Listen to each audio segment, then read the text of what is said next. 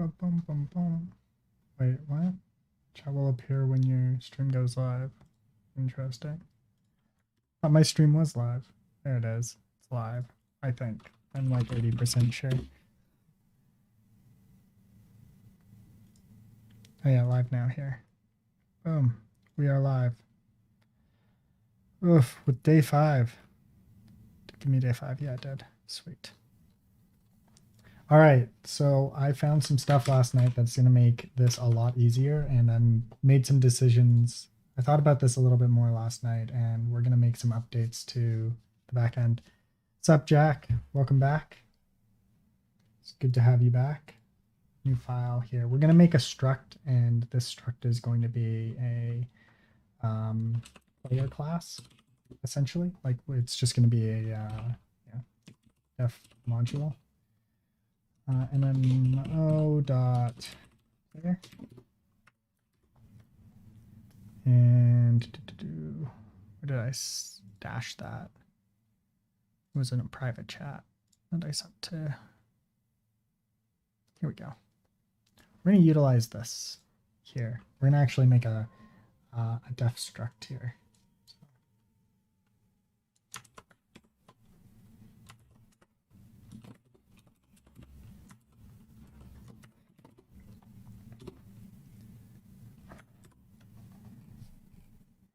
So what are your plans for today, Jack? So at the moment, this isn't a huge deal because like here we're not doing much. So name, it doesn't matter, right? Age is not relevant, but we do need an X. We need a Y. Actually, we'll do 64 by 64.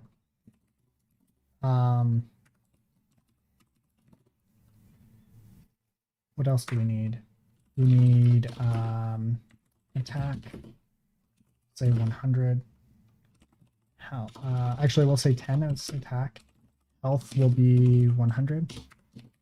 And this seems like a good starting point. I'm making a markdown parser. Nice. Are you creating a video about it too?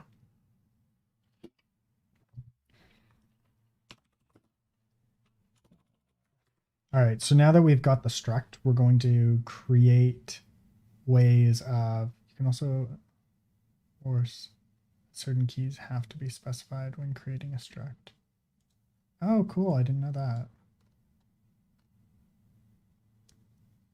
Def struct, default values.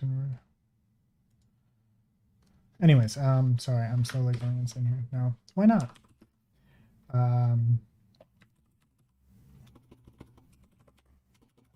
Got hit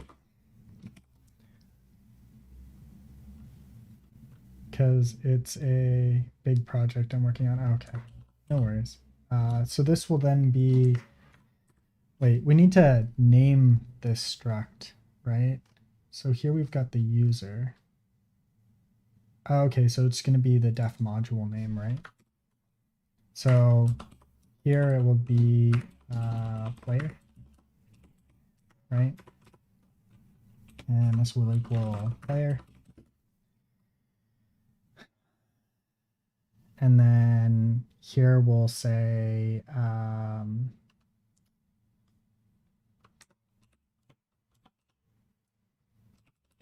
so we need 2 players in this situation. We need the initial player, like the attacking player, and the defending player here.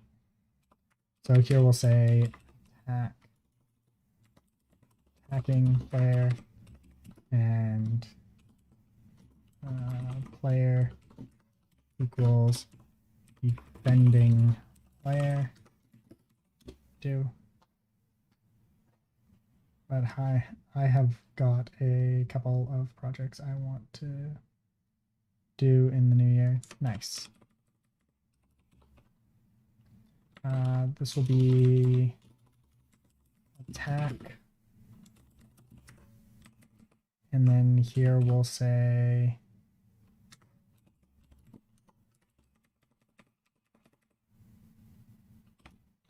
actually, we don't really need this. defending player.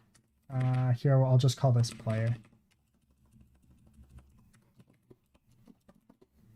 All right, and then we'll do, this will be, there's a way to do the update in here that I really liked that I didn't know about up until today, and it's this, which is amazing, right? So we can go here, right? And, oh yeah, we also need an ID.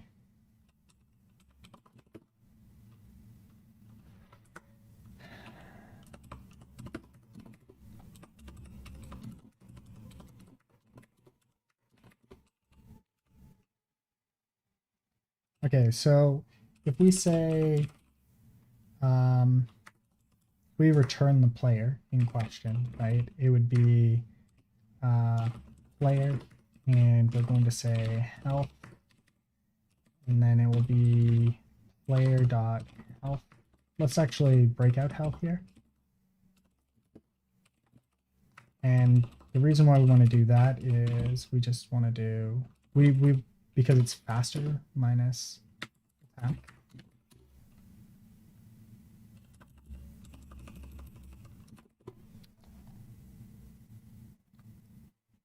Their struct is undefined and cannot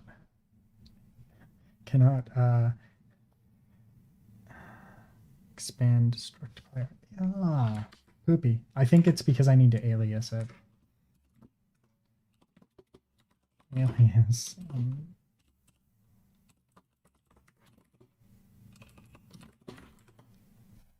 Right, because it's just def module, right? Def module user, yeah.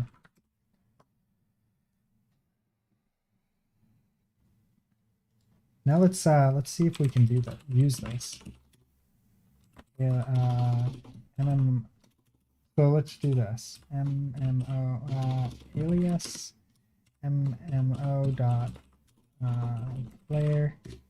So now we can do player ID is testing. Name is something. We're not using names yet. And then that's it. Okay, so if we say player, right, then we can do player dot hit and pass in player twice. We get back one player with minus health.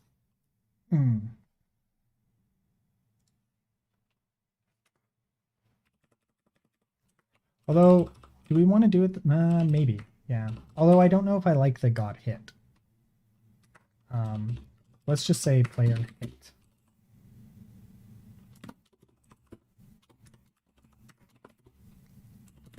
Def move.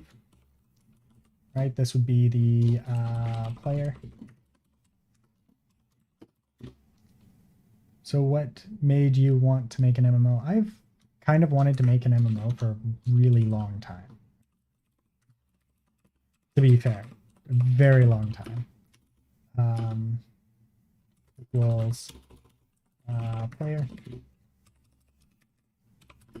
And then this would be the key.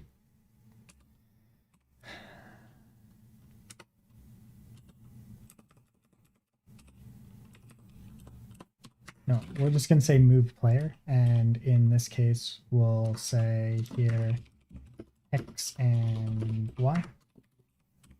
And then this would be X, Y, maybe? Does that work? Does that work? Recompile. Let's find out. Oops, recompile. Okay, so player dot move. Player, let's say 10 and 10. So right now we're at 64, 64. Let's move it to 10 and 10. There we go. It did work. Beautiful.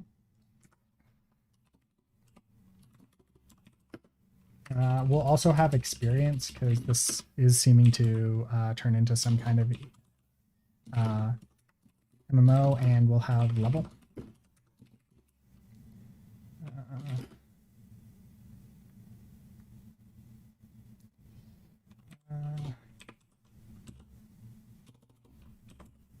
increase, increase exp. Here we're going to have a player, and we'll need the exp.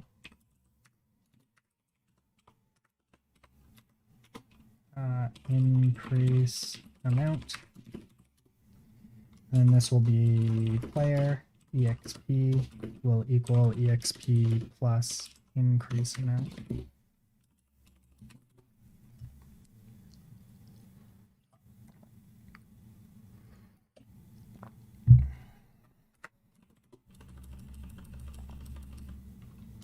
Here we'll also have type, and that will be a string. And I think there might be a better way to define these too, although maybe not. I don't know. Some of these I don't care about actually having in the long run, but it's just going to be useful to have them.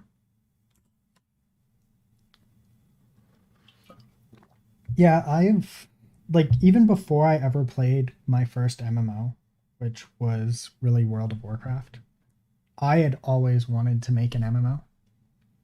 The idea behind being able to play with a very, very large amount of people at once in a very social setting like that, it just was always something that I was a big fan of the idea of. But my biggest barrier to entry for game development is that I just don't have that much interest in the front end of MMO game development, like any game development. So like making this part of it is not that interesting to me, but making this part of it is, I find, very interesting. And it's really hard to do a video game when everybody, like, this is the biggest part that people care about. And this part here is the part that the people seem to want, they like it as an indie, right? Because I don't want to work for a game company, but if I wanted to make it, right, I'd have to make everything from scratch. I'd have to make everything, and this part of it just isn't that interesting, and this is where I'd spend most of my time, and I'm just like, yeah, I don't, so I just never got around to it. You know, as one does, right? All right, so I've got the player, and now we're going to have a world.ex. So now we can do def module, and this will be MMO.world. And this will be, we're going to do this also as a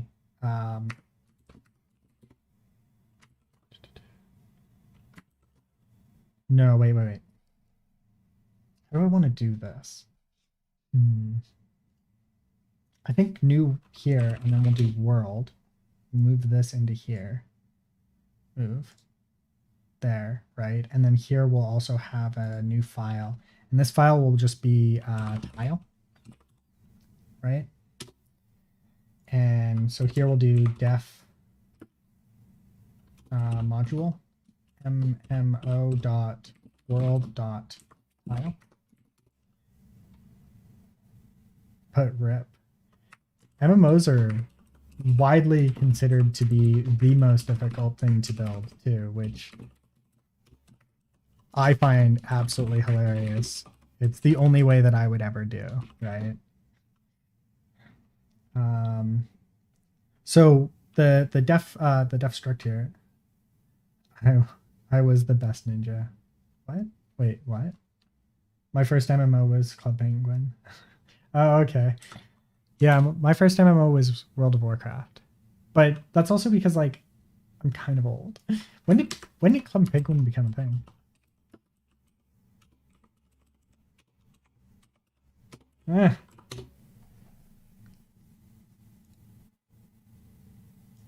Yeah, so like Club Penguin came out, like, literally launched around the time when I started playing WoW.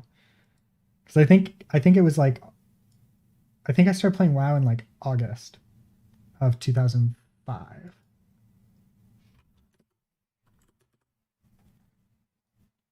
So like Club Penguin wasn't even an option when I started playing MMOs. Okay, so we've got the struct, right? And in this struct, we want to have some things. Doing it in reverse order will raise a syntax error.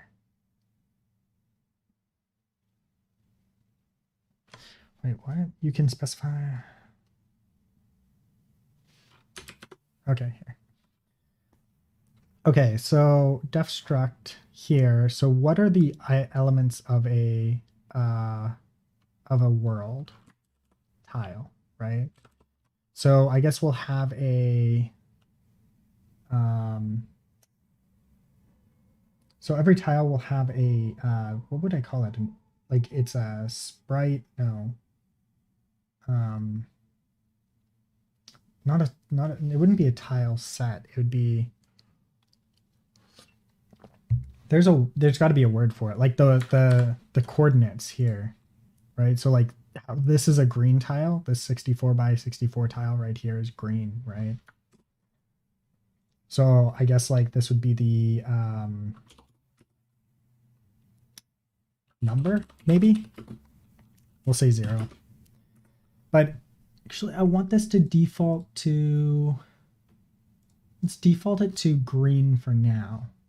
So that would be 129 in our current tile set. There. All right, and then here we'll say player, or sorry, we'll say NPC. And this will be an NPC object.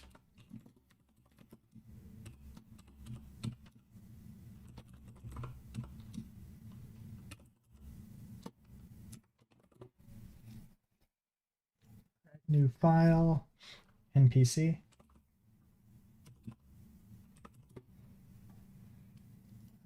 New folder, player.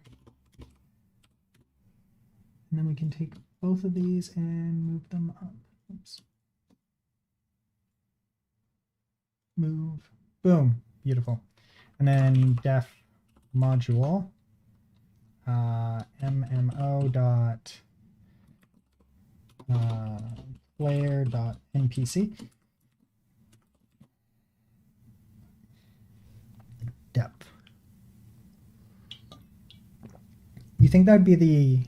You think that should be it instead of the number? Because like it doesn't really. It's not the depth, right? It's the. It's like the. I almost want to say background, but like background just doesn't feel right either because. Like it's the tile number. Because it refers to, like, if we open up this tile map here, it refers to like this here, right? So this is 129. Because if you count from here over, right? So this is a certain number wide, and then this would be, so if this is 0, and say this was 64 wide, 64 squares wide, this would be 0, this would be 64, right? And then this would be 128, and then this would be kind of like almost the middle ground there, right? And this ends up being 129 right here. Right, so this is cube 129 on here. Or square 129 on there. Maybe square. Oh, yeah. Position 129. Thank you. That's perfect.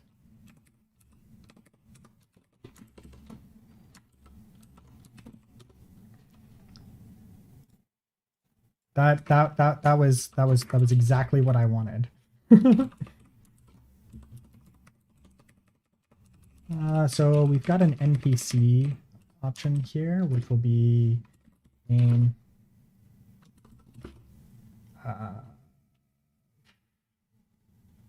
X,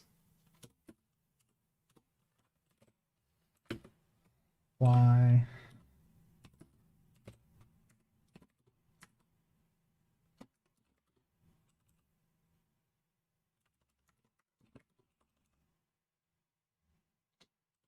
so I don't think that we need that.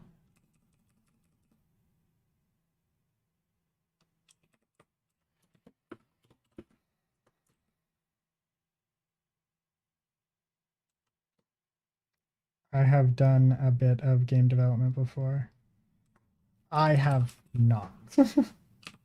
NPC. I want this to be a completely blank object, right? Without an NPC. But I want it to be, I'm just going to say, null. Not null.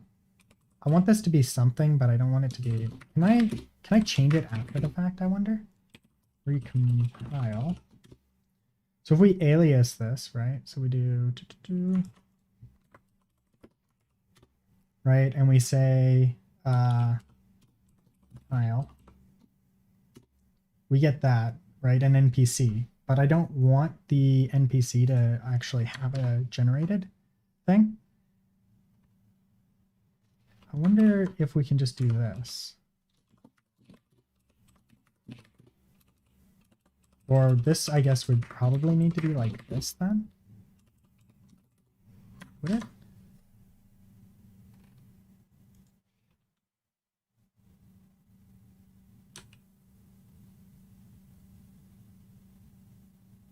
Oh, okay. Wait. So it'd be NPC, right? And then here we would have there. And then if we were to recompile now and do this again, we would get a null. Okay, that makes sense. No. Sweet. Beautiful. And then we can enforce here. Name X. X and Y.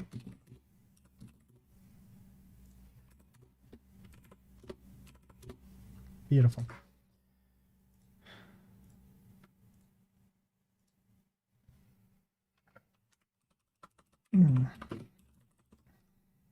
Players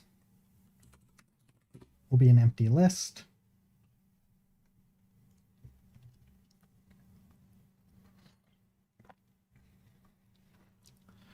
Well, okay, so we've got two options, right? We can make players collide with each other or allow players to step over each other. And I'm kind of leaning towards allowing players to step over each other, and the only reason why I'm thinking that is because if we allow people to step over each other, then we'll have an easier game. So that would give us this, which would give us players, right? Here. And then it would make collision a little bit easier, potentially.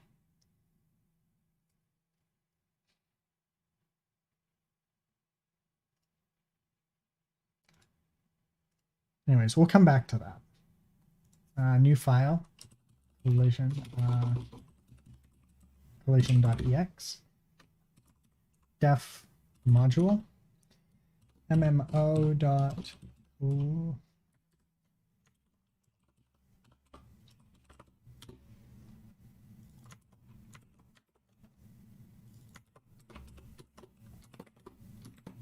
All right, no worries. Def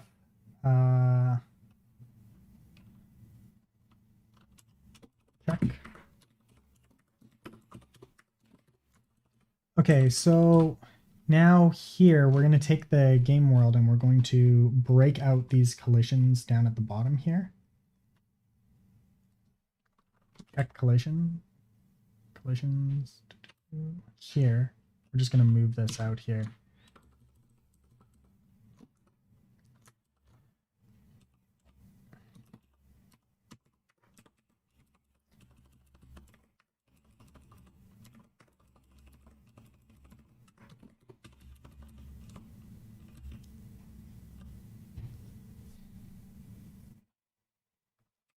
So this here would be a player. So alias MMO dot player.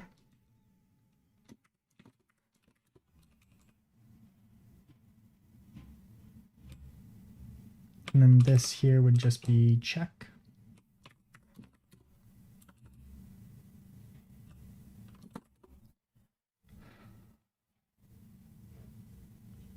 And we don't want this to be private anymore.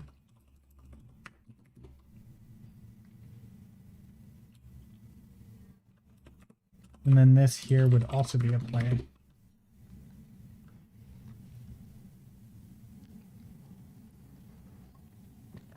I'm changing to the big screen. Sounds good.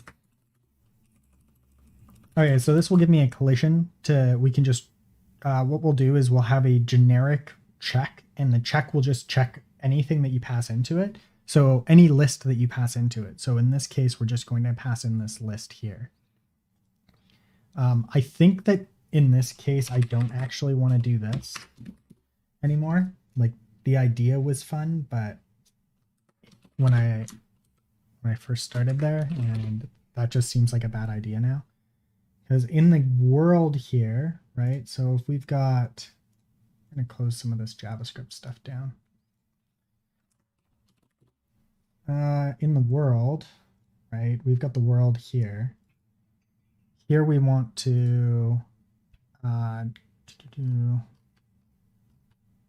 have this stuff here.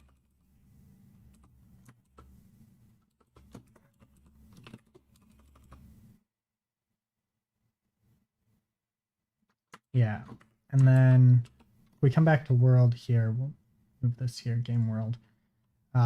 We'll rename this game, I think, instead of game world. And this is going to require an actual full upgrade, I think.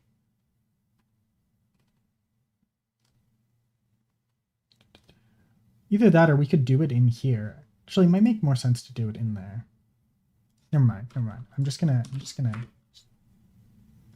don't mind me. Or no. Actually, yeah, I don't want to do it in there.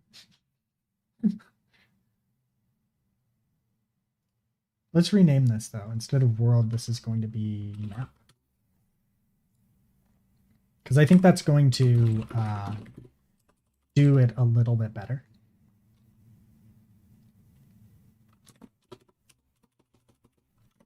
And then here we're going to have our def module.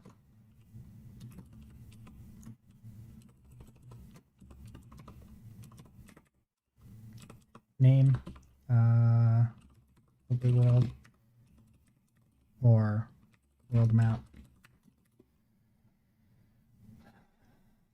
Config assets, JS game. I think we called it world map, right? Yeah, world map.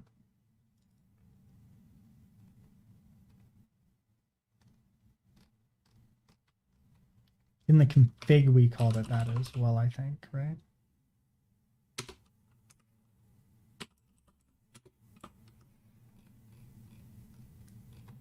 Where is our config?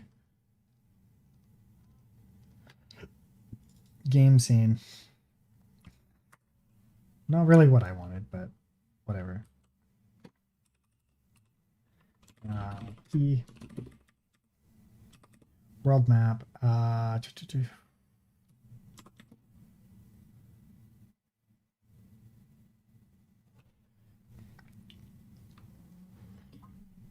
This will be a JSON file that we read in.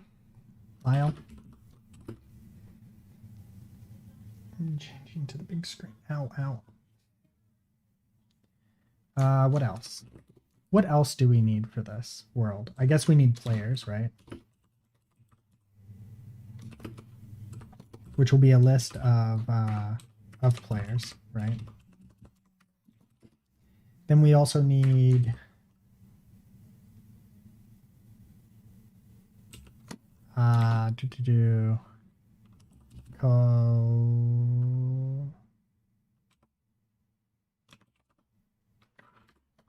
sorry,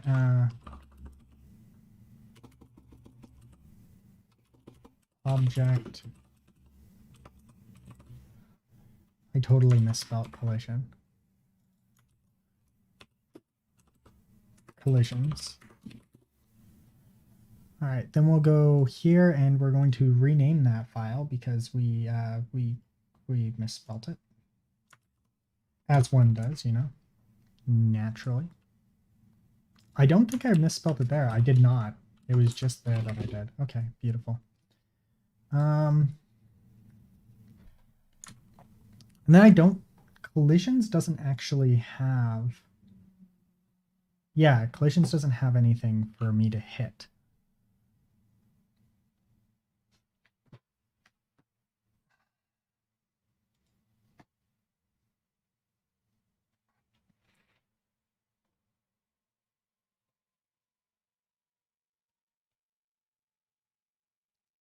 Here we'll actually do movable, or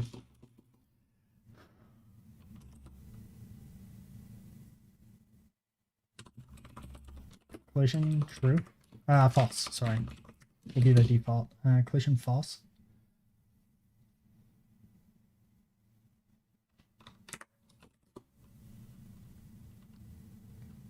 Yeah.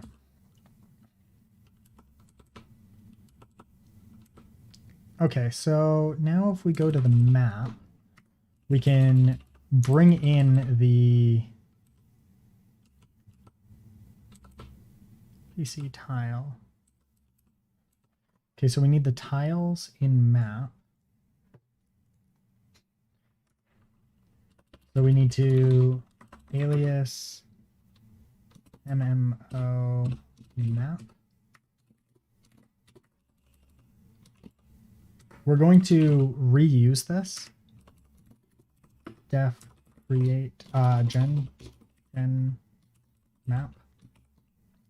And this will take the file, which we're not going to use right away. Yeah, that will take the file, just the file, right? Do. And then in this case, we are going to bring this down here. And the file is literally just going to have everything in it that we need, right? So here we want to duplicate the tile.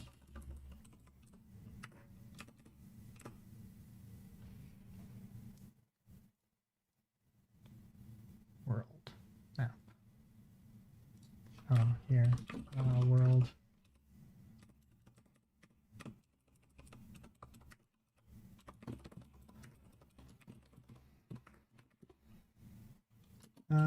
This needs to be tile. Okay, so then this would duplicate a tile. Boom.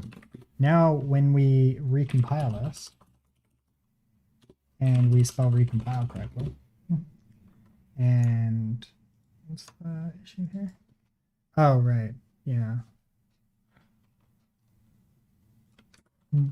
We're just gonna do this.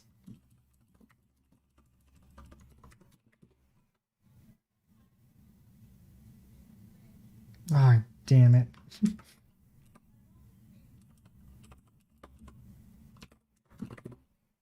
There we go. There we go. Beautiful. And we come over to map here and we say alias mmo dot world dot map.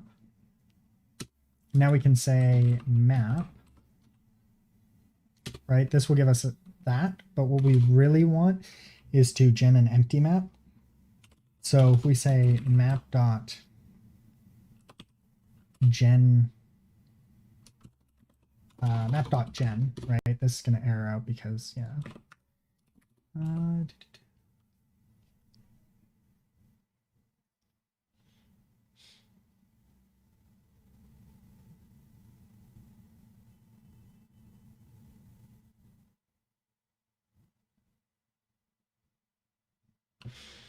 Oh, yeah, yeah. And tiles.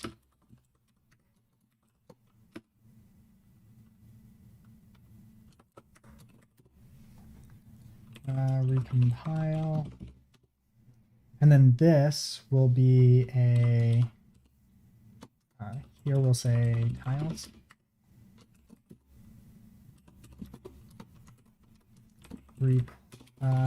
Replace with read from. And then here we're going to do a map, and tiles will be tiles. And then here we can say recompile again. And then here we'll have a map. Sorry, map.gen. With an empty list. There we go. We have our beautiful map.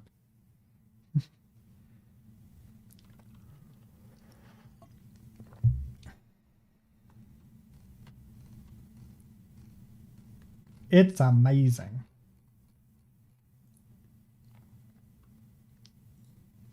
And now I can get rid of that because we don't need it anymore.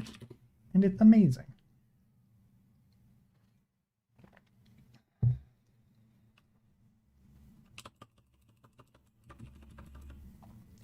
Map.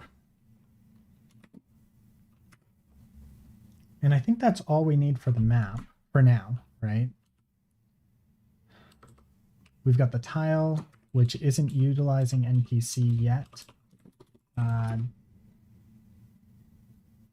Def add NPC.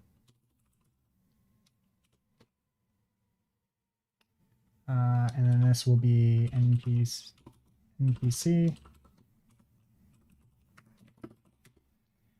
And then here we'll say, and then this will need to be the tile. And here we'll have tile. And then here we will return back the tile with the NPC added.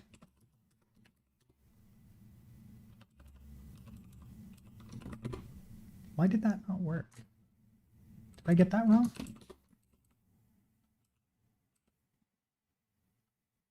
No, that should be right. What's the issue here? Oh, right, because I don't have it.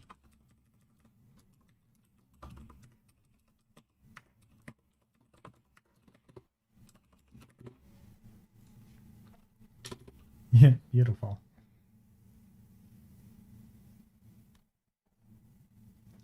Then here we're going to say, for the map, we'll say update. Def update tile. And then this will take in the map and the tile. So this will be a tile. And this will be a map. And then we'll have tile X and tile Y.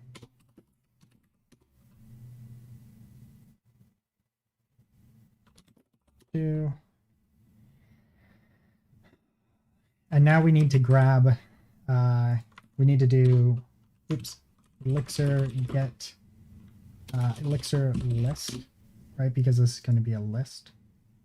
And we need to get at a specific list, right? So this will be functions.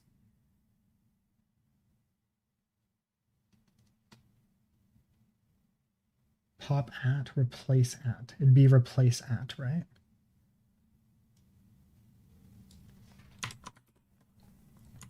List replace at.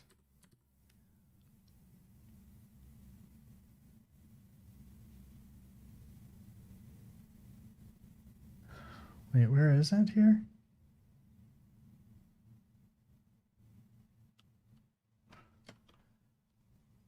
Place at, list index value. Okay, so in this case, it would be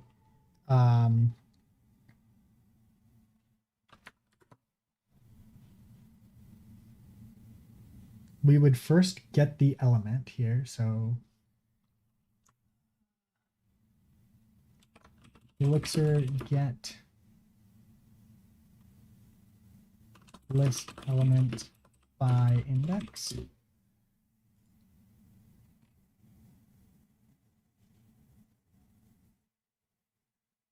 Num at. Ugh. Not my favorite. So the reason why we do this is, so this is the columns and then the rows, right? So the map will have the tiles.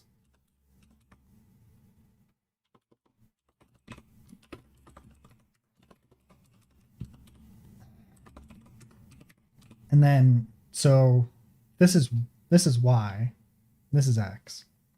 We need to get the tile Y at location Y.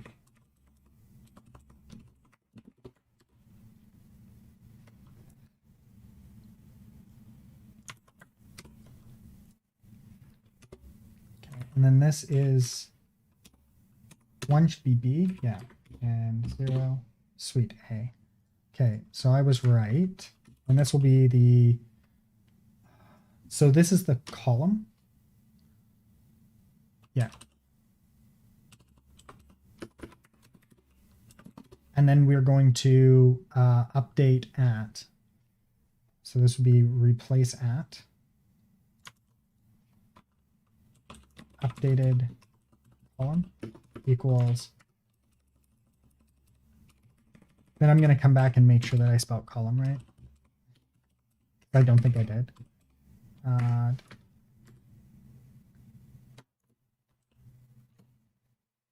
So wait, 0 is the index and then the value. Okay. So the index here is going to be tile X and the value is going to be the updated tile. And then here we're going to say map. And then here we'll say tiles will be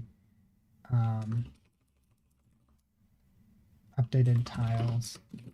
No, this will be the column.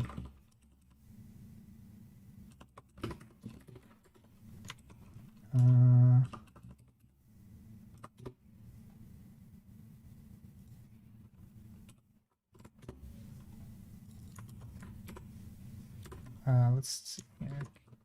Rows and columns. Yeah. I spelt it so wrong that it's not even funny there. Yeah, there we go.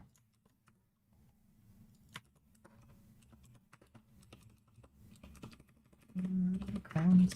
Okay, so this is the updated columns, and then we're going to do another replace at, and this would be updated tiles.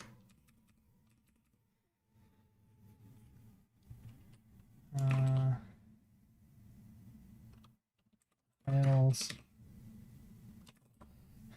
Tile Y, which would be updated columns. And then here we'll say updated tiles. So this gets the columns. And then we don't actually need these, so what we're going to do here, like we don't need these to be like this, so we can do this.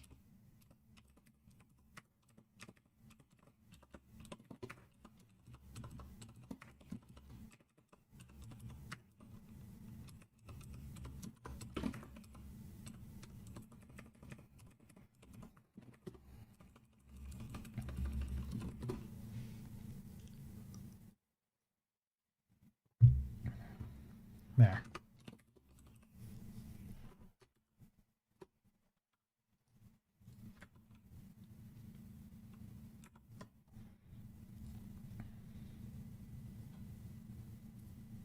This seems to work, right? So if I have a map,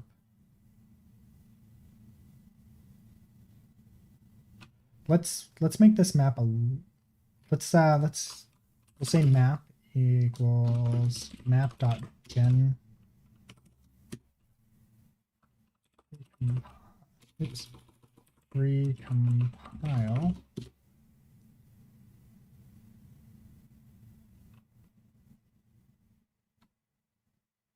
Okay, so this would be map equals map.gen.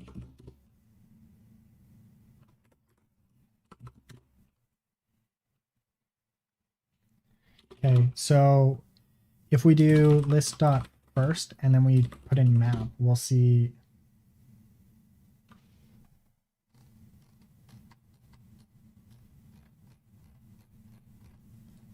Sorry, dot tiles, right? We'll see these positions here. And what we want to do is say map. So this would be map dot update tile. And then we'll give in a new tile, right? So this will be, say, x is 0, y is 0. So this is going to be the first one. We're going to update it with a new tile, which that new tile is going to have an NPC.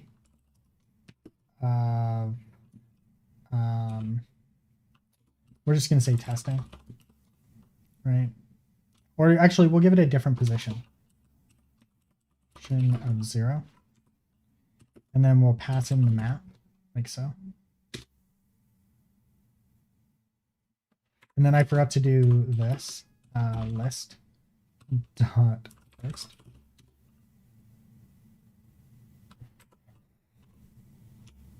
Sorry. And this would be map dot get. And then we want the tiles, right? This is just going to get the tiles. And then here we want list dot first.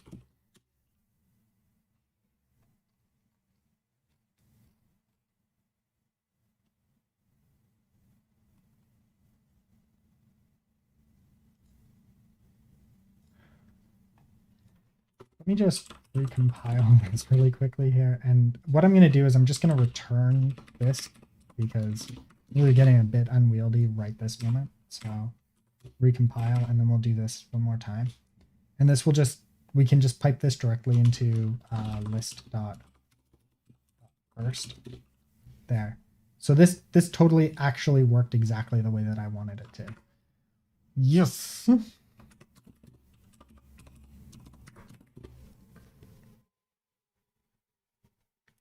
All right, so this will give me that new one. See where it says, what does that do? That refers, sorry, 129 refers to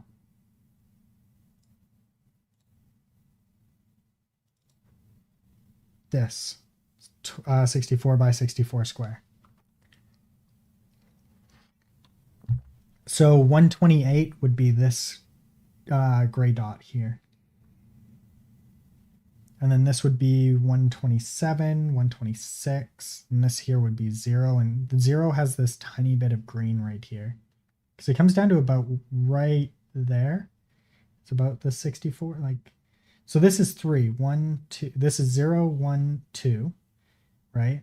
0, 1, 2 across.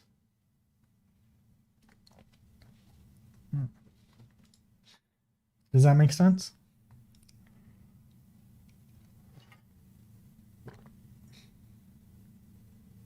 How are you working out which tile is which?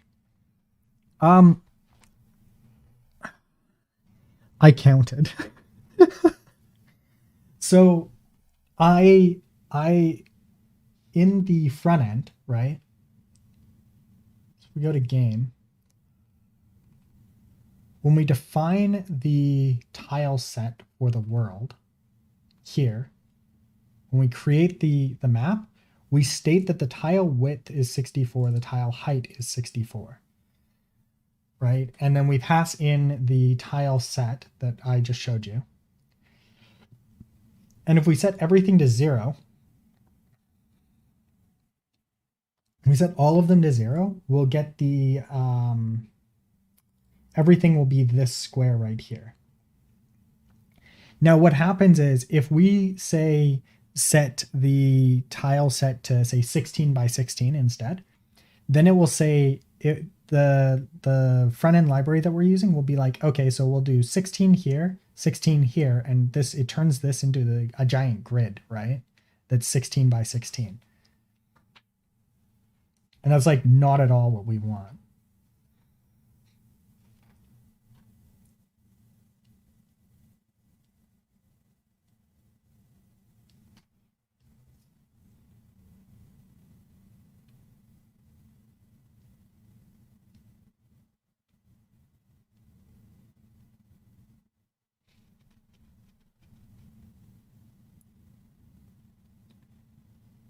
Well, because I don't really need them. On the back end, it's easier just to do them as the integers. Because I don't actually care about the court, like the the front end has to deal with the 64 pixel offset, right? The back end doesn't care. The back end's just like uh, the back end is just like I don't actually care how big the tiles are. They're just an arbitrary size, right? So if I come up here, right, the number of the X tile count is 16 by default, and the Y tile count is 16 by default.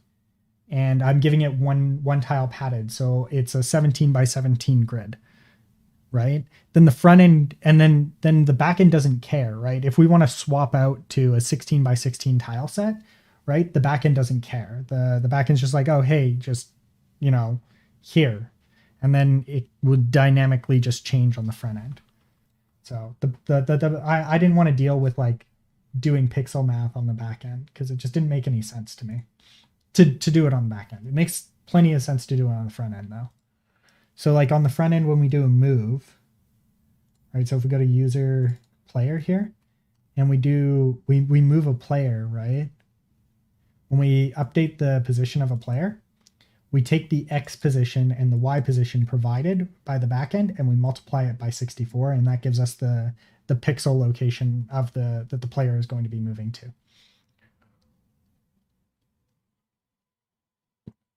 Does that make sense?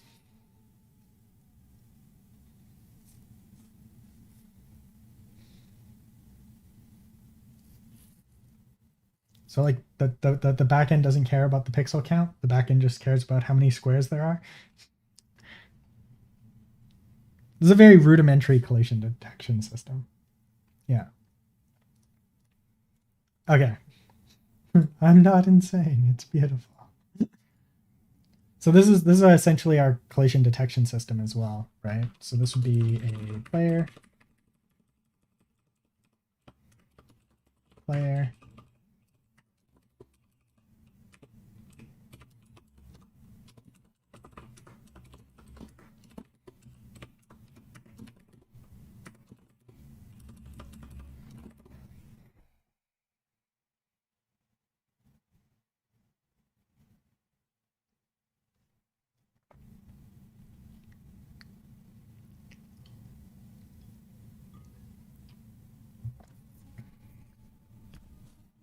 Actually, this one, I don't actually want that to be hard set into. Checking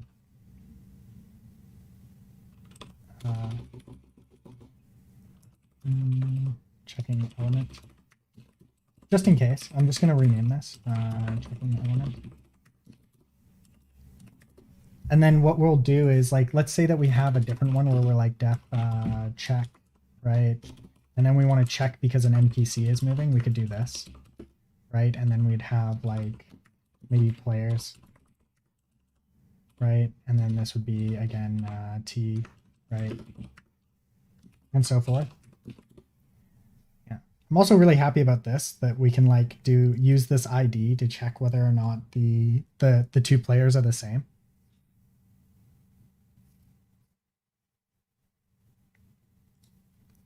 We can do these checks here.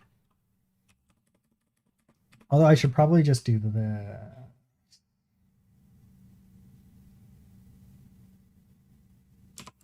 yeah.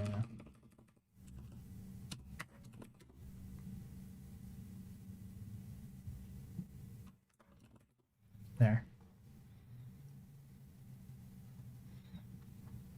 So this checks to see whether or not the two players passed in have the same ID. If they have the same ID, it doesn't count as a collision.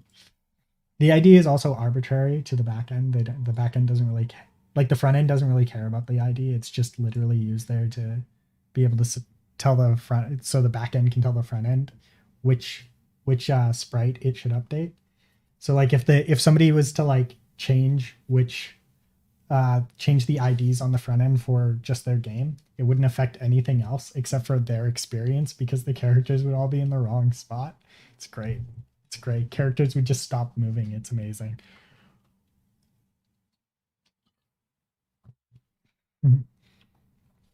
Okay. So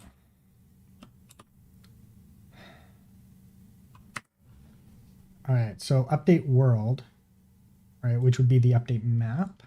Yeah.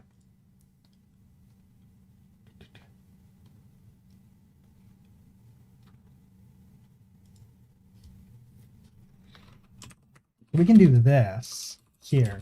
Yeah, let's just do update, def update, and that way we can just have we can have all kinds of stuff here. Right, so update world here would be I want to move this here.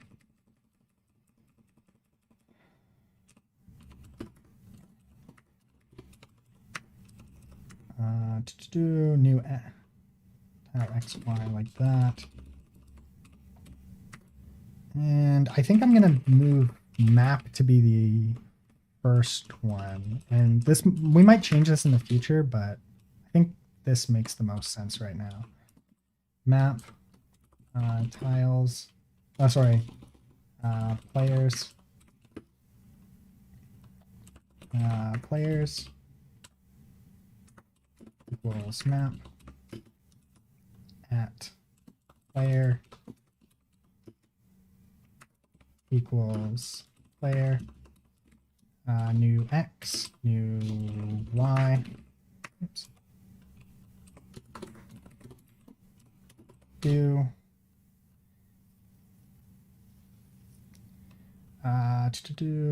and then this would be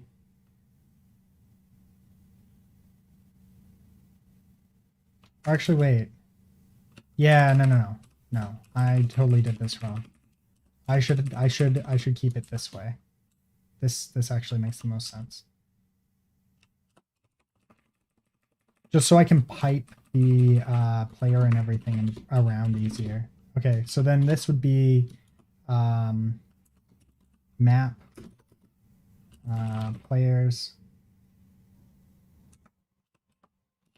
equals updated players.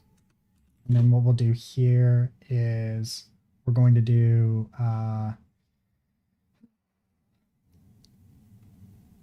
enum.at. Was it at? Let's go to the, is it the map?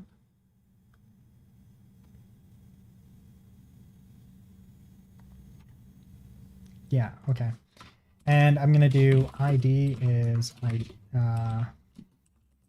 ID here. And then we'll say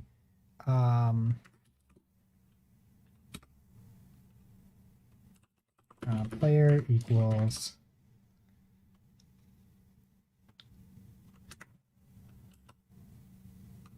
no, this would be replace at. Yeah, sorry. I'm slowly going insane. Updated players equals list dot replace at, and this would be player ID, and this one won't actually take anything here.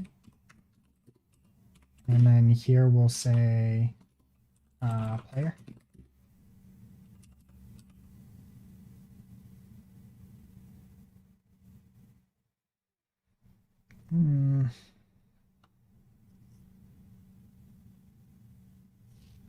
Do I want that, or do I want players? Players might be better off being a... This one's a hard one because there's kind of pros and cons to each of it being a map and it being a list. Because if it's a list, it's easier to iterate over. But if it's a map,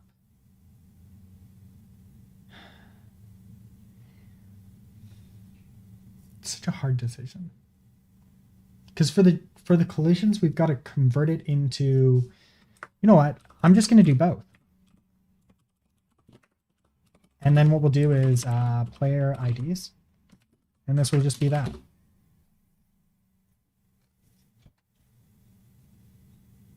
Yeah, no, that's fine. To do.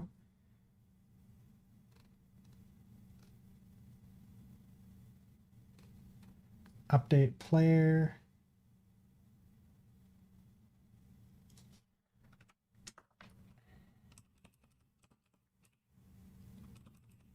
Okay, and then this becomes a map here, where it's map dot get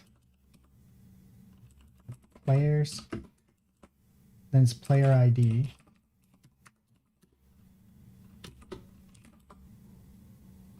No, sorry, this would be put updated players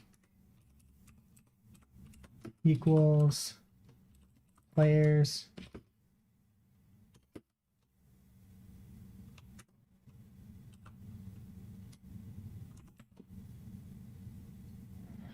how could we can we do the struct update, like this update, without it being without actually knowing what this atom's going to be? I don't know. It doesn't. I don't think that would work.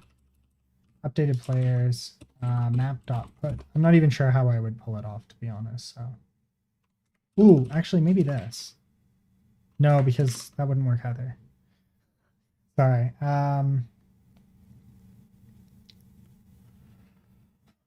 Map dot put players player ID, and then this would be the player.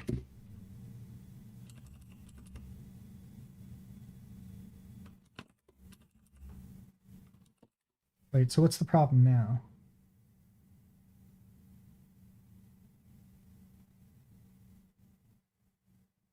Is undefined. Oh, yeah.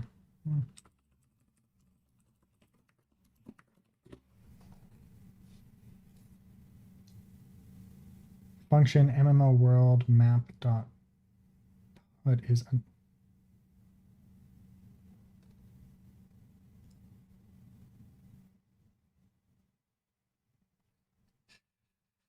oh, that's so good.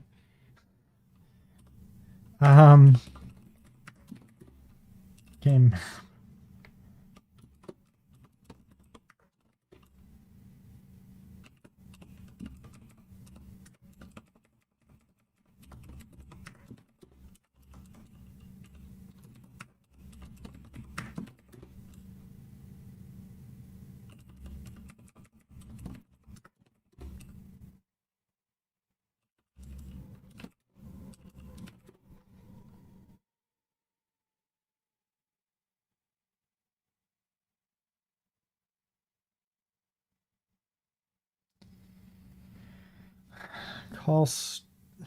Call to missing or unsupported function.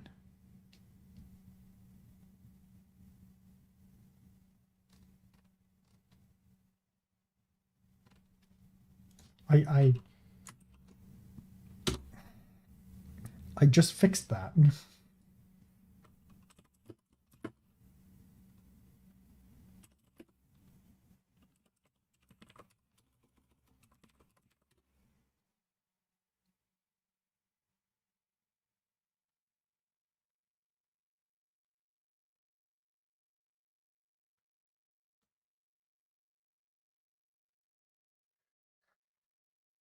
That's not a thing anymore. I fixed it. The dialyzer is being stupid. All right, so we'll do map equals alias.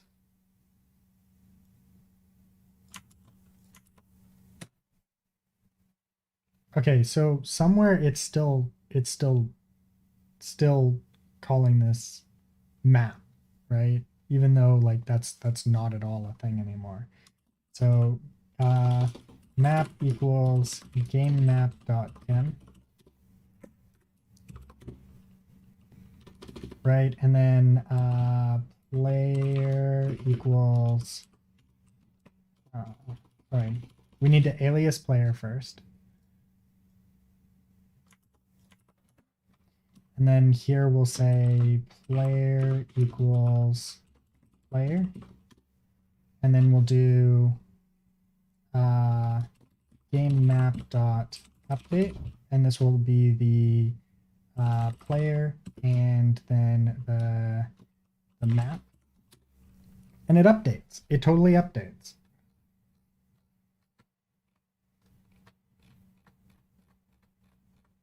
And then if we do this and say map again, right? Map dot tiles, or sorry, players. Beautiful. Players list. Or sorry, what was it? It was player IDs.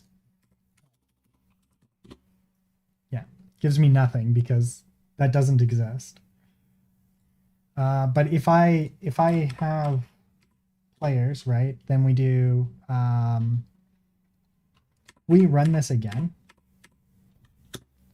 I should get still 1. Perfect. Beautiful. Absolutely amazing.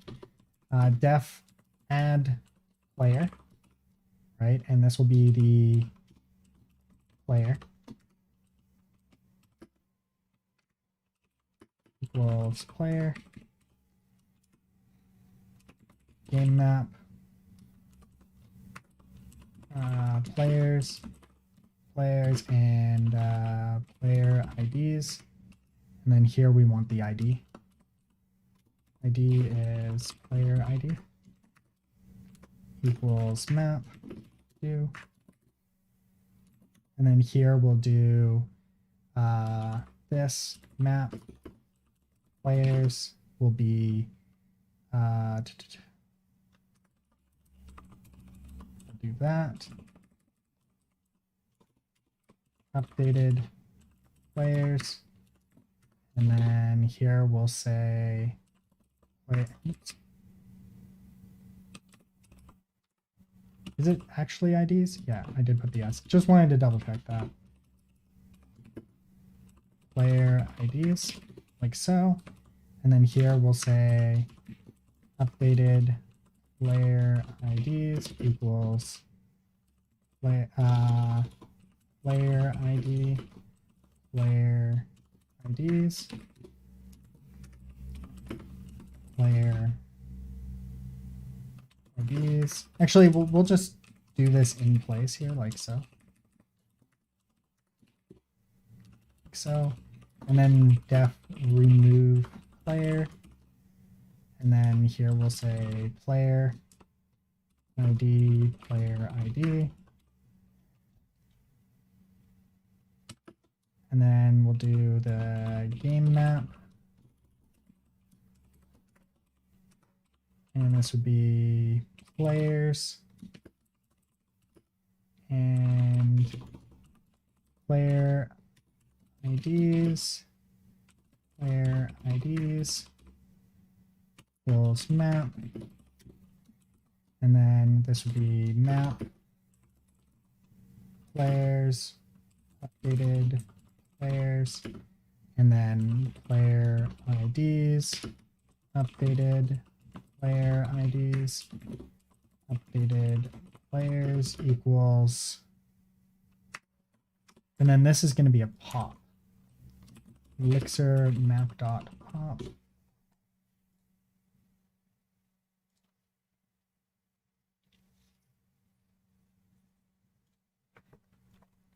Here.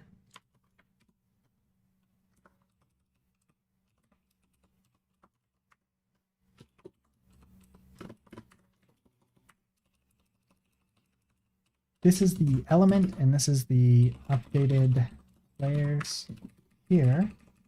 And this will be the players, and here will be the player ID. There.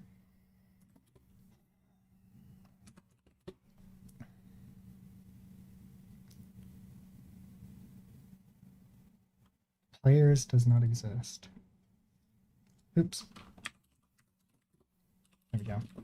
Then here we will say, I think there's no way to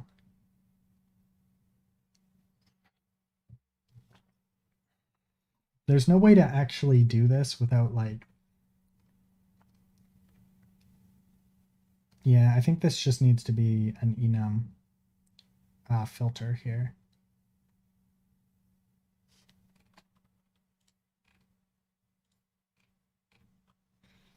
All count every. It's going to be a filter.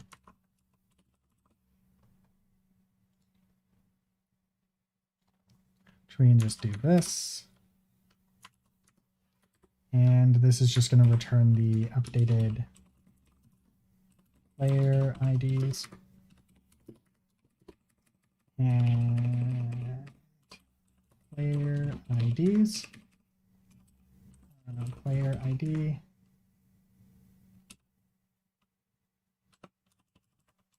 ID. So if player ID is not equal to, if player ID is not, if key ID is not equal to player ID,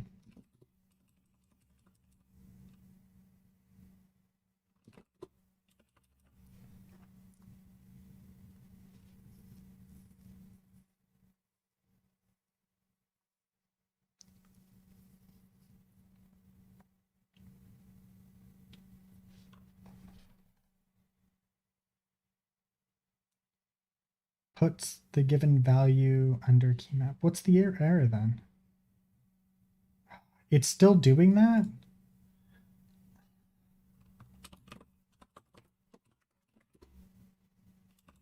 Can you? Oh wait, because this needs to be renamed here, probably. Rename game map. Maybe that will stop it from being annoying.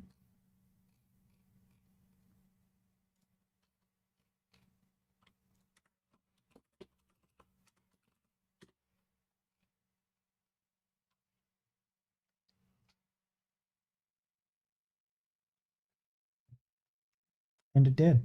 Okay, so we can now add a player. We can update a tile. We can update a player.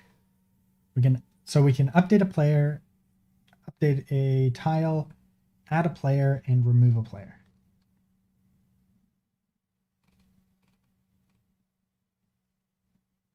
This is good for me. I like this.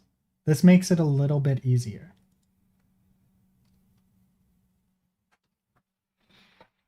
Okay, so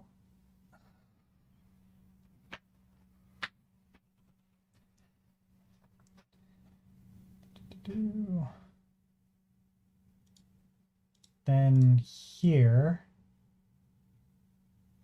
we've got collisions here, which we can have we can have a list of elements that would be collisions, which will work.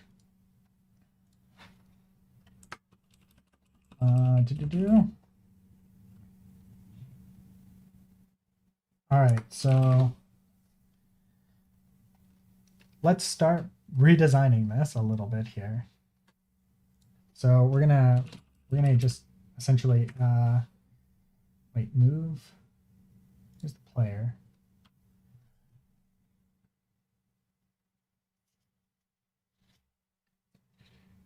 Game world. Game map.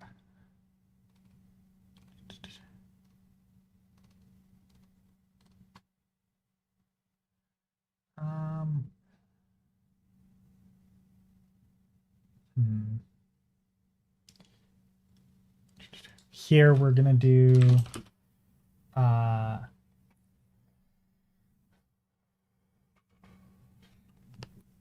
X tile count, which will be 16, and Y tile count will also be 16. And then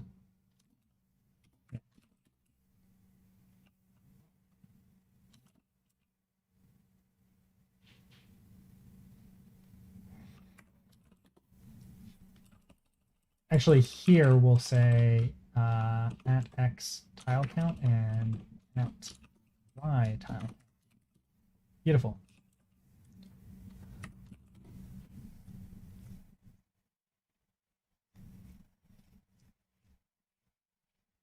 And this is just largely like a yeah, this is largely just a can move kind of situation right now for the collision. So let's go over to here for the collision, and we're gonna add another one here, right? So def check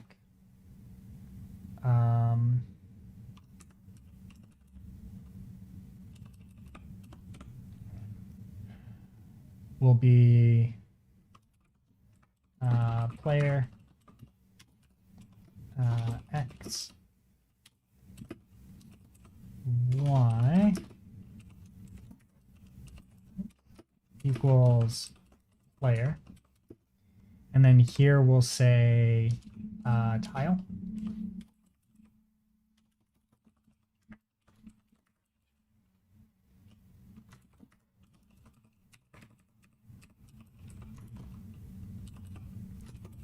Alias.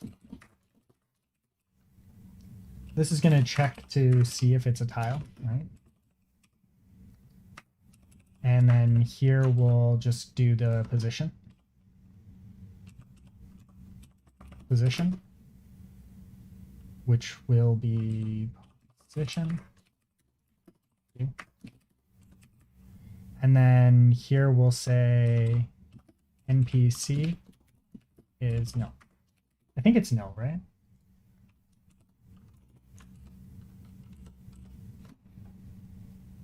So if we import this, or sorry, alias this, and then we create a NPC, I think the default ends up being no, right?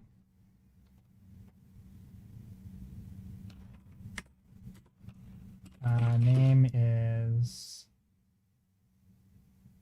oh, sorry, no, we want a tile, not an NPC. So this would be alias there, and then we want a tile. Yeah, nil.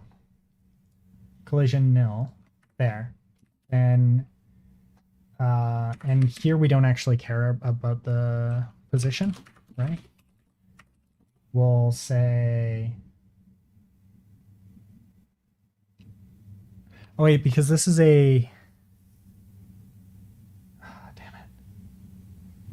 So to check whether or not a player can move onto a specific section here, we'll need to do, this will be a row here.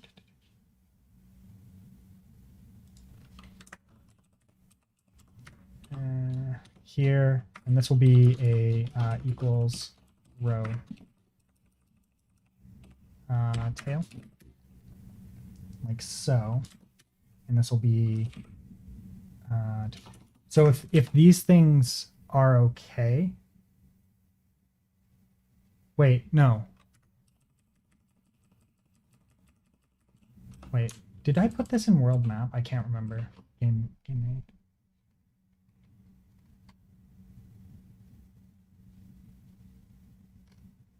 Yeah, I did. Sorry. Remove player, update player.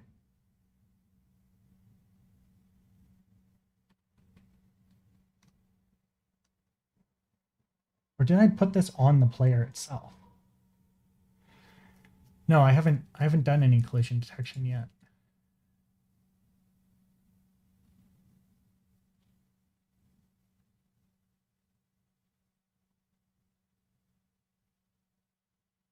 Yeah, no, I haven't done any collision detection yet. Okay, so here we're going to check whether or not the player can move onto that specific tile, right? So this would be a map here, slowly going insane. Alias MMO dot world dot game map. Sorry, this will be the game map, and there, and then we'll have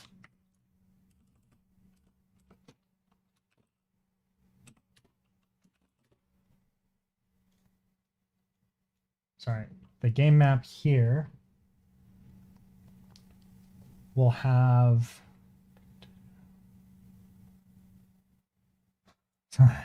slowly going insane here. The tiles, right? Tiles for now equals map, right? And then what we're going to do is we're going to check to see if it exists, right? So if x is greater than 0 and y is greater than 0, do. Wait. Def check player x and y, and this will be a game map.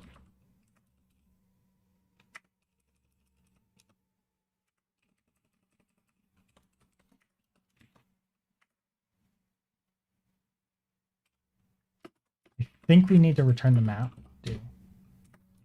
but I haven't figured that out. When x is greater than, less than 0, or y is less than 0, or x is greater than at oh yeah, this is what I was thinking about here, where we've got the max x and y's, right? So this will be x. Oh wait. Width. Height.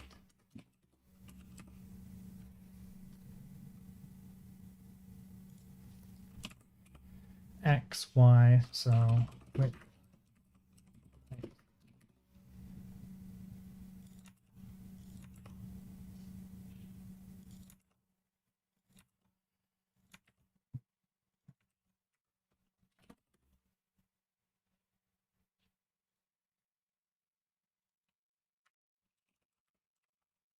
Width will be width, and height will be height, and x is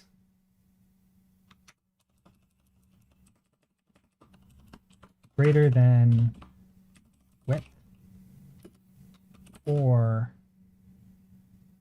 y is greater than height. And then I think in this situation we just return map, and this will give us the this will be true.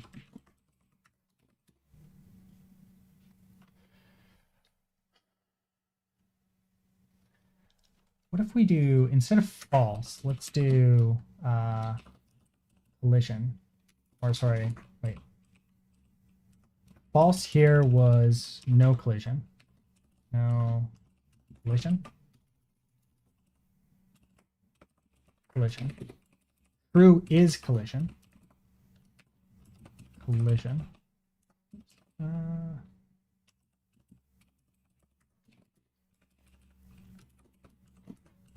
No collision.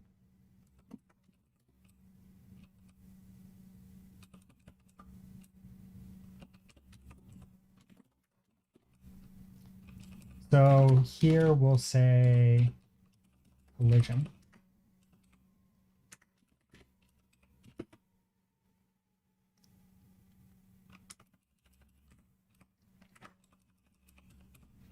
And here we'll say in this case, I think collision is fine, just returning that. because we didn't really hit anything, right?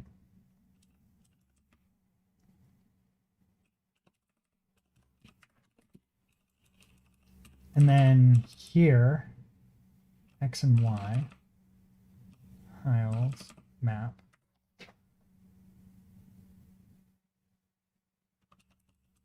Yeah, here we would do, this will come back later too.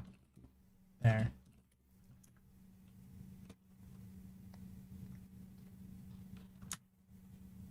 Hmm.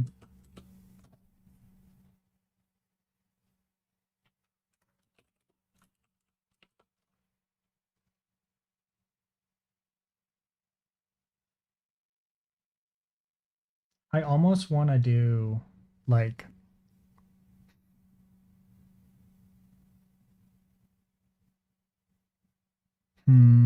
no, I don't have a way of doing that. It's fine. I was gonna say I almost want to do like a thing where I have the rows and the columns separated, but then like I've got to combine them in order to like generate the map and stuff like that. And yeah, the rows and columns should just be all one for now. If we find that we need to do it in the future, we'll come back and revisit that. So this would be no collision.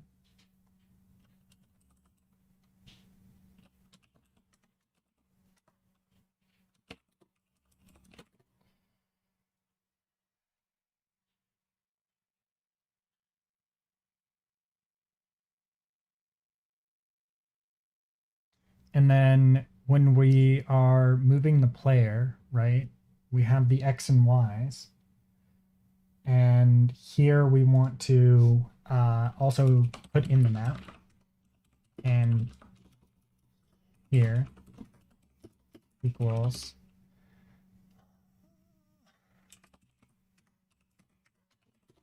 this will be a game map.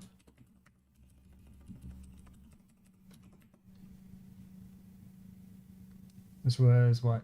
World dot game map. Okay, so that brings in the here, and we'll do case game map dot, oh sorry, collision.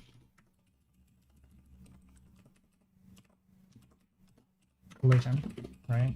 Case collision dot check, right? And this will take in the player. Updated player.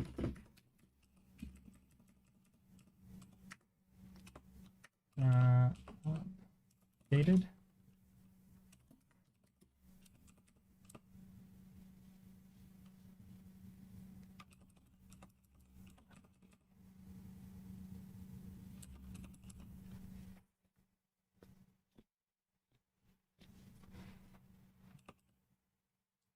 Yeah.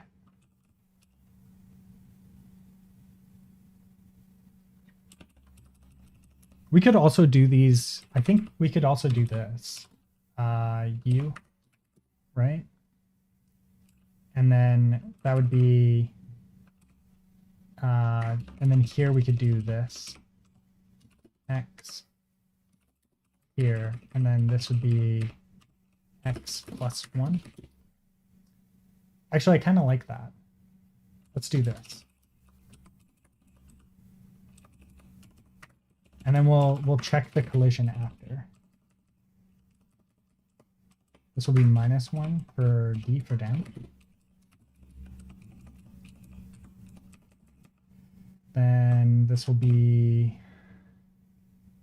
up, down, left, which we'll use Y.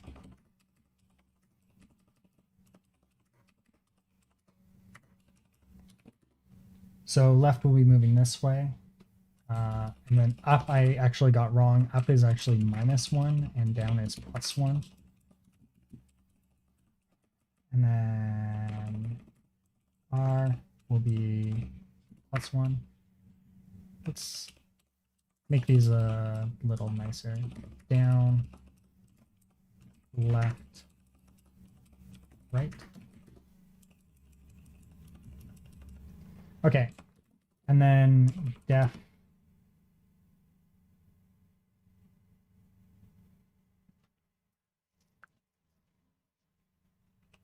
move, and this would just be the player and the game map.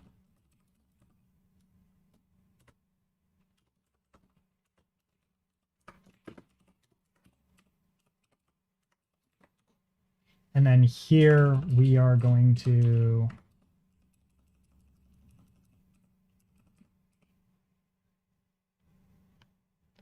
do the update, but what we want to do here is do a case, right?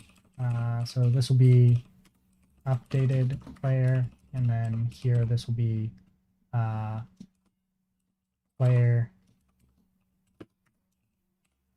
This will be equals player, current player. And then here we'll do case collision dot check. And then here we'll say updated player and map. Now let's check our collision system here. Yeah. All right, awesome. And then here we'll say do, and come back, do that here. And then what we're going to do is we're going to move these in here. So we're looking for a collision or a hit player. And in this case, we're just going to return back the updated player, right? So this will be updated player. And here we'll also do the world, I guess, the map.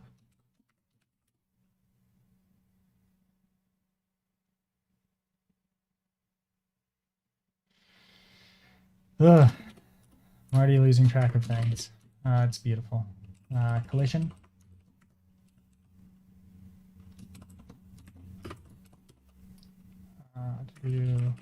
Sorry, this would be current player. Then collision would also be current player and map. And then here would be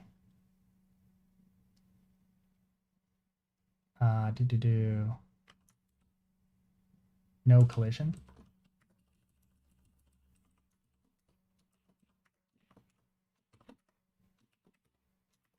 And this would just be updated player and map.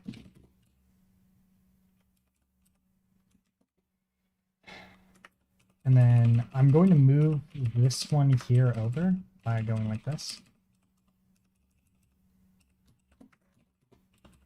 And then that way I can pipe this in like so.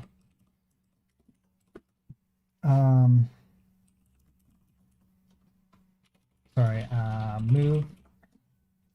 And then this would be player and map.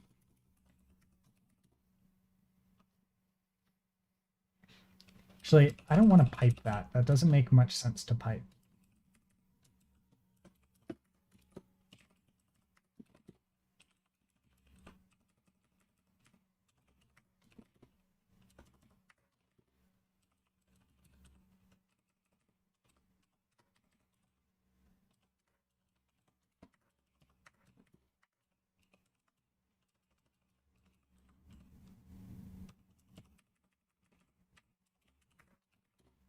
There we go.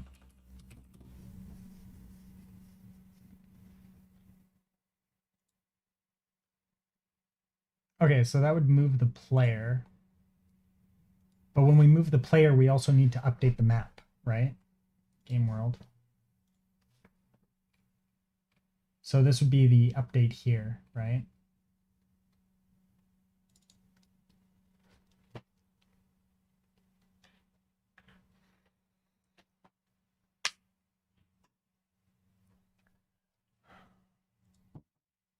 Yeah. Hello? What's up? on the plate there's some cookies and stuff. You guys can eat them. If you don't, I'll probably just throw them out. Okay. There's the oranges there. Okay. I gotta go to the gym. Uh-huh. And then take the pies. I'm gonna make lemon pie later. Okay. Possibly Yeah. cream pie. Okay.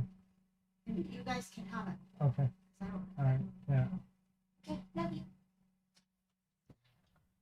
All right. Where were we?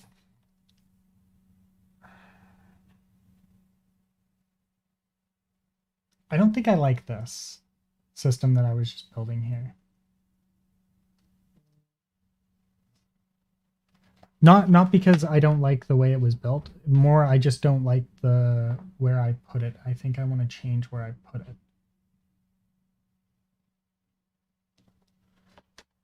Because I don't think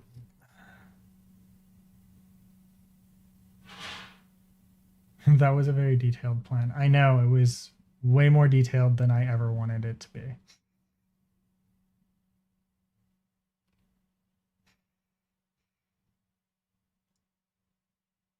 Yeah, I don't think that this is what I want here. I just want this to be quite simple. I think this here to be quite simple. I'm going to not do this.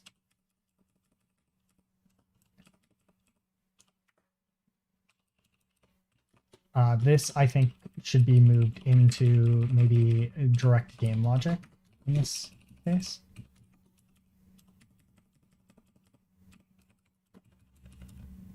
And then we don't need map.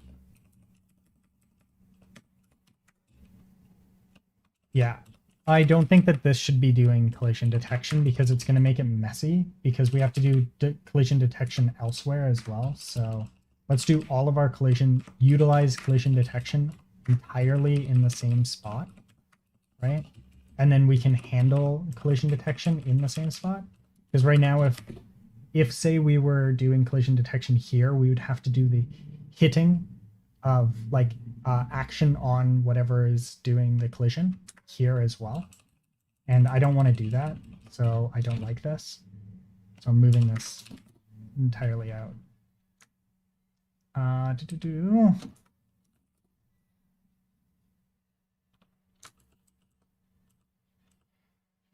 think it would make most sense to do it here, right? Because this has the game world and everything.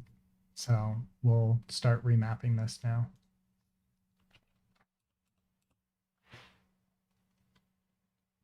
So here on init, we're going to get rid of that, and the map will be the new game map alias. This will be MMO dot world dot game map, and then here we'll say new game map dot gen, and then we'll give it an empty list. We don't need static objects here, but the players will be fine. Is the game map's all we need, right? The state is literally just the game map.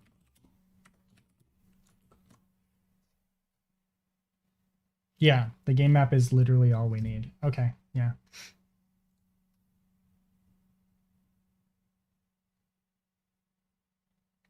Let's rename this then. Rename. We'll just call this world, straight up world, because that's just going to be what it is. Oops.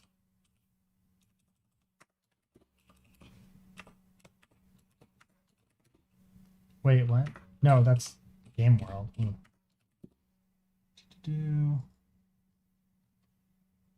We're going to do this here and there. And this is going to be in lib. Here, we're just going to call this world. Oops.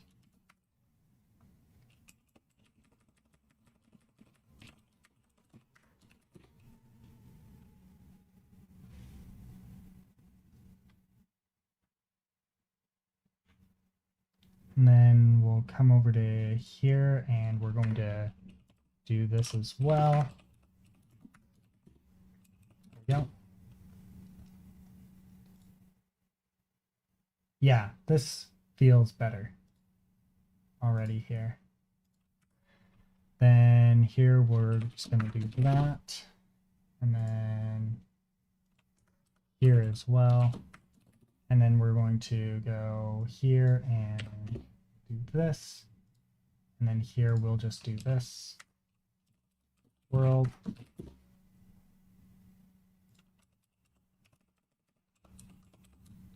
World. World. World.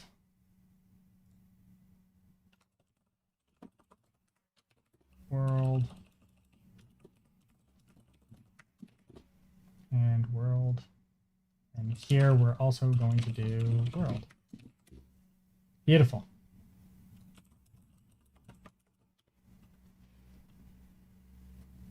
Amazing. And we don't need that anymore.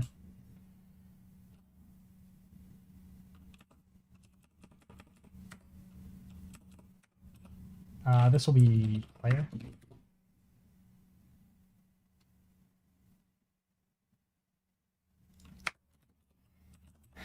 Alias MMO dot player.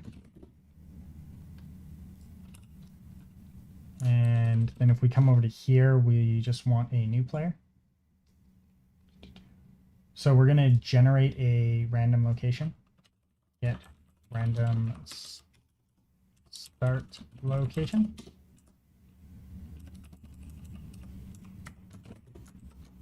Player.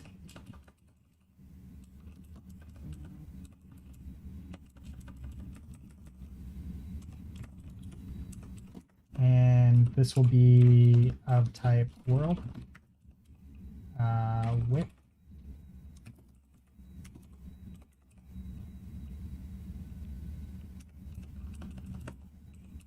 Width and height will be height. And this will be width. And this will be height.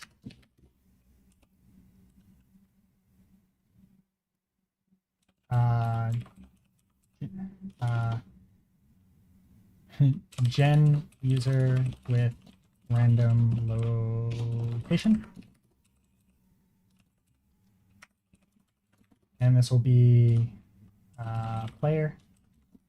And here we'll also pass in the UUID or ID, player ID. ID will be player ID. And then X will be X and Y will be Y. And we can actually not create those by just doing this.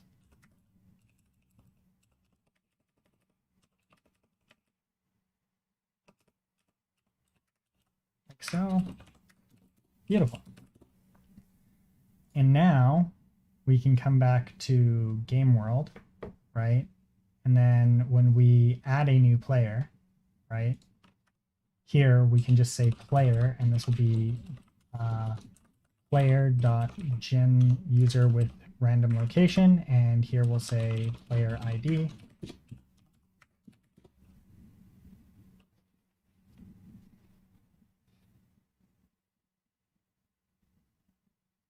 But then here, right, we've got the call here, right?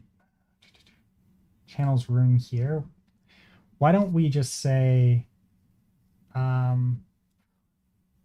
instead of this, let's just say new world. Let's say new player, right? So we just do this. Let's just say new. Player ID. And we'll say def new. Here we'll say player ID or nil. And then we're always going to have a world.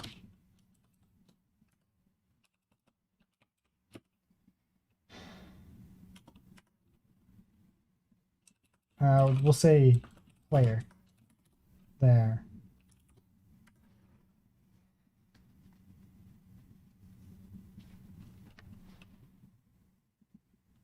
Would it be this?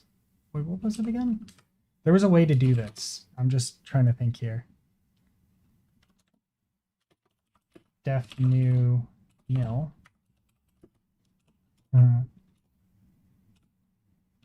World.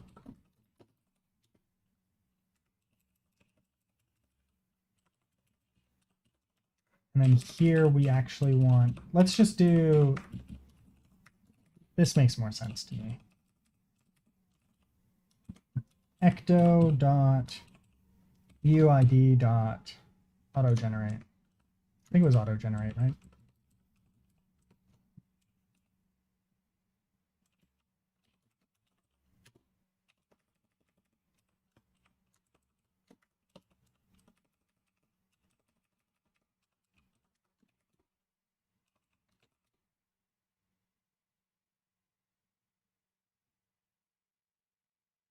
Okay, so what's the issue here?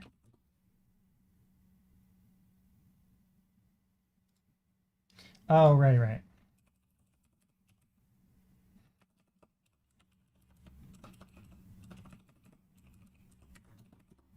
There we go. And then here we will say player data. And player data will be this. And we'll say ID is player ID. X is X. Y is Y. Equals player data. And then we'll just do this.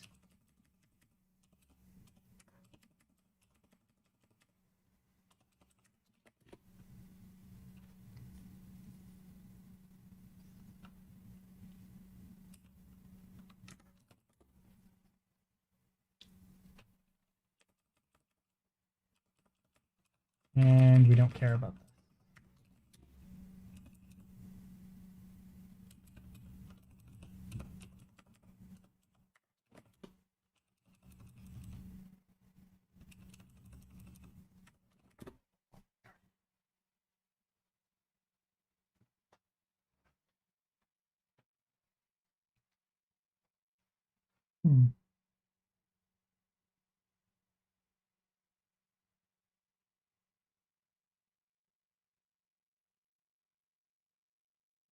Oh, right, and we don't actually need player data here.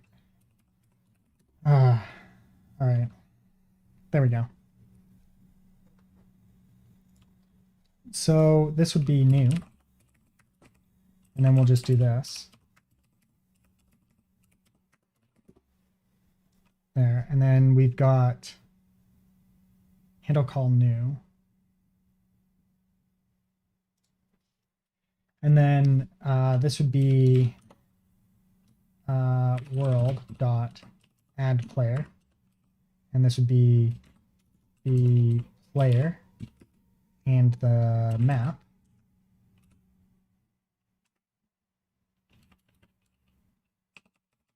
Or sorry, the world. And then we don't need this. We'll just say the world. And we're just gonna change state to world, like so.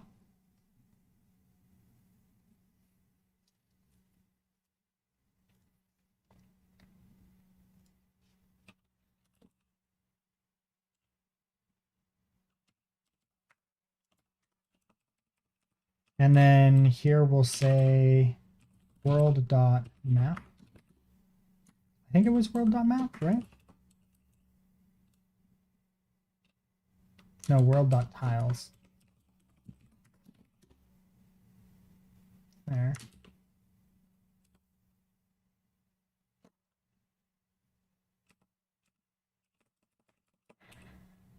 And then what if I just return world instead?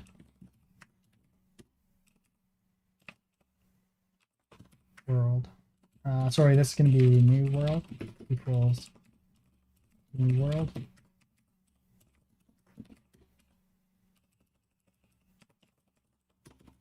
New world. I don't actually want to print that. Player.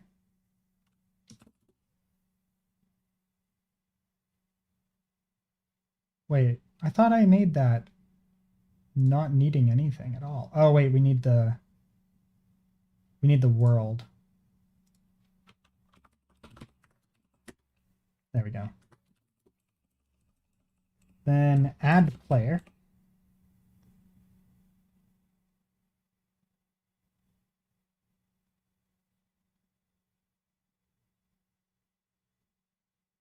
Handle, we don't need to add player. We only need to remove player.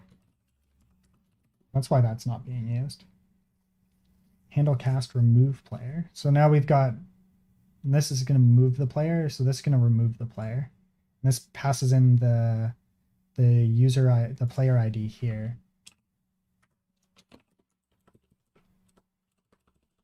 And then here we're going to do the check for collision. Here. So this would be case alias MMO dot collision.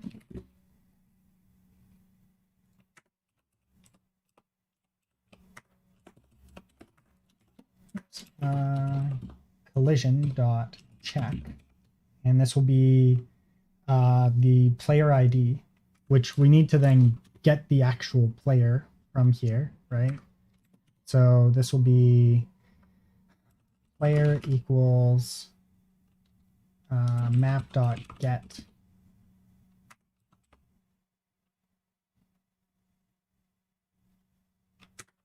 Actually, no. What we can do here is we can do players. And then here what we'll do is we'll say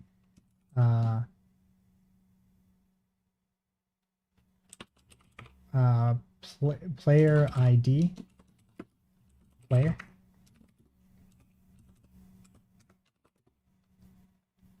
And then here in the case we can do player and world. True.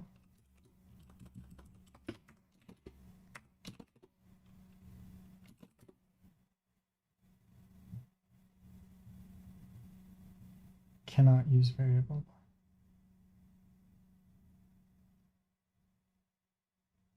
Oh, God damn it. I was really hoping that it would work. Damn.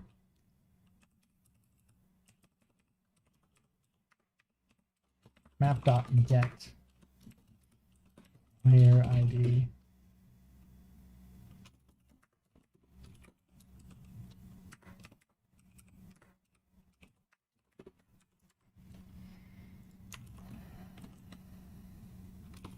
Map.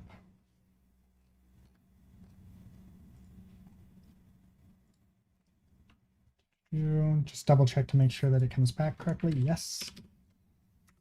Player, collision, player, do end here. This will be new world equals. And then the collision stuff will all take place. And what we're looking for is, in this case, we're just looking for no collision. And then if there is no collision, right? And then, oh wait, no. Wait. This is remove, not move. Why am I doing move logic right now? World dot remove player, player ID and world. New world.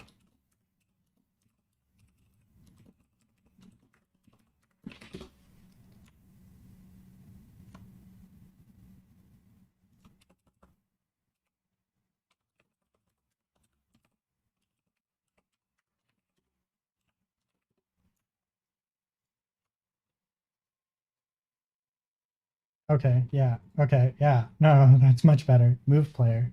This is where we do, we're gonna remove all of this here, right?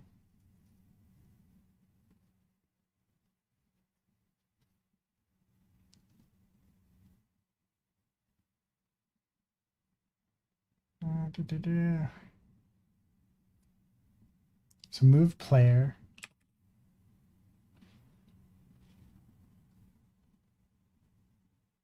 Response.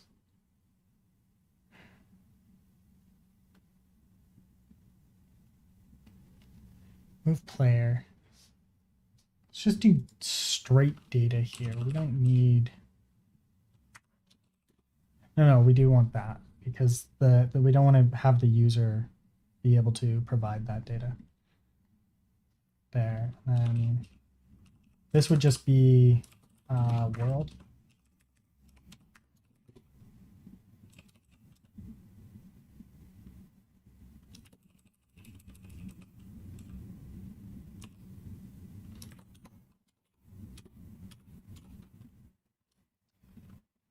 Then here we're going to do a couple cases here. Case, and this will be the collision dot check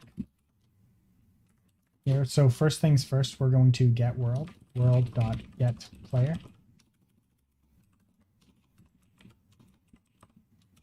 And this will be player ID and world.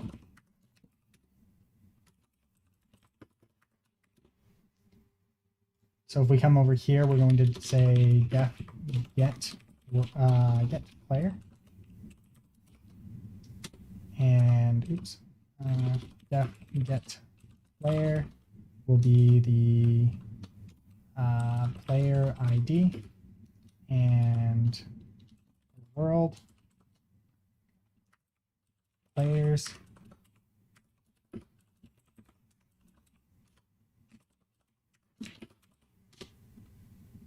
Actually, we don't need to have world here. We can just do this. And then here, what we're going to do is we're going to say map dot get players player ID case do. Actually, no, this is fine. Yeah.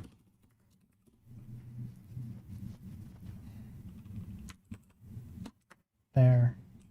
Then player world do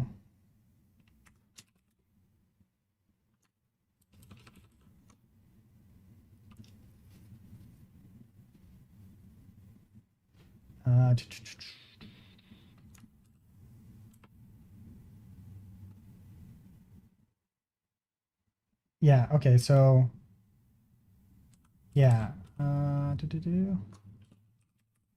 that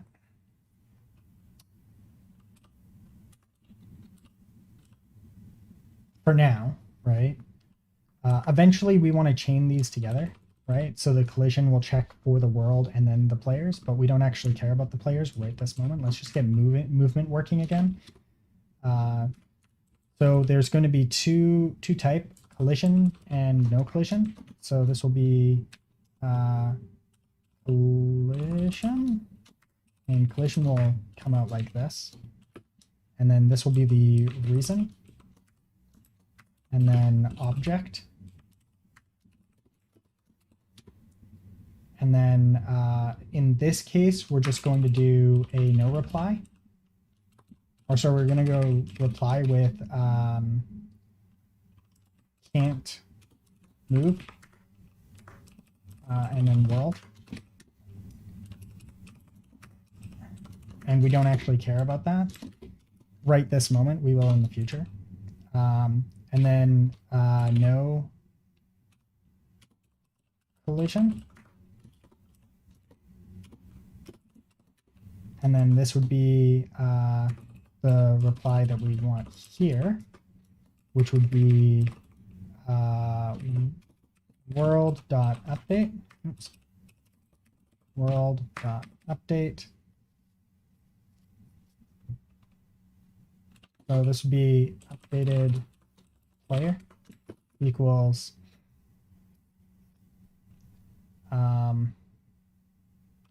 player.move. And this would be the player. and then the atom of whatever it is. In this case, we're going to just pass in the data. And the data, we'll have to map the data as well. So this would be update player world. Let's go back to world here and make sure that I have that right. Yeah, this is good. And then this would be updated player.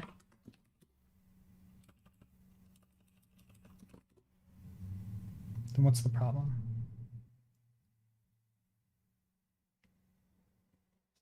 I'm gonna find a private. What?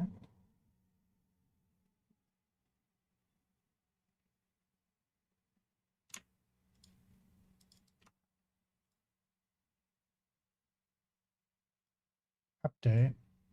And then the map, which is the world.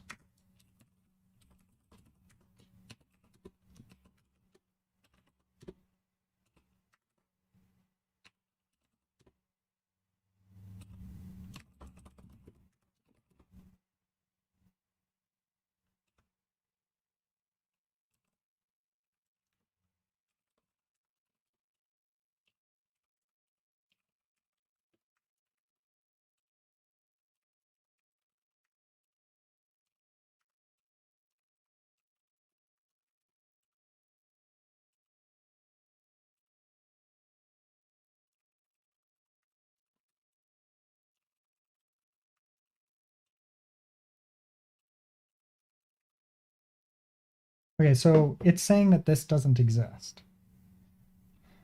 And this should be returning a player object, right?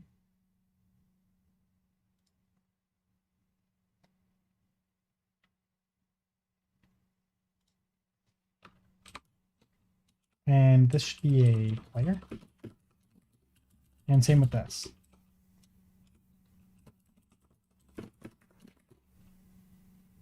I think in this case, I want to do the spec here. So spec, which would take in get player. Give me a second here. Elixir spec.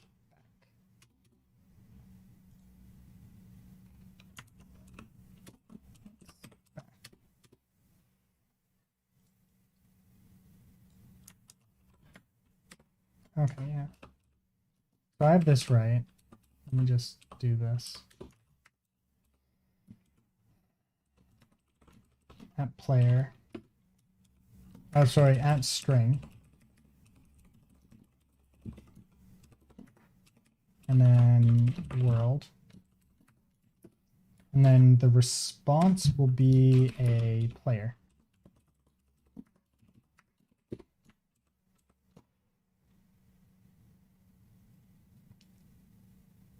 Spec undefined.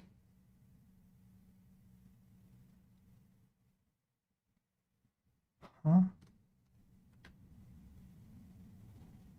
Oh, right. That's weird. There we go. That was weird. Okay. And then this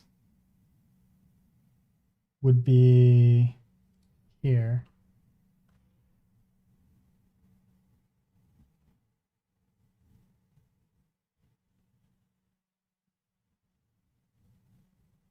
Right, and then collision here would be collision. Hit player. Hit player. Game world. And then this is saying that it doesn't exist.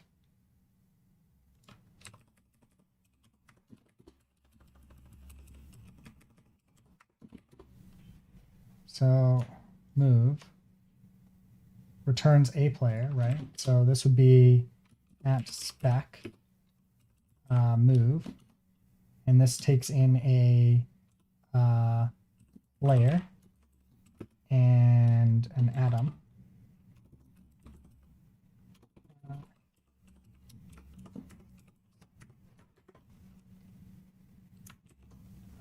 Elixir atom spec.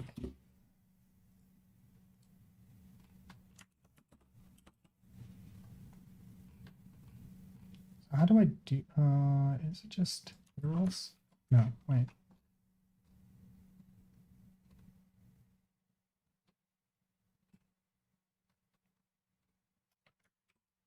This would be up, down, left, right. And then this returns a layer.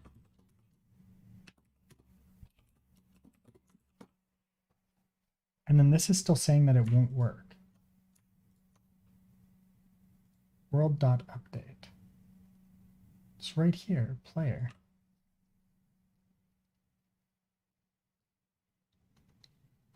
I mean, it won't update.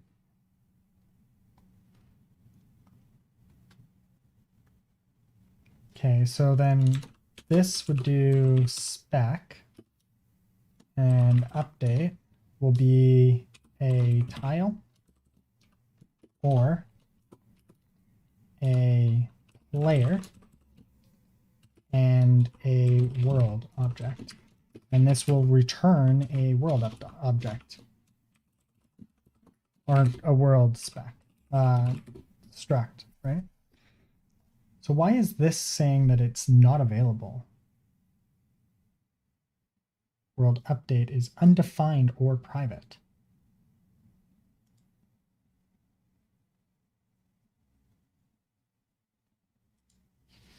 Would this be better? Maybe update tile, and then this would be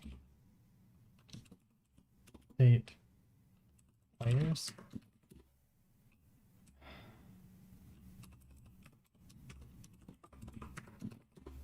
Like, I really wanted this to be like just update, but like if it's not going to work, that's going to be a whole new issue all of its own.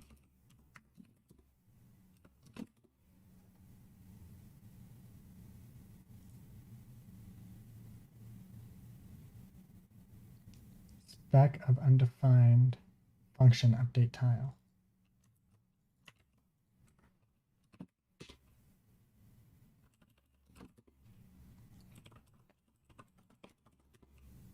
What?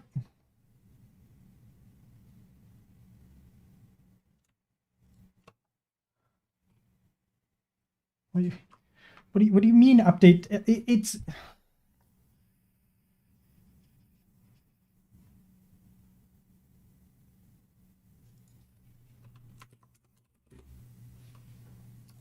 okay, recompile.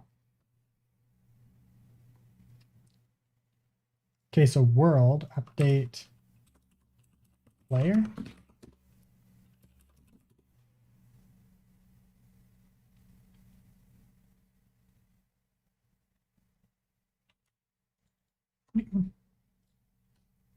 MMO. It's literally suggesting the one that I'm using. I just don't understand what's going on here. Updated world.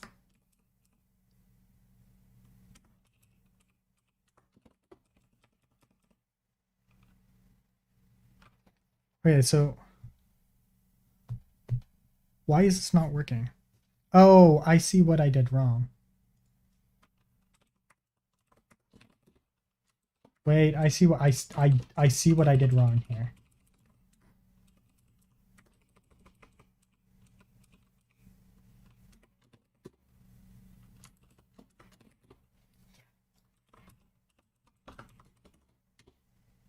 There we go.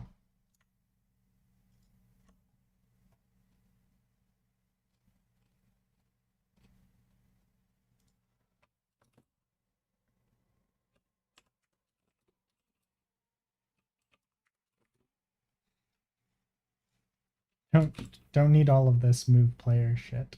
I mean garbage.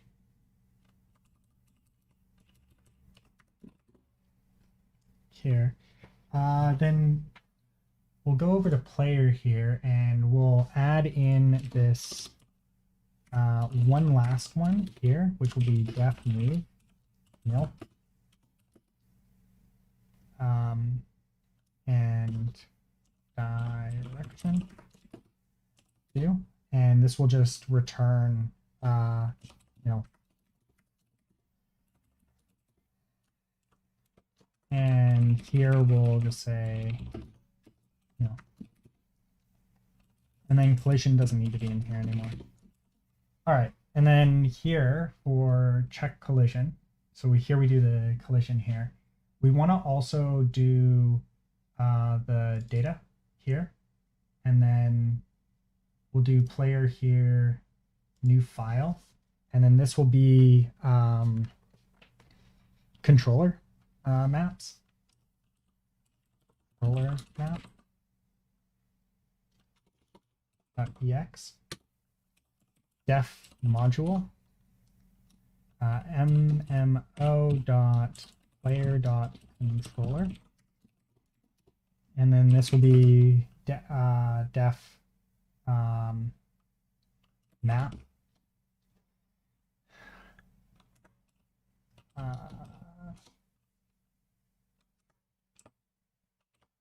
I can't do map here. This can't be map because it would it steps on the actual function call of map.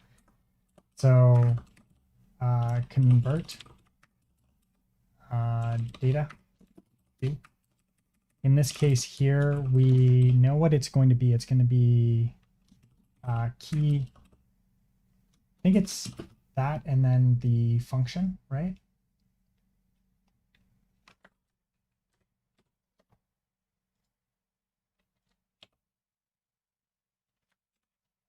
Here's the error. Yeah, so it's just this, right? Key D, which will then return. So D is right. And we're just going to do this. W is up.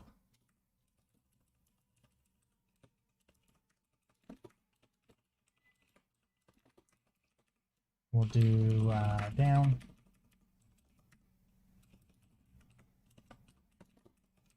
And A will be right.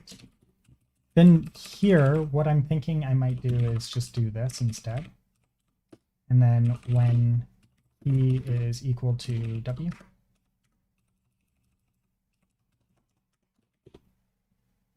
I'm debating whether to do that because then we can have a couple in here, right? We can do or E is equal to up, right? And that would be like the up on the keyboard. But for now, I think I'm just going to stick with this. And then we go to player here and we go for the move, right?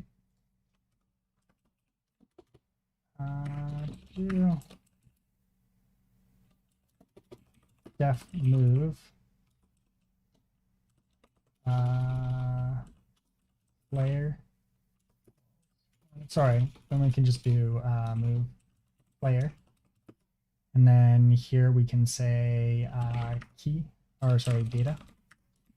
Q. And then here we'll say move, and this will be player. And then here we'll say, we'll map in the controller here. No,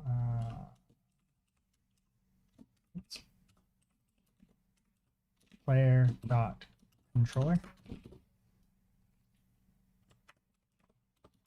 Controller dot convert data. There we go. And then game world, we can just do player dot move.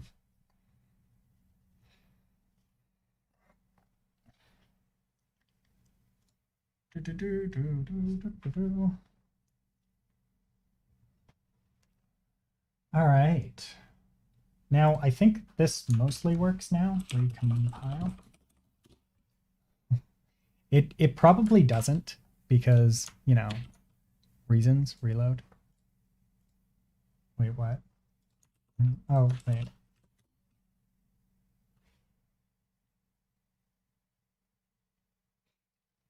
Here we go. This is so good. So good. What's the error? No function clause, handle call, new player with the ID. Right. So this would be room channel. And then we're just gonna call new player. No ID here. Recompile.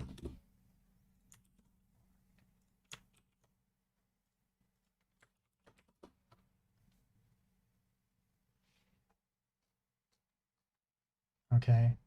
No match right hand side of player tac.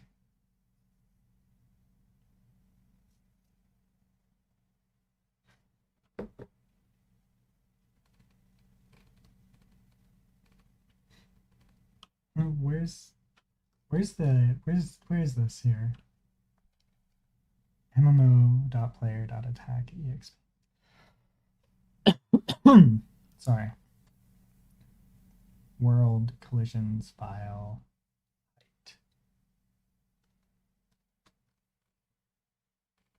I just need to know where you're erroring. Where is your error? I'm not seeing it.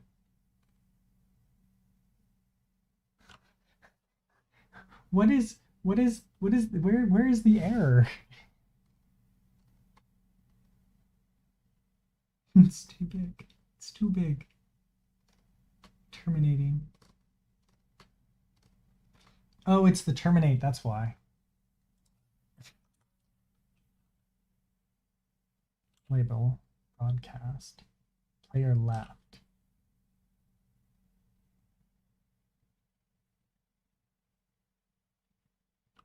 Cast, remove player ID. I thought that was correct. Game world, right? Yeah, game world. And then we come over here, remove player, right? Where's the error here? Okay, so we're just gonna do this, right? And both of these are gonna be there. I'm just gonna close this one just so I have only one running. We're gonna start it up. We should get an error when we reload. There we go. We got the error. But now we need to figure out where the error is. Connected to module, token of undefined. I'll be right back. I need some water.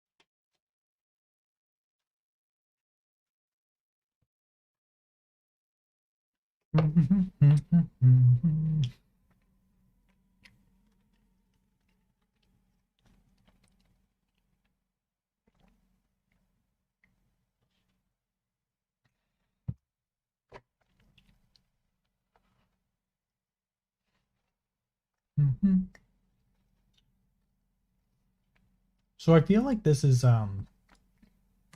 happening on create, right? On connect, sorry. And close that. Close that for now.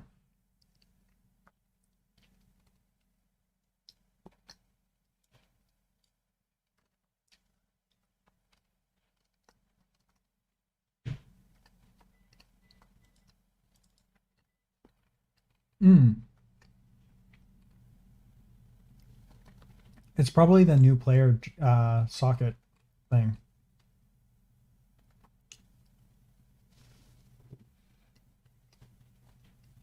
Nope.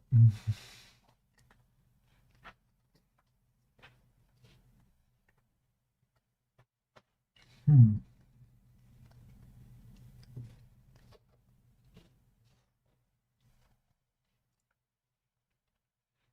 Okay.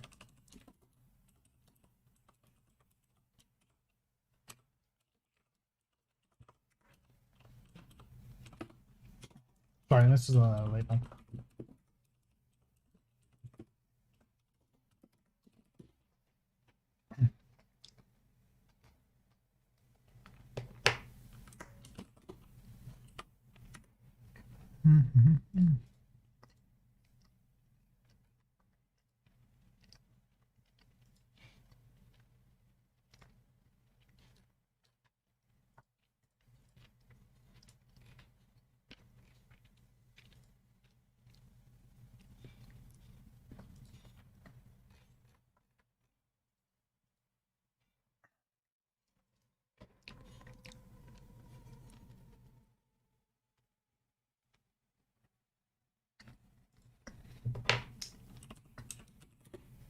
So I think it's here.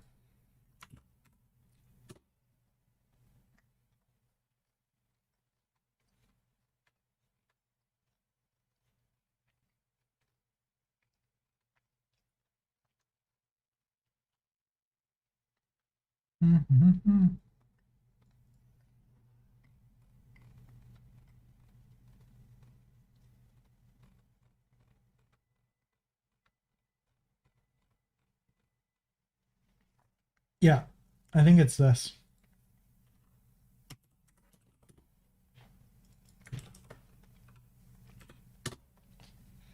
All right, so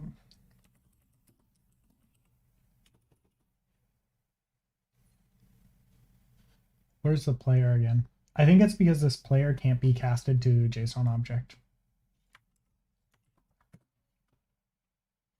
Alias. There. So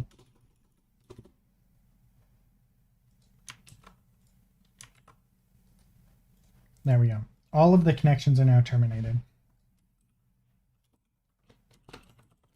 Player, right? That will give us a new player, and then we're just going to do JSON dot encode. No, that did. Wait.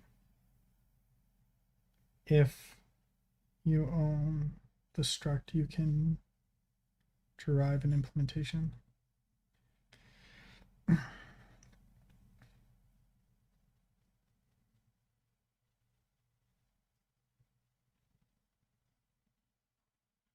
It should be done carefully to avoid accidentally leaking private information with. Oh, okay. Explicitly be explicitly implemented. If you own the struct, you can derive the implementation specifying which fields should be encoded. At derive only.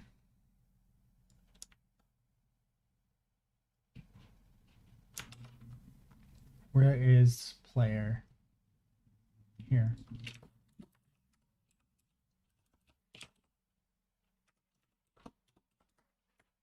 So JSON, sorry, Elixir, JSON, drive.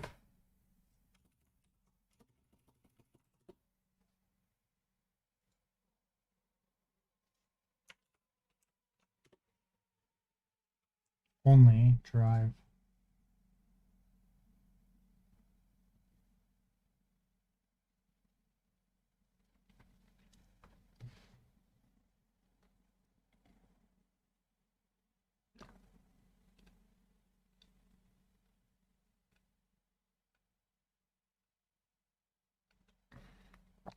Okay. This.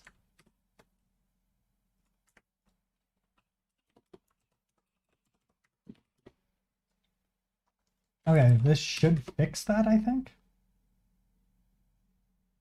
Although I think that we need the tile as well. Yeah.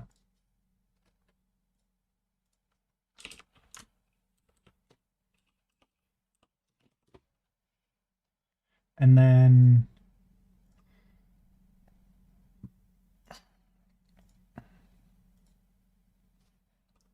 I think I want that instead.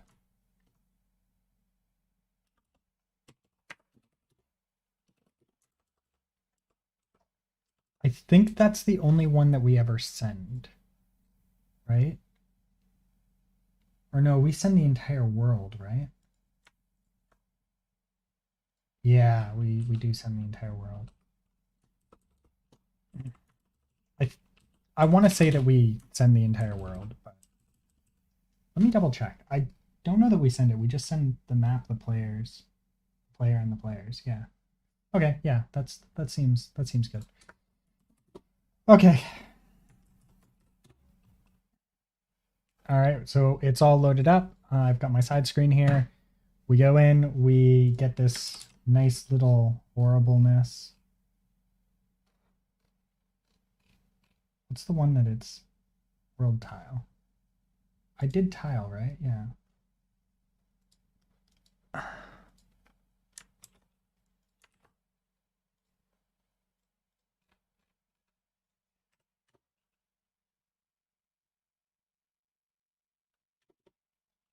Alias player.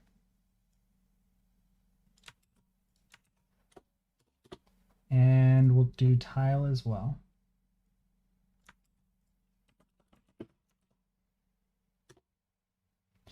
And then we will do player.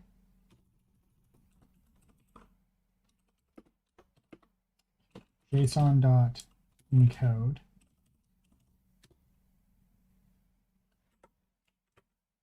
Okay, so that works. And then we'll also want tile. Also worked. Okay. This all works, which is good. So what's the error then? Like I'm trying to figure out what the error is. Maybe it's that I'm not encoding it here.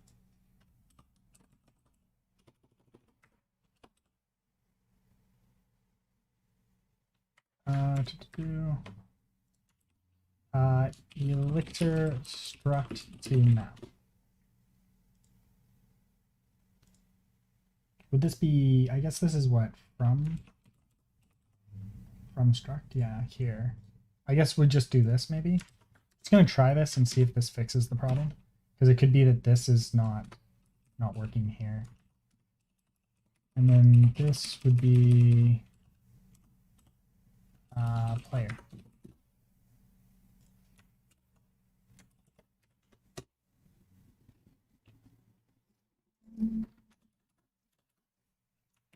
All right, we've got that. We go here, we still get the error. We still don't know where this error is happening though.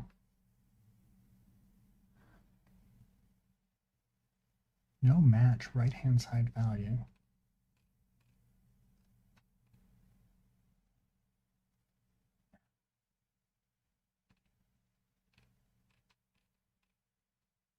Where are we matching it though?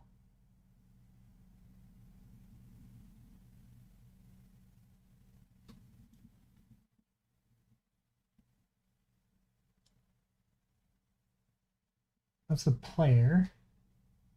Like this is so big it's not even telling me where I'm matching it. Like where the match fail is happening because this is so large. So what if I did world here and we just did 1-1 for now, right? 1-1. Let's just do that, and then maybe the match will be small enough. Because right now the match is too big. There we go. There we go. We finally got it. This is it right here. So it's failing right here, literally right there. Okay, so game.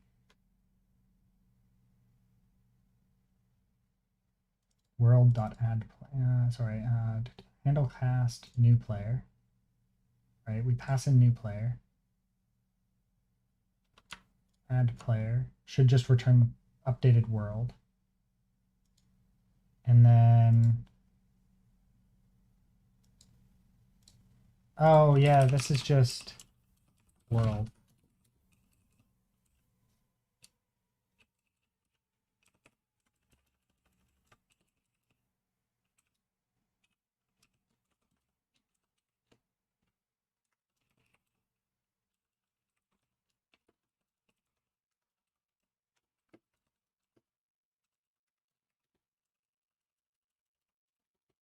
Alias, what was it? It was MMO dot world.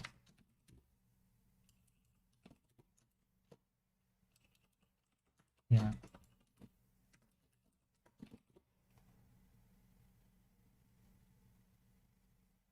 Oh, right. This is tiles.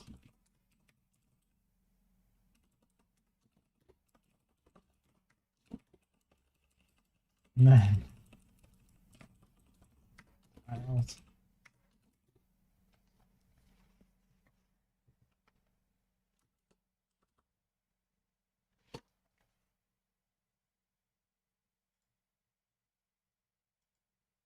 Wait. This should be just the map.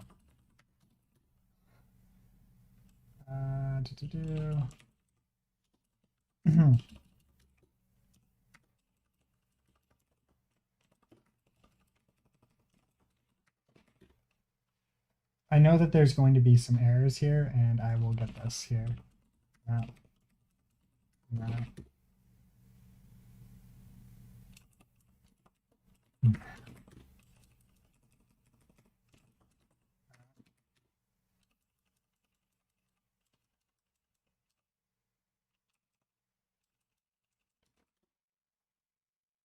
Rooms here.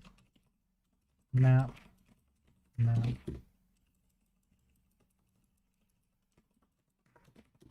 There we go.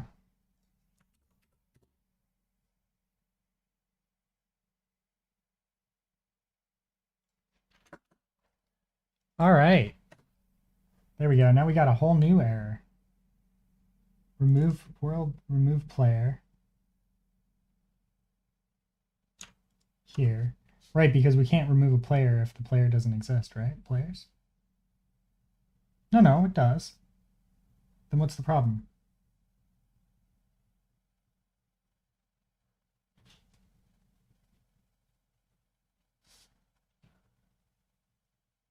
No function clause matching in MMO world remove player. Oh, world remove player. So it's here. Wait. Yeah, this is just literally player ID. That makes sense.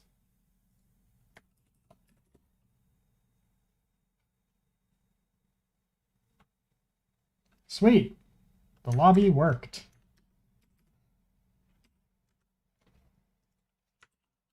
Localhost 4000. Yay! It's just full of errors is all. So, you know. Players.map is not a function.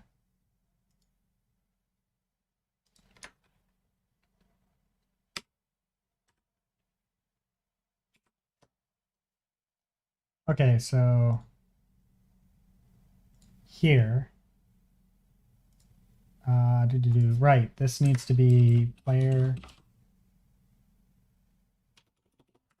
and then this will be map.values.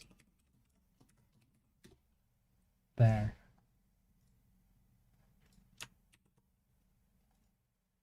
Oh my god, it worked.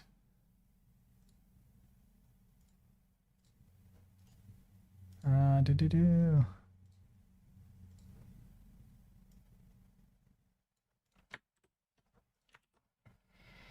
Beautiful. We're still getting errors, but that's fine. And this is in the controller collision.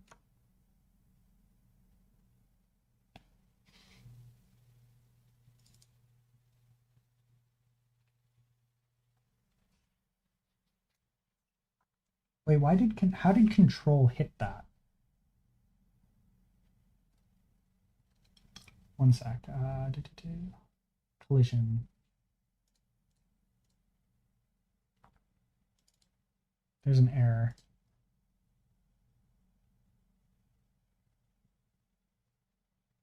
Why is this an error? It's undefined.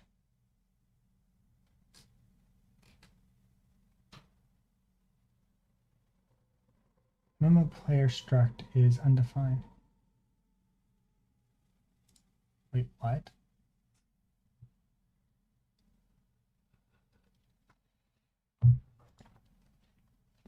Literally not a problem here, but is a problem here?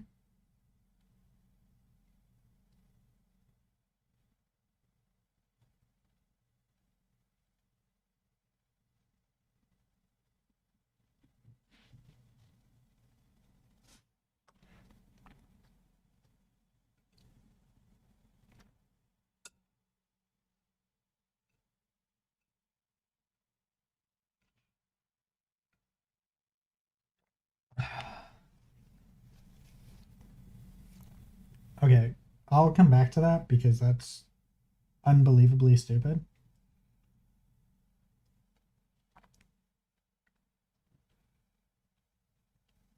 Player attack.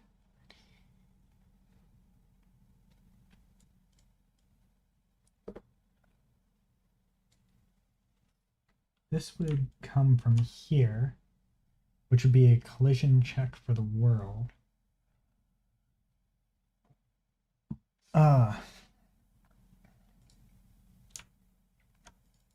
Which is world get move player.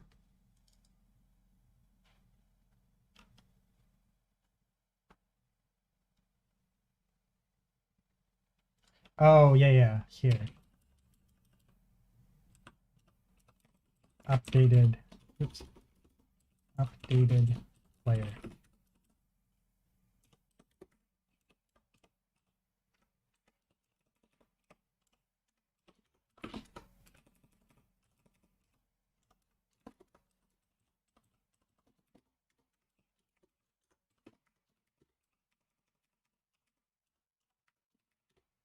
There. Then this would be updated player.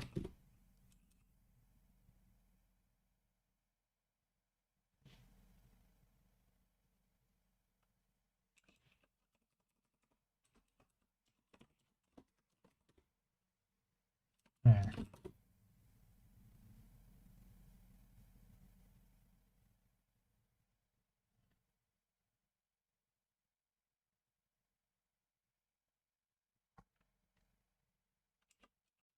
We could also do this.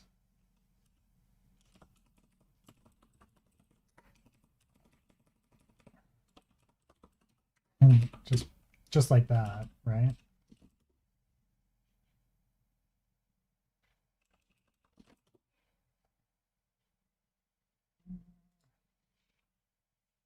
Oh, right. This is here we'll say player equals that, and then we'll actually grab it and store it so we can use it later. And then this will be player, which will update the player. And then we've got it. Okay, so gen server call control, move player control,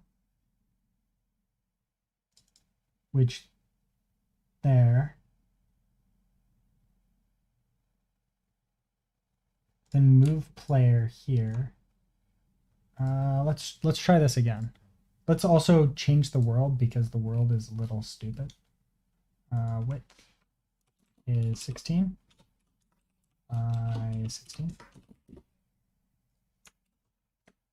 Or sorry, let's keep this small. Let's do just a 5 by 5, maybe. Okay. There we go. All right, so there we've got the control now, but it's crashing in here, which is fine. Def convert key. Sorry, def convert here. We'll just do this, and then error.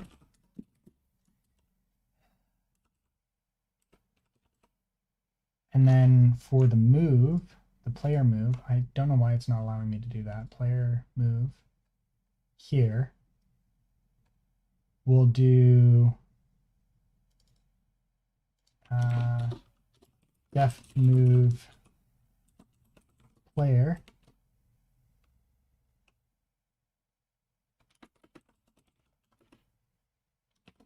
Error.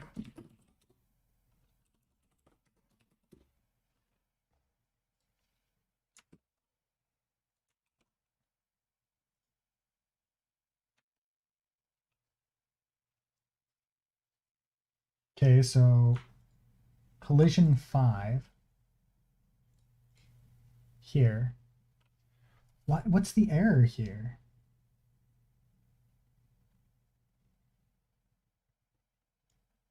There's the player, right? Here's the player's here. What's the issue? No function clause matching MMO check with player and world. Oh, right, because it's we're just passing in the world map. That's why.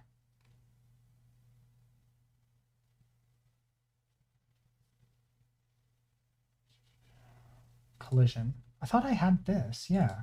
Here's a player, here's a world, right? Is it because I've got something funky with my world?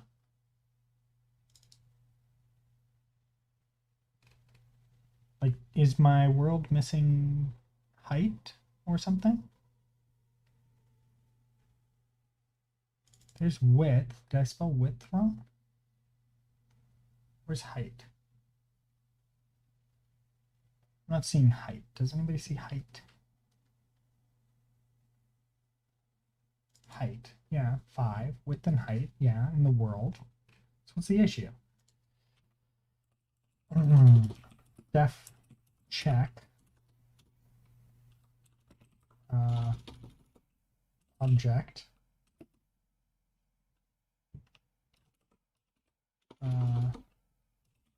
Checking objects. Do io.inspect object.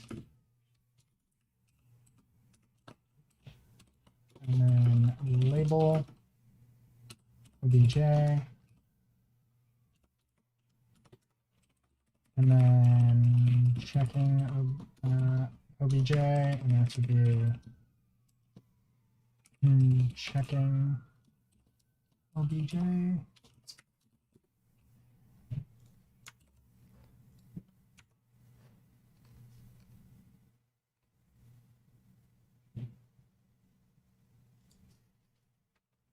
This would be no collision.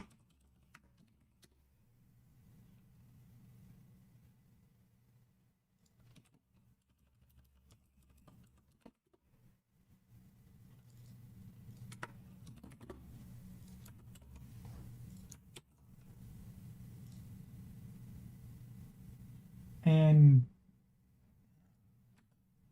there. Terminate.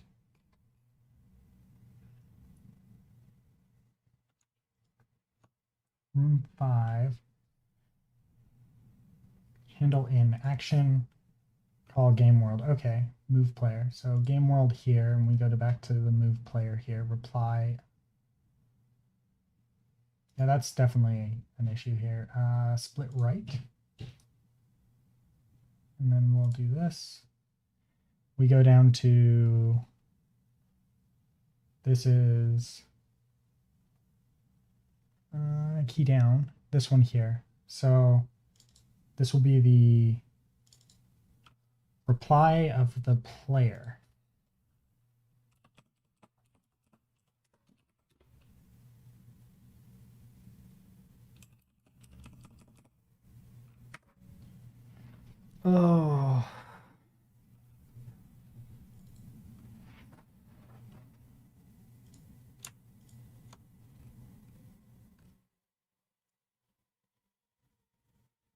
No collision updated player. Right, this is the action of move player.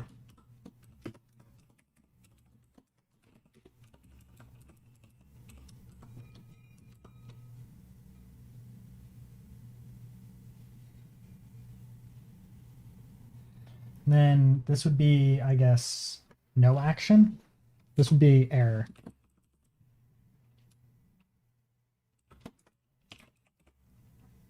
Error, and then we'll do reason and object.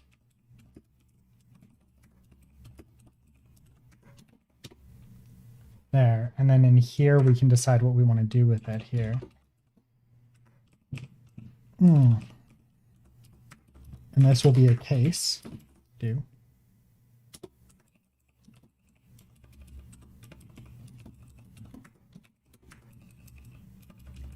And this needs to return the updated player.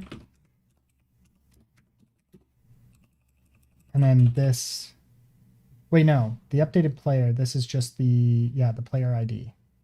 So we don't need to update the actual player here. That's fine. So this will be move. This will be, here we'll say error, reason, object, and here we'll just say IO inspect, error, and this will just be equal to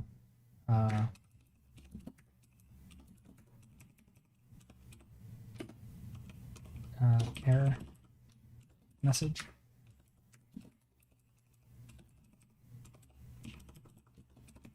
And then this will be here we'll just say move player, and this, oh wait, no, because this does need to be an actual here. This will be action and player there.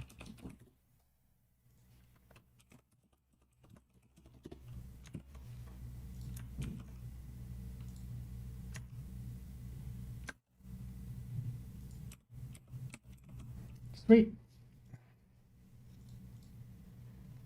Now let's give, I don't know why the map is giving me black all of a sudden.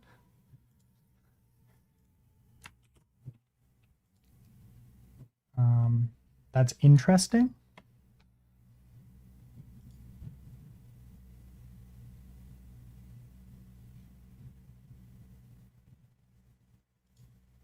I also don't have the players anymore.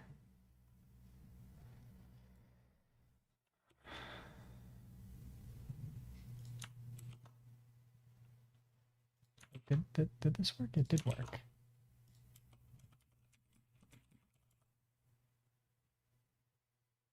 That's odd, but okay.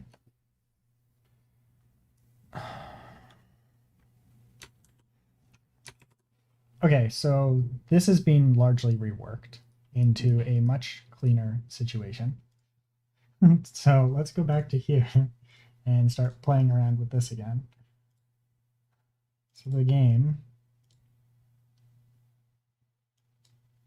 So we're going to start here with the on join, and join successful will give us the array here and the map here, which is right. That is not what we wanted. Right, I forgot about that. Okay, so if we come back up here, what we want is the map.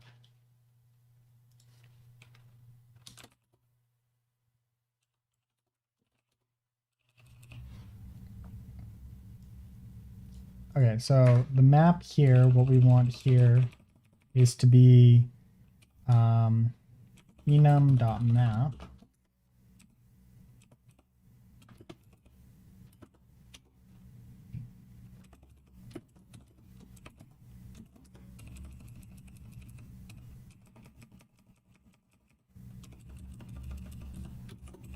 Map tiles will be map dot. Oof. I should actually do this. I need to do this somewhere.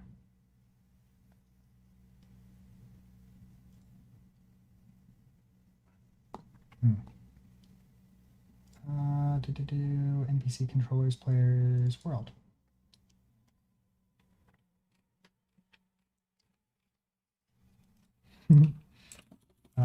Def get get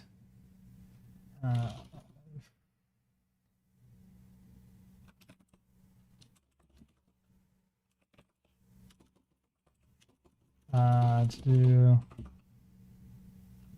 No, I want to do this on the front end. I'm being silly. Or no. Yeah, no. We just, for the front end, we just want the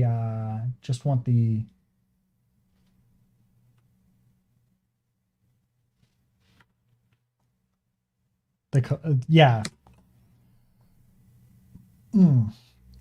Sorry, I'm a little not all here right now.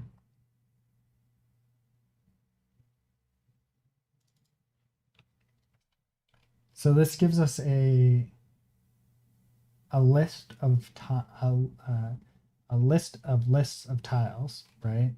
So to get this into here, we'll say tile map, right? Will just be a list.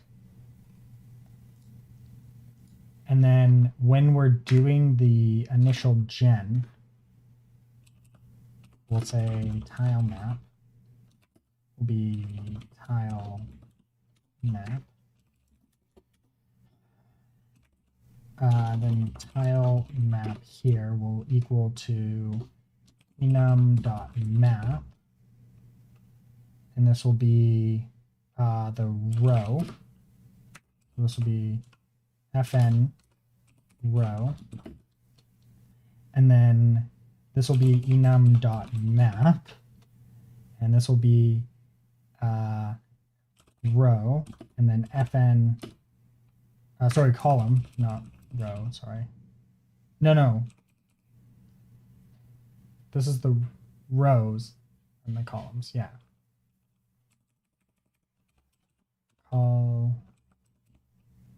Column, or sorry, tile.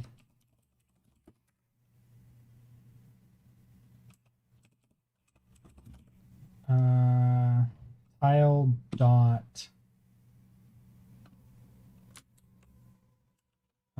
position, I think it was.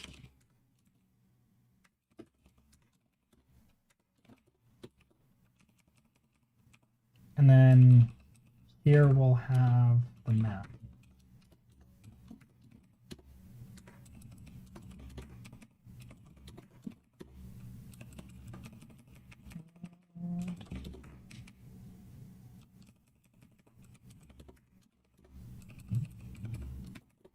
And then here we're going to do tile map.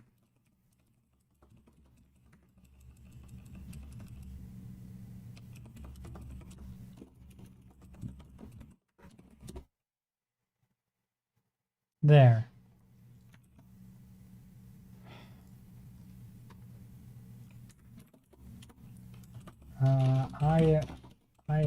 io.inspect tile map label tile map.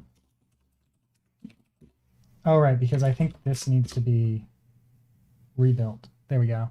It worked. It worked. That was it. Needed to rebuild that tile map.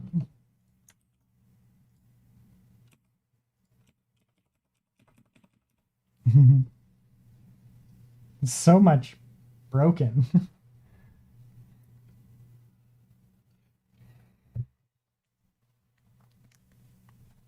All the brokens. All right, so the movement is still not working, right? So if we go back to game,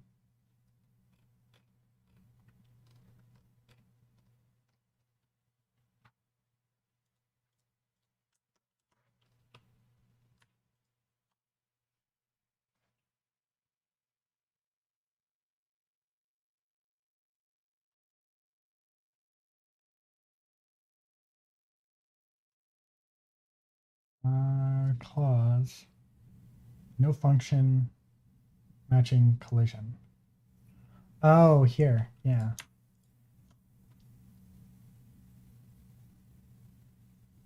Collision with the reason of hit end of world.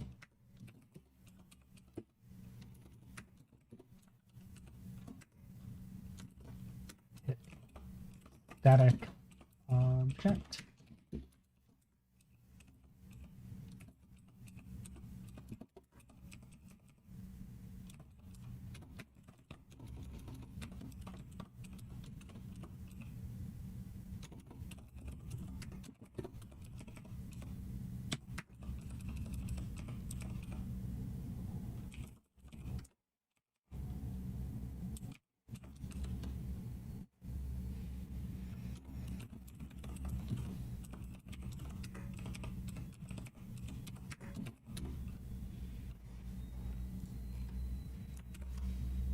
Okay, let's try this again.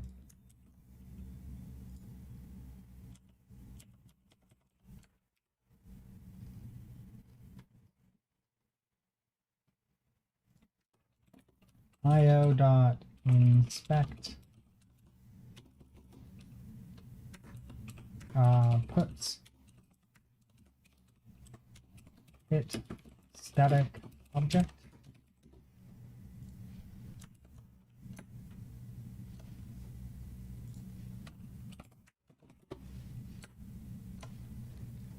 All right, we're refreshing.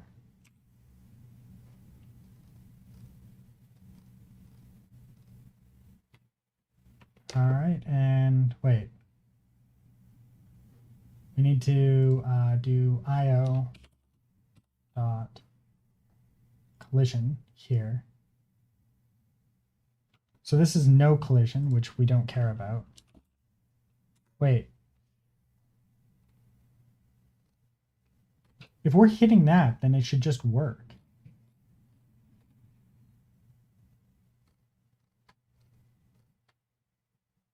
Collision object. Yeah. But like, why is it hitting that?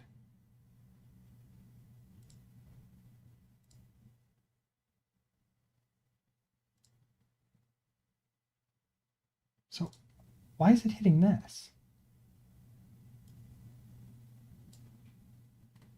MMO world, yeah.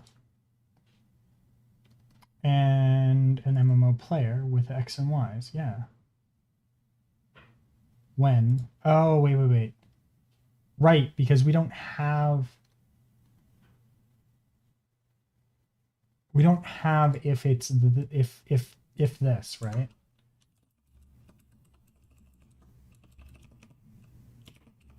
No.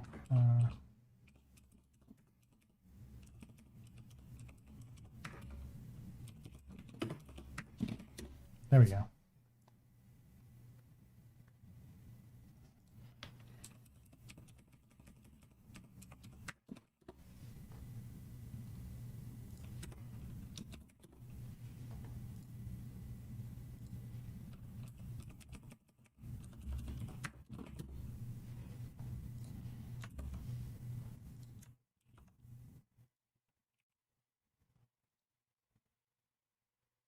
Move player No collision. Oh, right. No collision. Okay. So then game world with no collision should do this, right? And then that means that we come over here. And what is the update player? Player update. It's player update, not player move.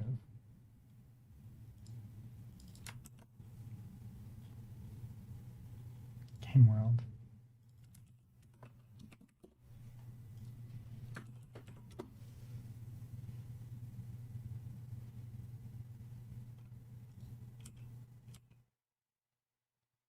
So I've definitely got some stuff wrong. That's fun. Okay, so so the character is moving in the wrong directions here. Let's just refresh, I'll show you. So I'm gonna hit A and D, W, and S. So bad. Okay, so this is gonna be in the player here. Okay, so we go to the controller. W is up. A is left. D is right. S is down. Okay. Now if we go to the player, up is Y, not X.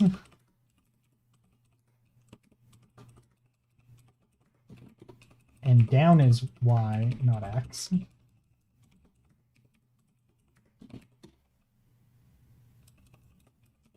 This should be X, which is left is going this way, which is minus.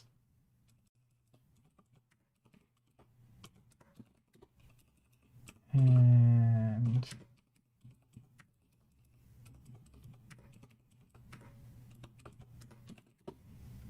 there.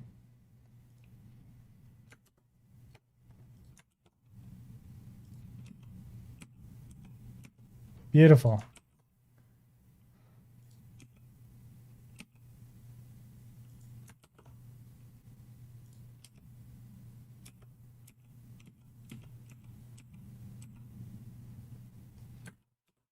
There we go. We gotta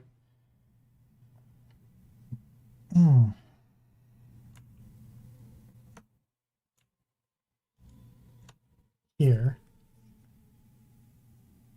No function, clause, matching Venus, broadcast, error. Right. Here.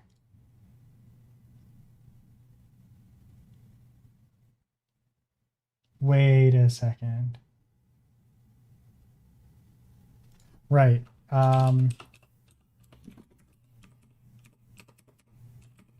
Error here.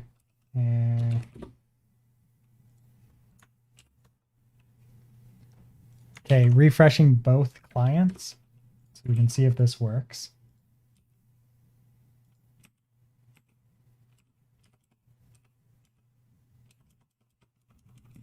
Yes, it works. I'm now stuck in my bounding box. Good boy. Ugh. All right. Now we can more easily check for players as well. See if we can make the update to do collision on the player now. Or do we care? Let's just not care about that right this moment. This is already getting too difficult. Or no, actually, I do want that.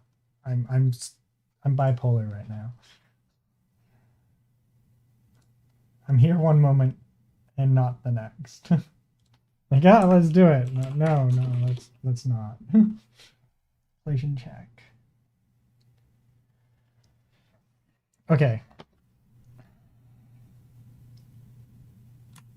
World update. So we're gonna modify this initial check here.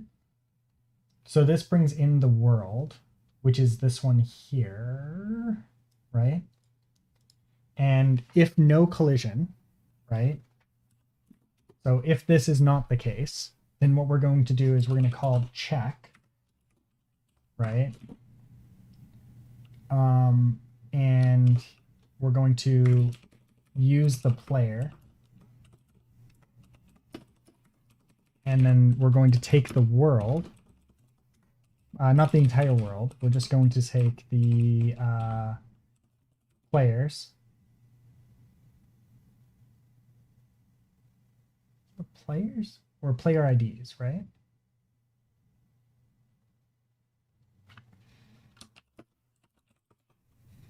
And player IDs, right?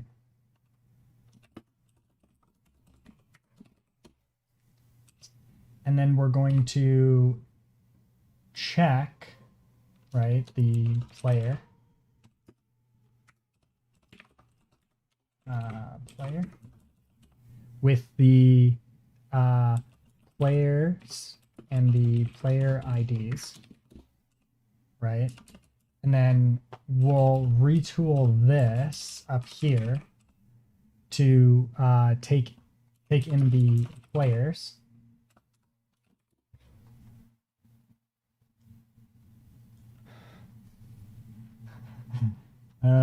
So good.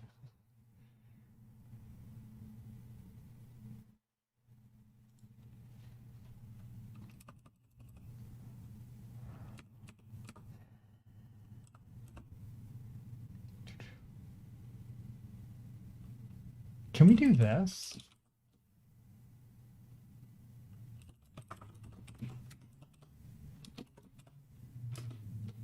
I don't think this is going to work.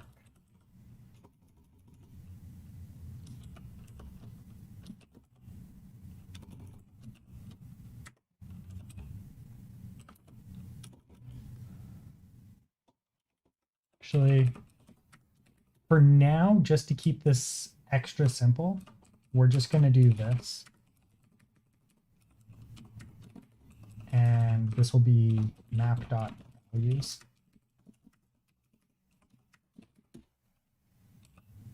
And then there. All right. And now I'm going to refresh both.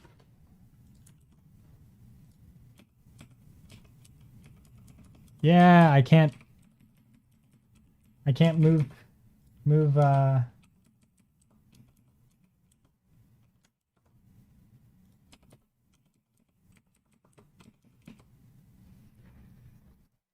weird.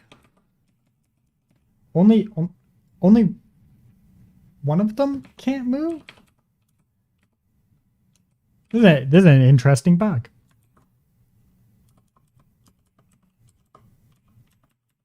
Oh, okay. Just a weird bug.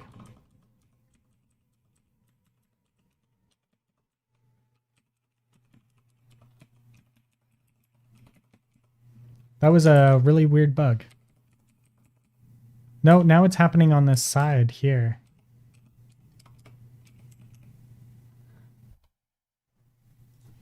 All right. Also, in the game world here, when we generate a new player, player new with the world here, when we generate this ID here, we'll say player IDs, player IDs, and then down here we'll do def p gen UUID, and this will be we'll just take the players IDs when players IDs. Actually, wait, I don't think we need that. Elixir enum. I think we can just do it like it contains.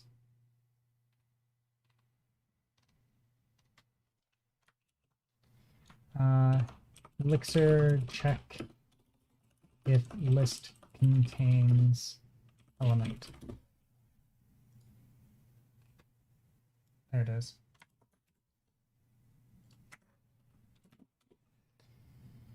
Oh,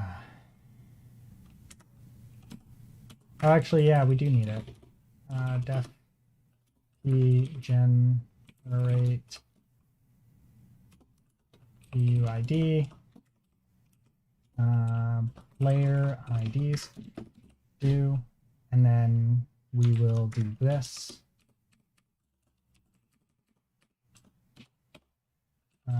Player IDs, and then we're going to do this. UID. If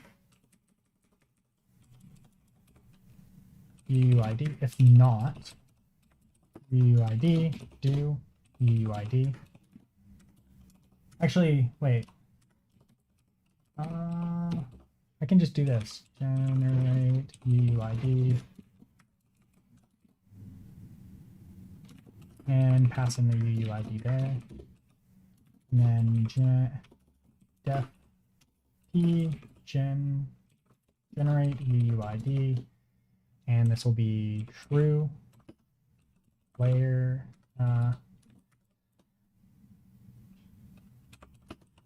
player IDs.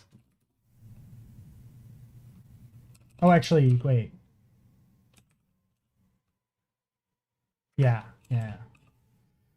Player, sorry, UUID and player IDs.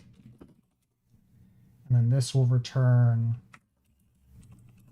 this with a new UUID.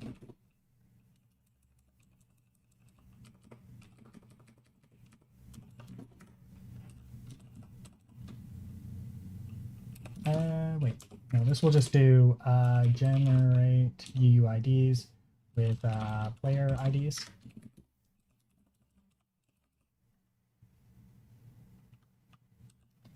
And this will be false, in which case we just want to return the UUID.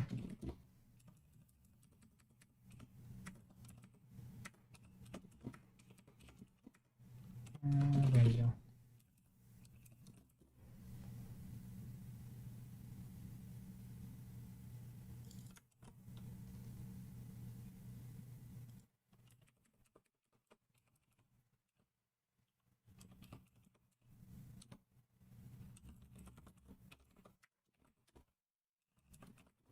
The only thing I can think of. Nah.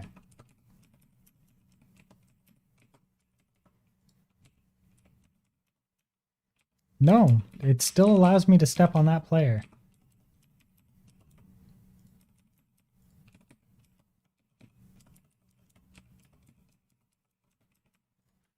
Why is it allowing me to step on that player?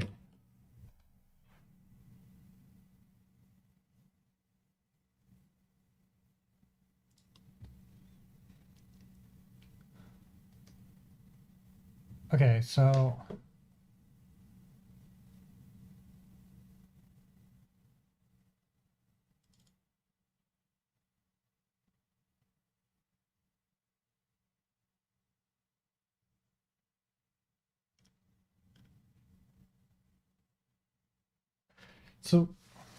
here we're saying if the user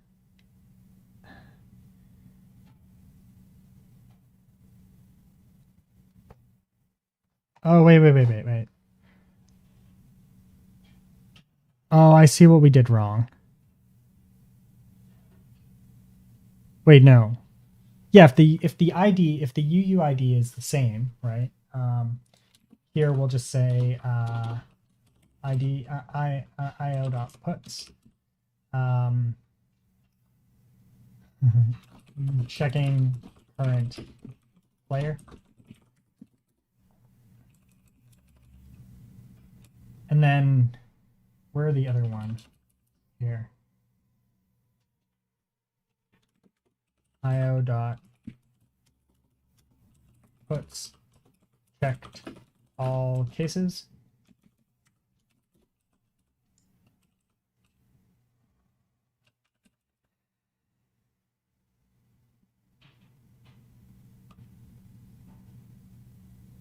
Is this like the case here? Key data. Okay, so IO.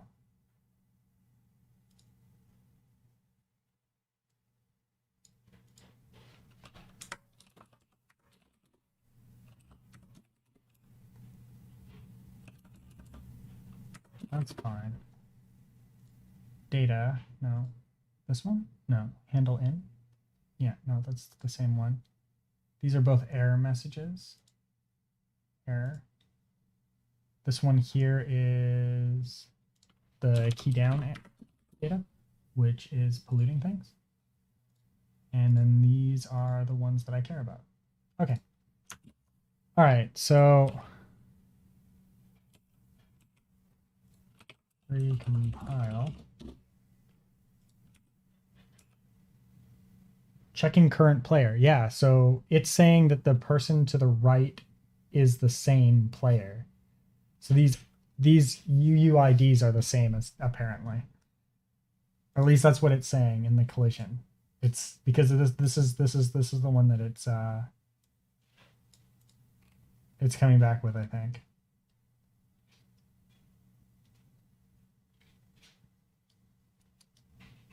Oh, wait.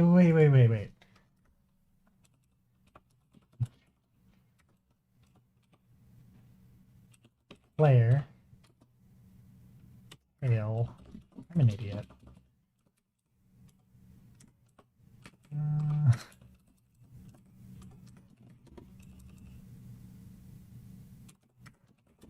That shouldn't be returning. No wonder. There we go. There we go. That fixed it. Because it's whoever was last in the reload. Because they would be the first person checked, and then it would just return, no collision.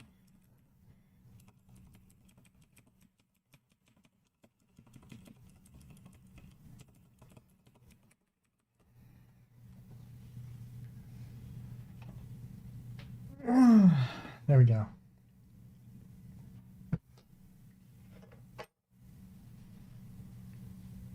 Cool. Let's make a bigger map. Now that we've got things working.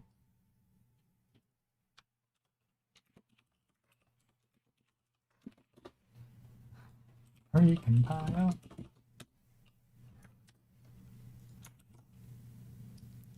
This is definitely not my bigger map.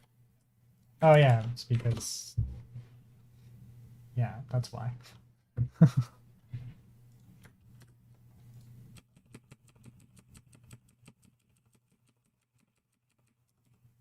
There we go. Now I want to add some weirdness here. So like I want to add some make it the map a little bit more interesting. So what I'm going to do is I'm going to take the static assets, right? And that's going to be this tile map. Right now we're only using this one, and what I'm going to have it do is just randomize the element. So if we go back to world here, we'll just do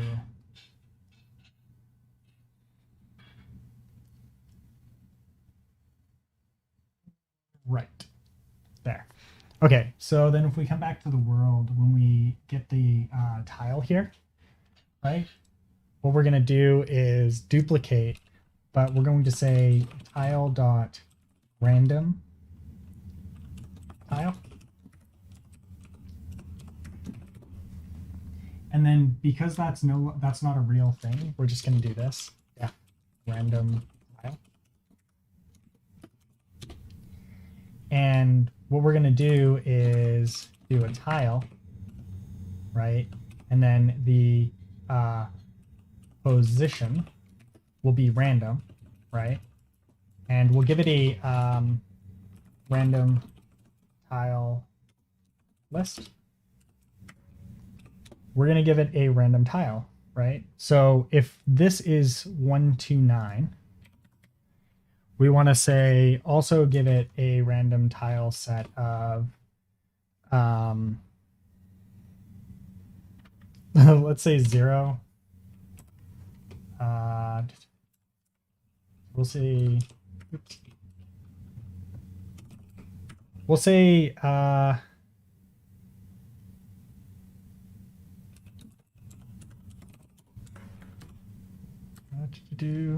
let's actually look at this tile set here.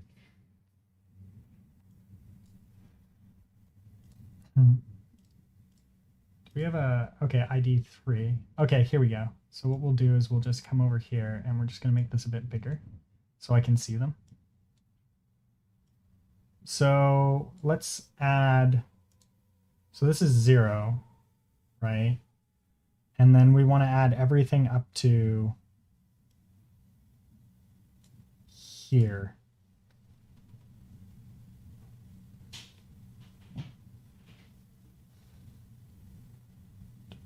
Actually, wait. Let's add up to 14, right? So 0 to 14. This would be 0 to 14.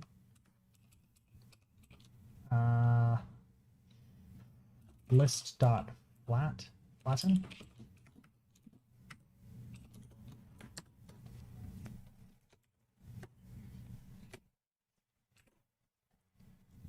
We're just gonna go like this, and then so that's 14, and then we want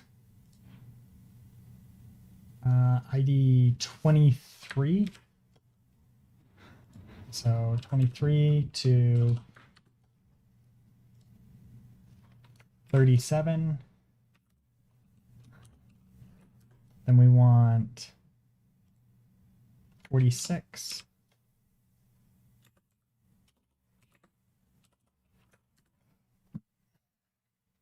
to 60.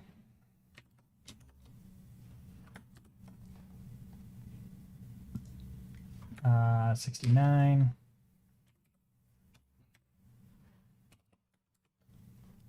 to 83.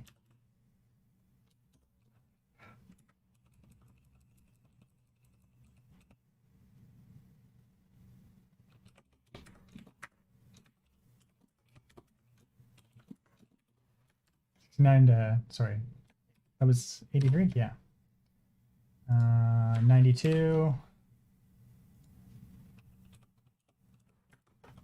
to 106.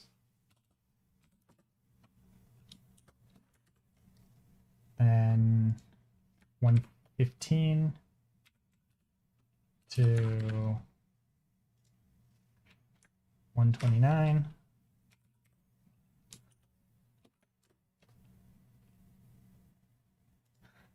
$138 to $152.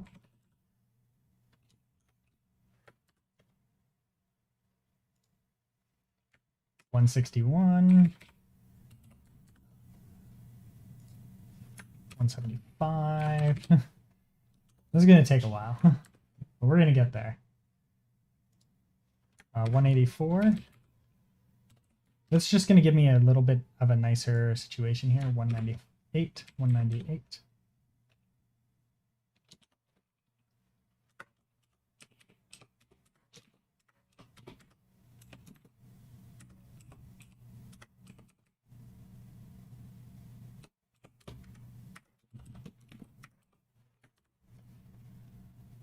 Uh, 198, right? Yeah, 198.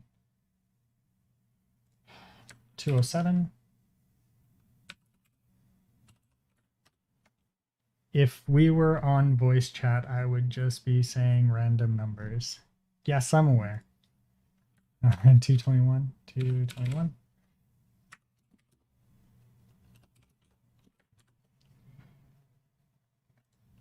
$230.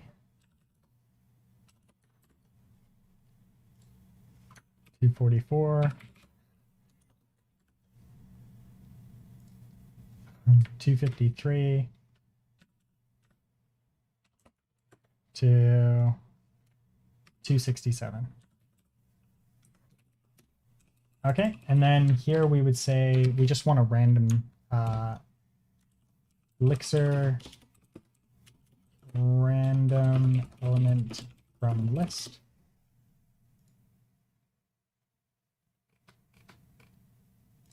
Enum take random.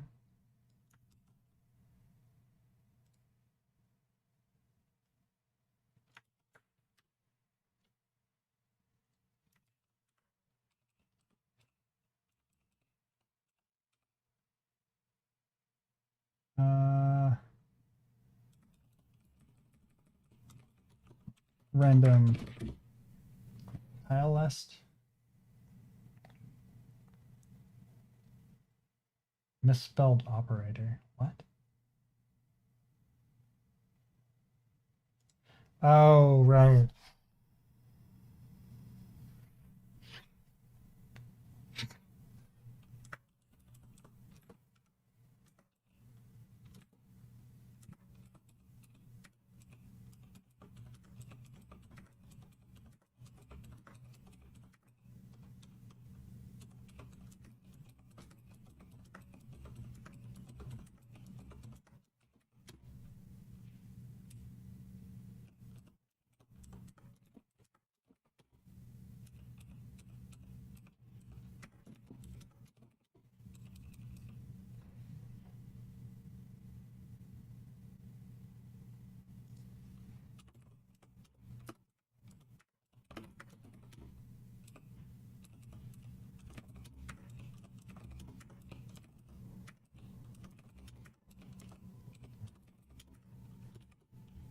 Let me see if it is.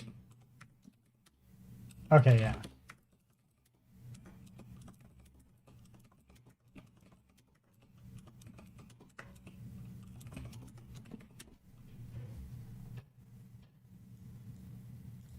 Beautiful.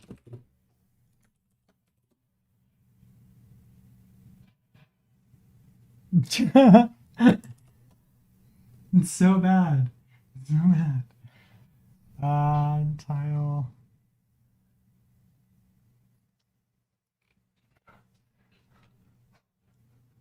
What the? This is supposed to just give me a random thing, though.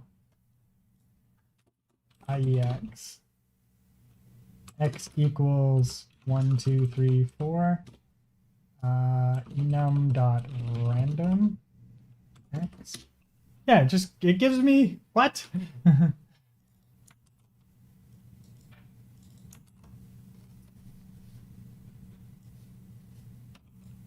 Okay, what's the issue here then? Elixir generate list of numbers.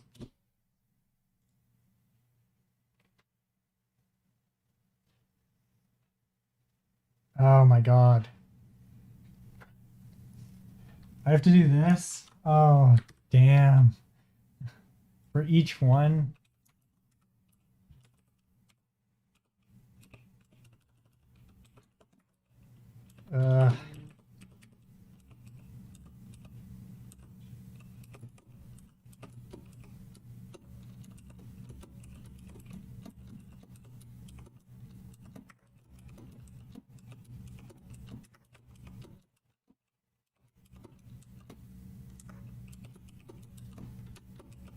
I don't know if I have to do this for each one, but it's just easier this way.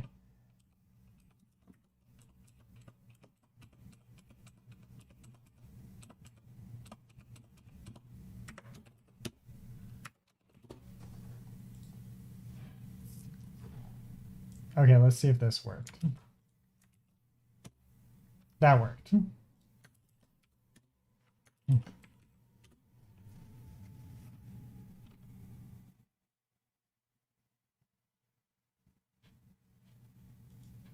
Oh my god, I love it. It's so bad. It's so bad. They're all the same. Like every single tile ended up being the same. I was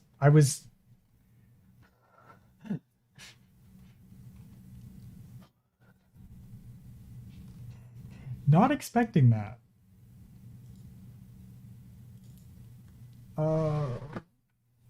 It's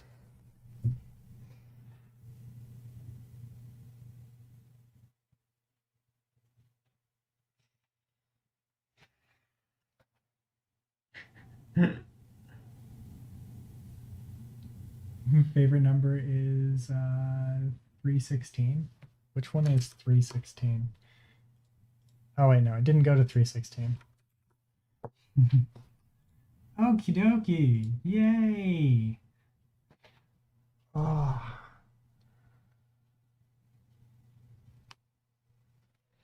So it just duplicated this.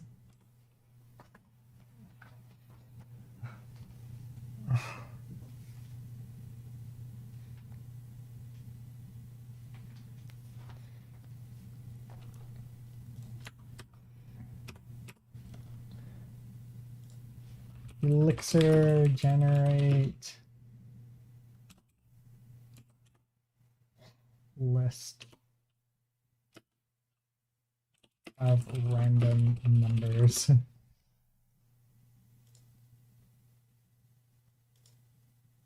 wait. IEX. Wait. If I go back to this, right? We just do this. We do x equals, right? And then we just do this, right? Random number. And we just pass in x, right? It'll give me that. But if I give this an actual set of numbers, right? So we'll say 16. It does not give me the 16 back. Because I did not do it correctly.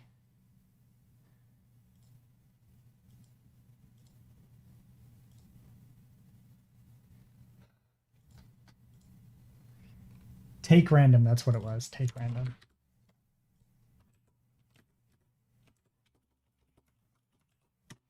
There we go. Okay, this is how I'm gonna do it.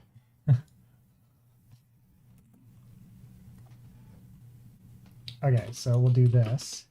enum.map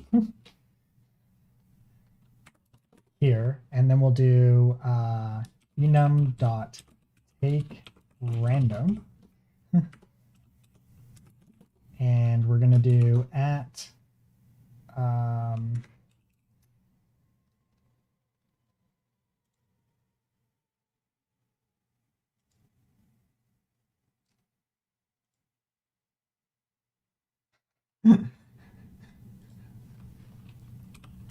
tile list.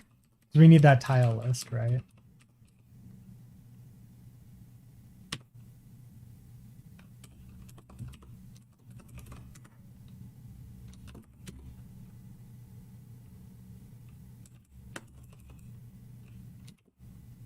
So we're going to move this out because this is not super useful for there anyways. Like it's only used for this one thing that we don't really want to deal with. So, okay, so take random, right? And here we'll do random tile list. We'll pipe that into take random and we want at width. And then this will do the enum and then we'll say fn tile. And then we'll say, we'll say position. And then here we'll say tile, position, and then we'll say position, right? And then end. And then this will get, and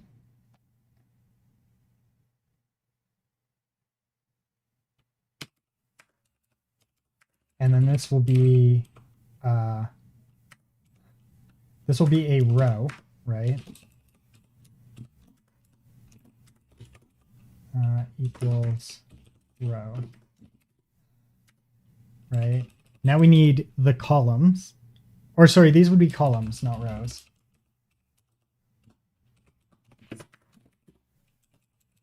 And then the rows here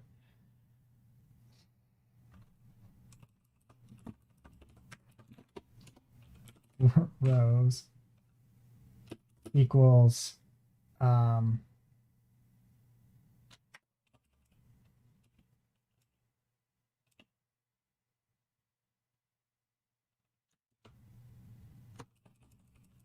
no, actually I'm going to move that back. I have an idea. I'm gonna have this just get the call. Yeah. Okay. I'm slowly going insane, but it's okay because I'm going to get there eventually. Okay, there we go. So random tile, right? Which would be at random tile list. Def random row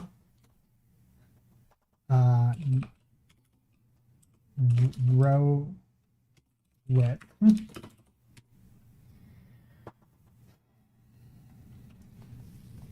which would be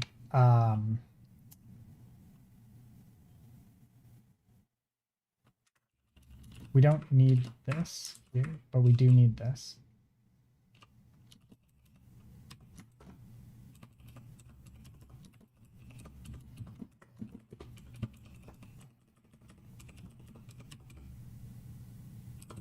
Row width.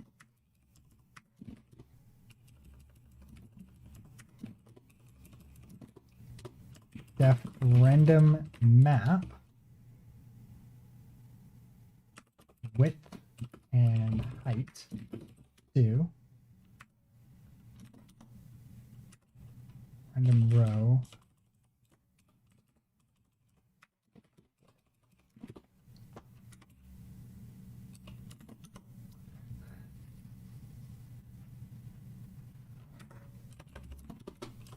def random map width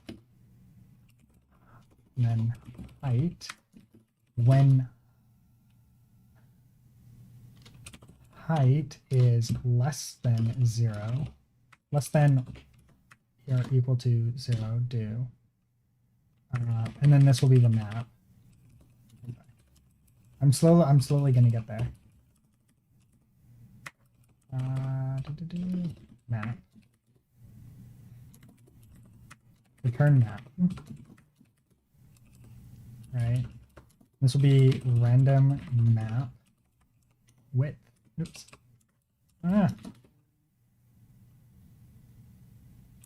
Random map width. Height. Height.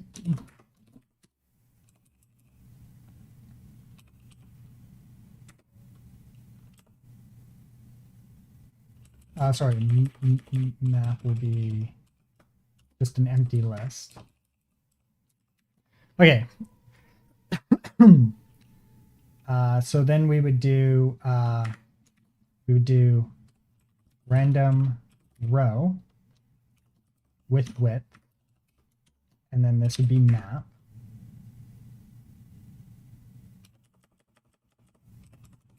Greater than 0.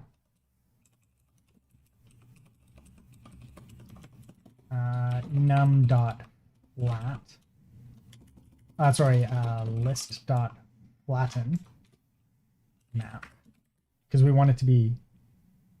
Oh no, we do not want that to be. We do not want that to be a thing. Just give me a second here. X equals 1, and then if we do X and then pipe 1, 2, 3.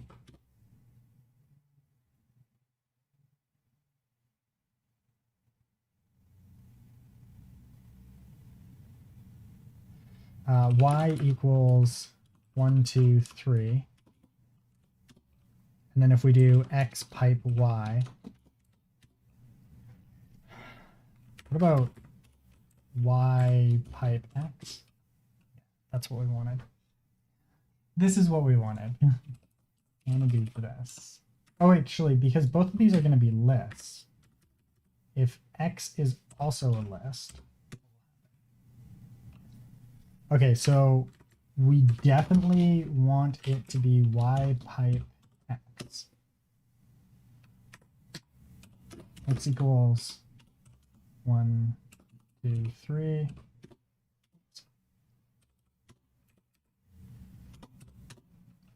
So if we x pipe y, we get that. Okay, so we need to do x.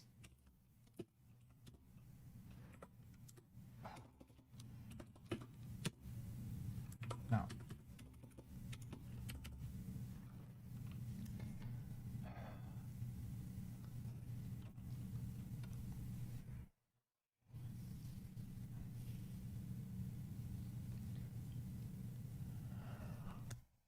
Stop flattening my freaking list. I don't want a flat list.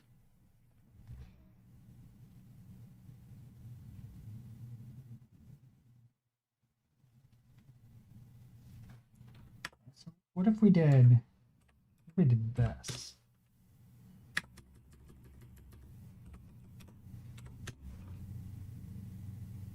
So x is a list and y is a list. So we have to list them twice. Okie dokie. So if we do this. Okay, but can we do it with the pipe?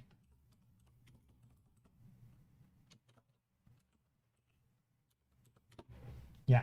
No. Yes. Yes, we can. Because this one won't be a... There we go. Okay. But what if we have... What if we have that? And... X.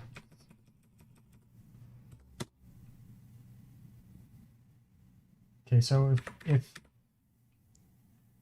we do this, we get the initial list, right? Now, if we say this is Z, and then we do X pipe Z, what do we got? No.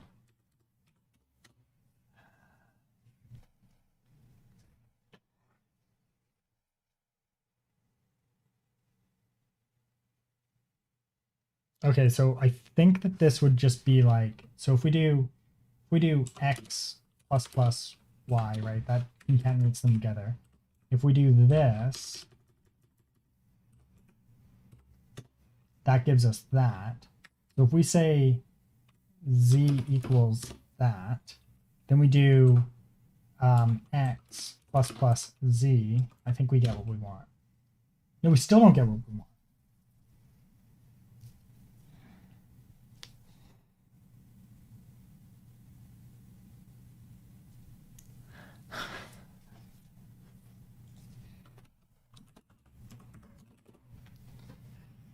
Oh my god. This is a pain in the ass.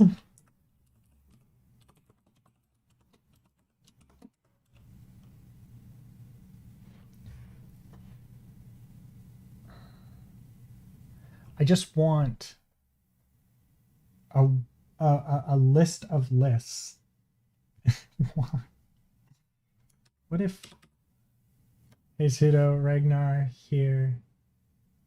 You enjoying the chaos, huh? Yes. What the...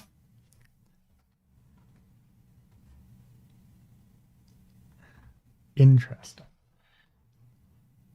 The ink cow. Welcome back, man. Look at the new map. It's beautiful.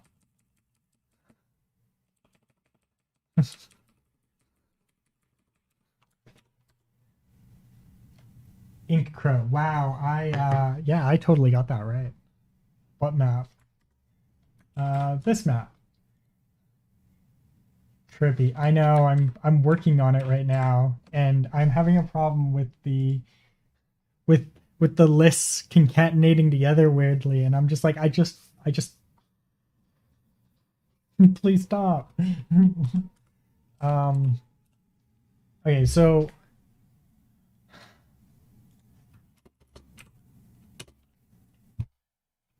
then this becomes, so if that becomes, I'm in voice if you want to chat. Medic might join, working on player sprites for you. Yeah, just give me a couple seconds here. I'm just gonna go grab some water and then I'll jump in.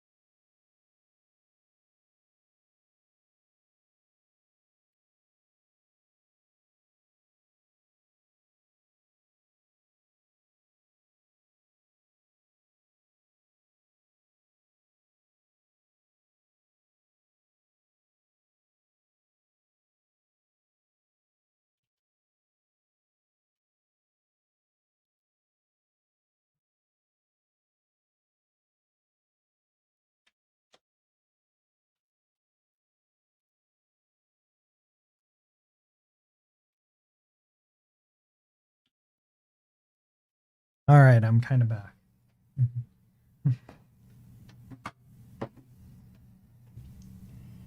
Okie dokie, let me get these headphones on. We'll get Ragnar in here because Ragnar's doing the sprites for the player character.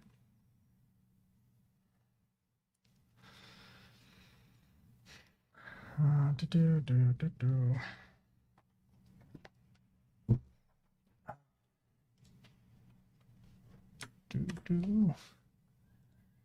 And then this needs to be that. And that needs to turn on. And then I see that he want to hop in voice. Totally messaged me. And now I'm in voice. Except for I don't know if he can hear me. Testing. Okay, there we go. Can you hear me? Yes, I can. Sweet. Yeah. Welcome back.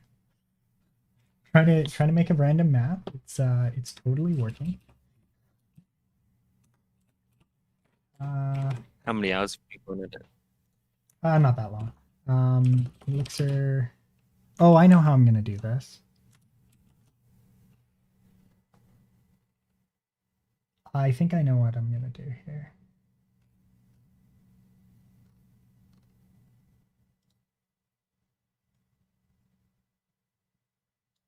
Yeah. Here we go. We're just gonna do this. We're just gonna do this. So Copy and paste. no. So random map, right? Will just be width and height. So we'll just do something like this, and this will be to height, and then we have do, and then do will just be random row, and then width.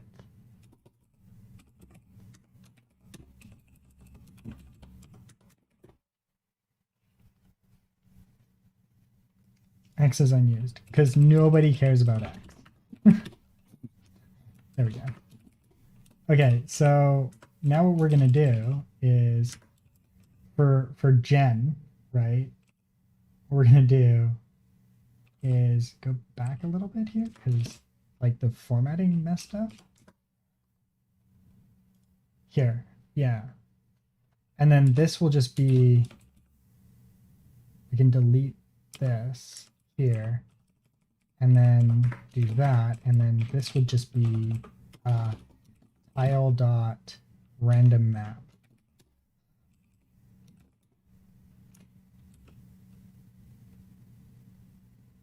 Yeah, I think that should work.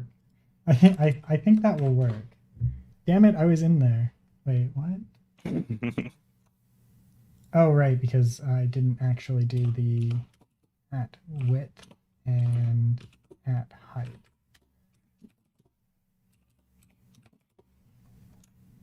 Wait, why is this not working?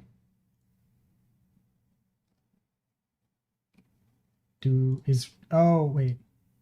Yeah, tiles here. Did I misspell something?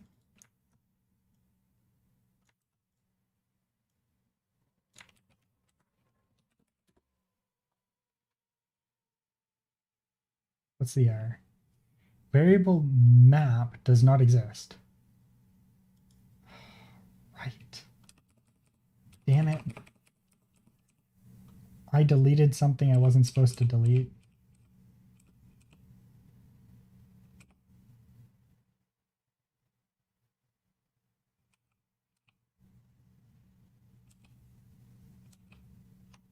Oh, here we go. Wait, what?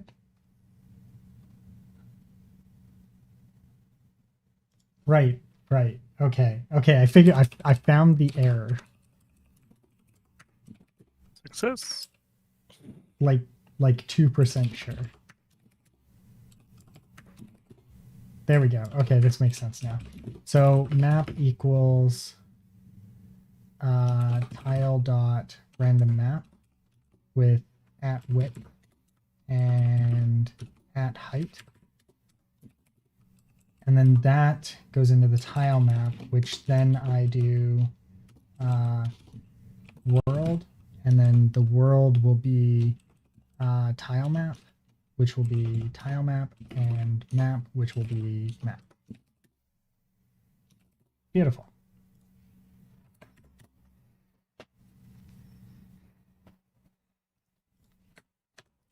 Now I should have a very random looking tile set. Much better. Hey, This is exactly what everybody wanted.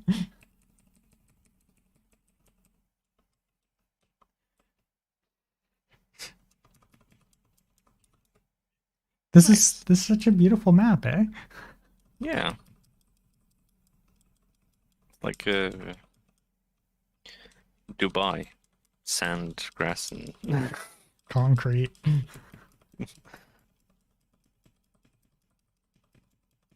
It's a big map too.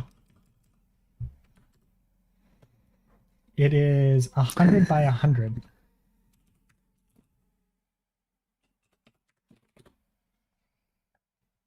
I can't wait to have a real map. yeah, something to just explore and run around in.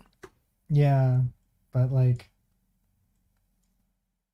so what we would do to make a real map is just come over to something like this. And so this will output a JSON object, which will allow me to just import it directly into the thing, and then you can just like draw on this here and be like, Yeah. this is my map. Here's a tile set. I remember spending like absolutely years of my life making Age of Empires 2 custom maps and coding different events to happen in the game editor. You crazy man. You is crazy. Nice. That's a good tile set. This is a free tile set. I can upgrade it if you want. Do some textures on it. Oh, I don't care. I'm just using it because it's free. I figured that we'd make our own. Yeah. But you're welcome to base it off. Could If definitely it's do that. 64 by 64. That's the only reason I'm using it. It's like it's free and it's 64 by 64, so I can use it, and that's all I care about. Yeah. Don't save. Don't care about that. All right, there we go. So now I have my little guy. He can move around between all of the little thingies and have immense trouble trying to find the other player on here.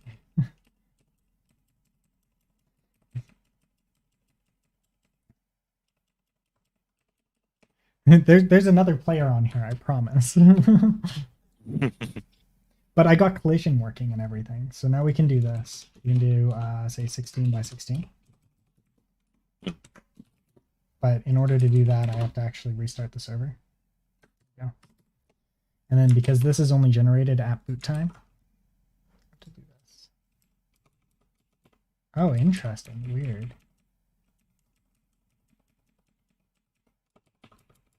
Oh, okay. So collision detection didn't quite work there.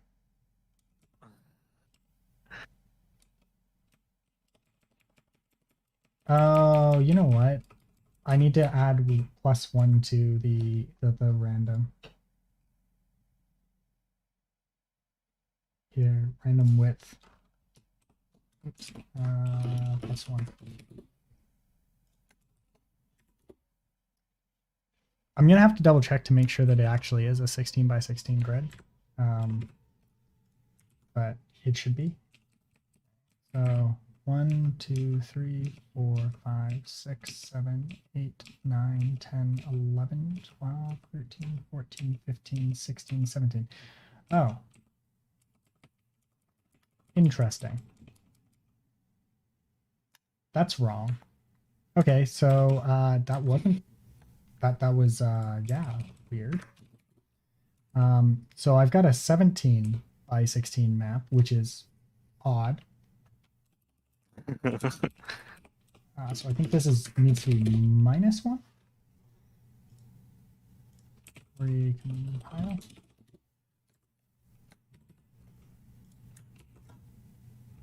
I think, yeah, okay. So I have to restart the server because the map's generated at boot time. Yeah.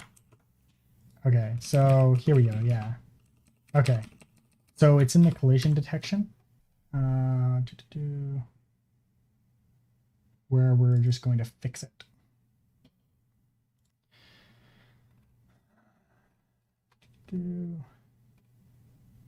Collision.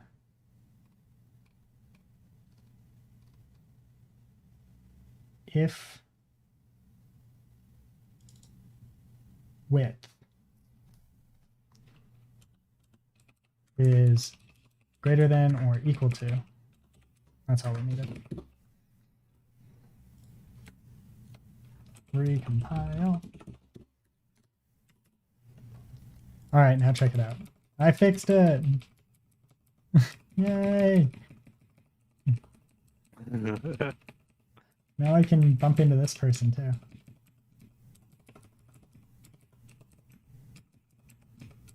Get in there.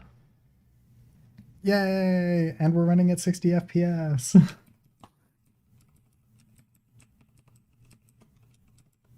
There we go. It's beautiful. I had a 1000 by 1000. I wonder what will happen if we do a 1000 by 1000 map. 1000 by 1000. I just want to see if like it will do it right, or like if it's going to be a bottleneck for us. Mm.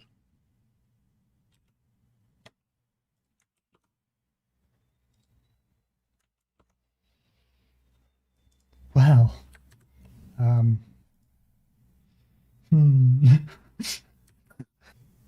interesting. Like the map is here. It's just not loading properly. There's definitely a problem. Wonder why. I'm getting black. I'm getting just a lot of black.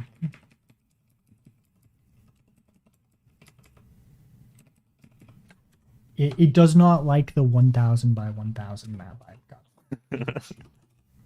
What about a 500 by 500 map? Or wait, did I restart? I don't remember if I restarted after I adjusted it. Maybe I didn't adjust it.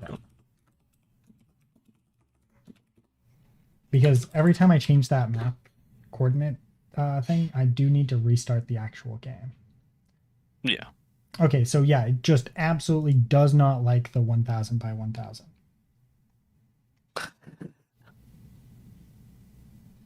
It's just like, nope, nope, nope, nope, not rendering this map. Too big. It's the only thing I can think of is that they're just like, no, too big, not rendering. What's the max that I can render then? There are ways to do it by chunking, right? Mm. So I just like chunk the map. So yeah, no, it totally works with a 500 by 500. Unless, yeah, this is weird. Okay, so I'm way off in La La Land. That's probably why. Like off the map. Yeah, I think the random numbers are too big or something.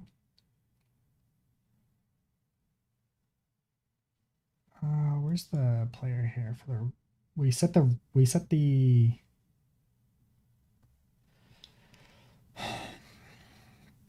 So I set the player coordinates at random. So it's just throwing you off into space. It shouldn't.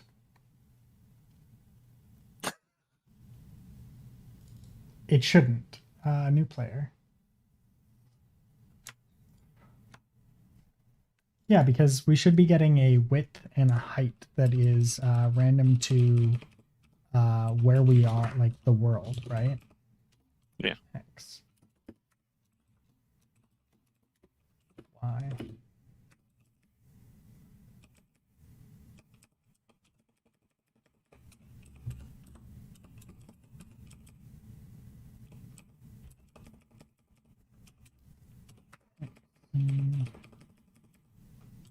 Y. So here we'll do io.inspect, and then this will be x.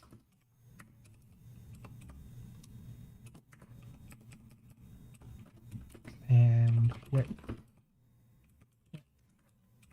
And then y, and height. Then label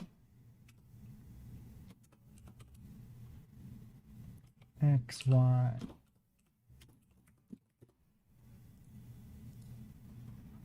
Recompile. And then we're just going to refresh and see. We're off in La La Land now. So the height and width is 500, and we're supposed to be at x 308 and y of 83. So it's just straight up not rendering all the tiles. Mm.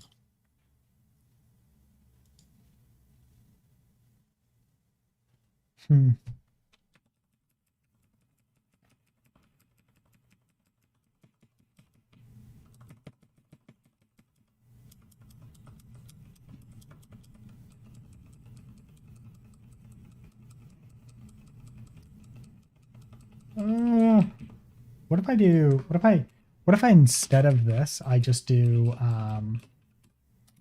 What if I just do this? 0, 0.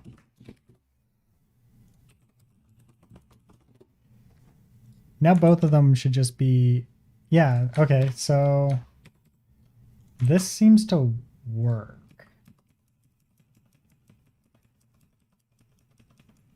But like,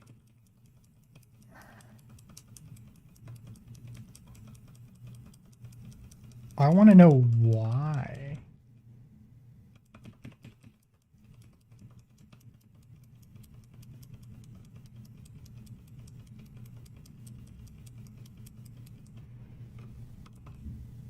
Like, why does it?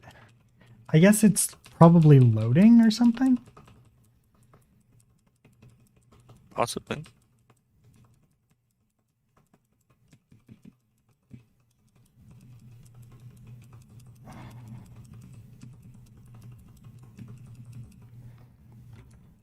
Whatever, it works.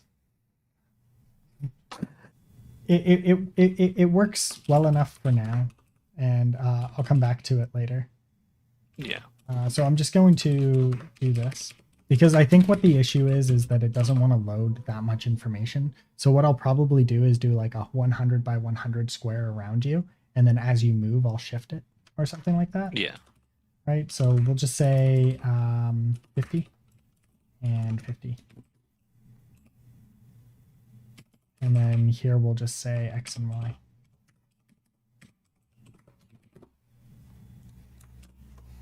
Recompile. Now everybody will spawn within a 50 by 50 grid. Yeah.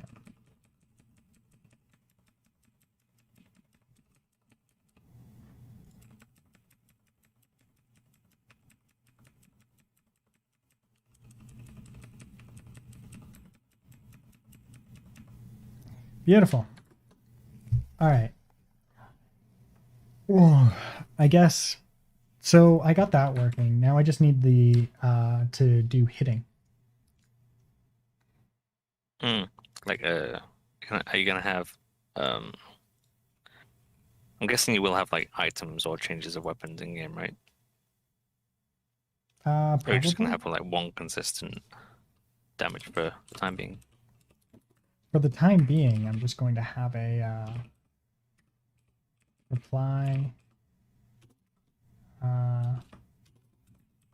layer hit.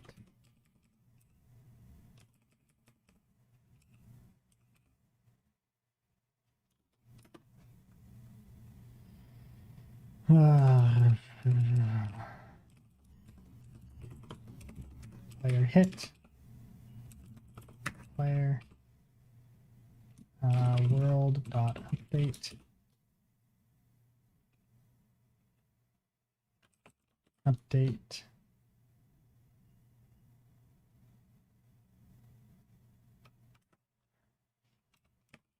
updated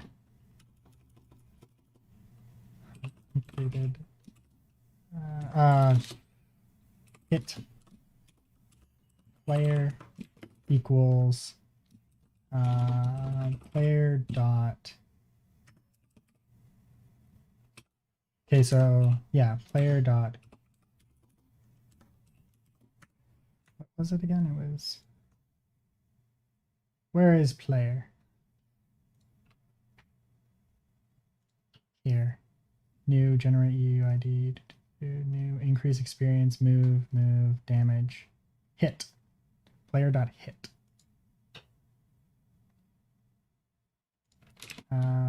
Player dot hit, and we pass in the player, and then this would be the hit player, and then this would be updated world equals player, and we hit player, we give it the there, and then it's the hit player,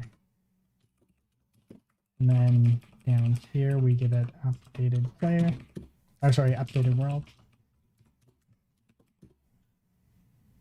Something's wrong.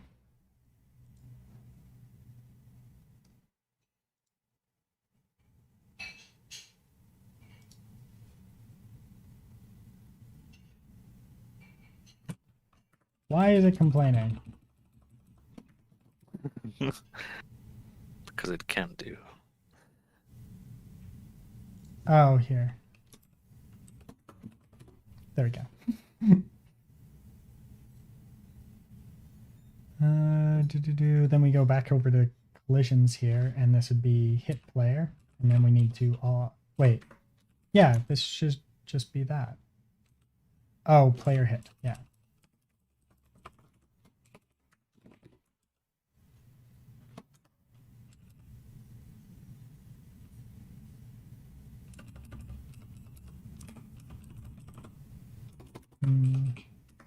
Yeah, hit player. World. There we go.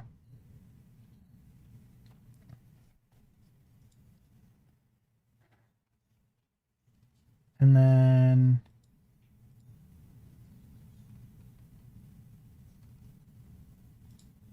this one is temporarily not a thing.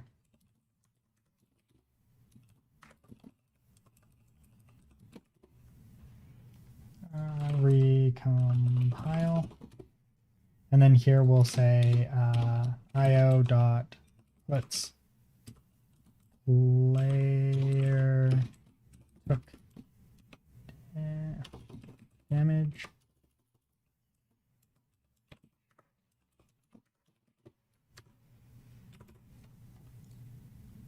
All right, let's see if we can make a player take some real damage here. I'm going to make this a smaller map so it's easier to test with. 16 by 16 is my default. Small enough.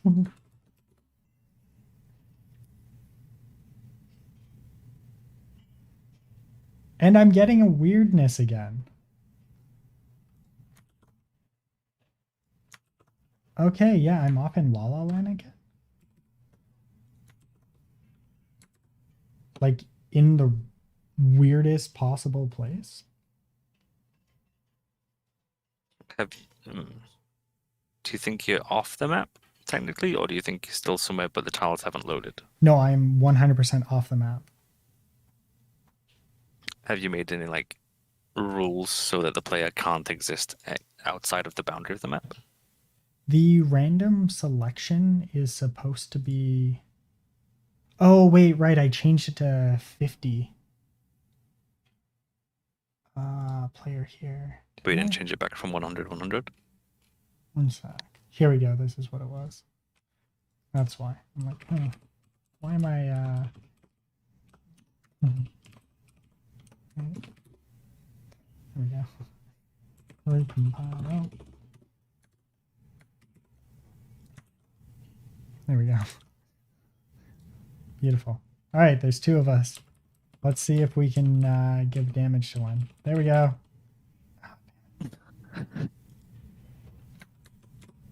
There was an error.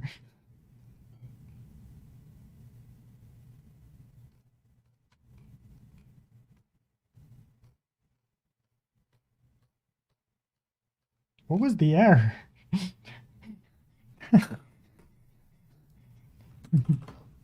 Okay, so there was an error. I'm not sure what it was because the world is too big. I'm gonna do a 5x5 cube now. It's a much smaller world and usually easier to track in error logs. There we go.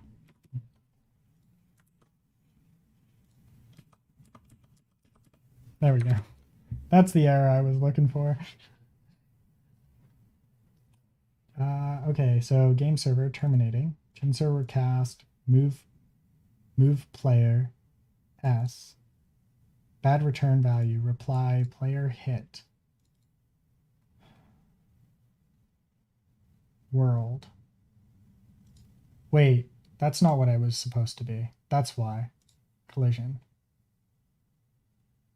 Sorry, game world.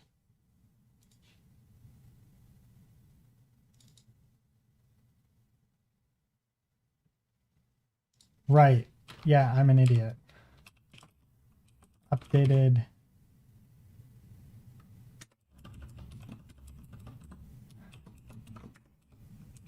Updated hit player.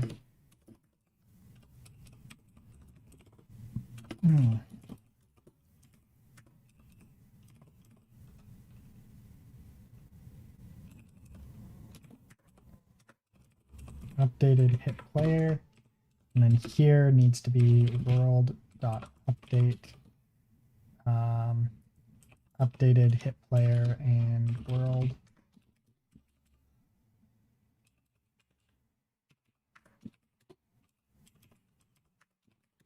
There we go. This is better. Recompile. There we go. I now have the ability to hit a player a number of times, although I forgot to put my IO back here. IO.inspect. Layer hit. All right, so I'm going to hit the player on the other screen here. Recompile. There we go. There we go. See? Player hit. Player hit. All the player hits. So if I go here and I go updated player, you're going to see something super interesting if I do health.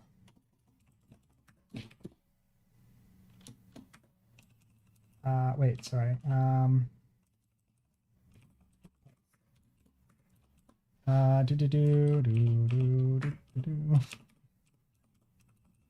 So this is our player right now. Label. There we go. I didn't want puts, I wanted inputs. Sorry. Inspect. Yeah. There we go. Recompile. There we go. Okay, so now if I hit the player, right, we see the hit here. Yeah. It's removing.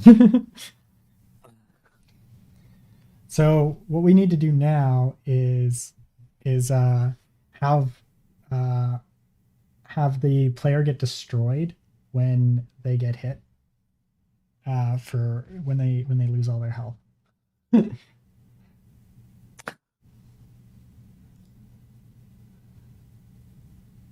And then there'll be a.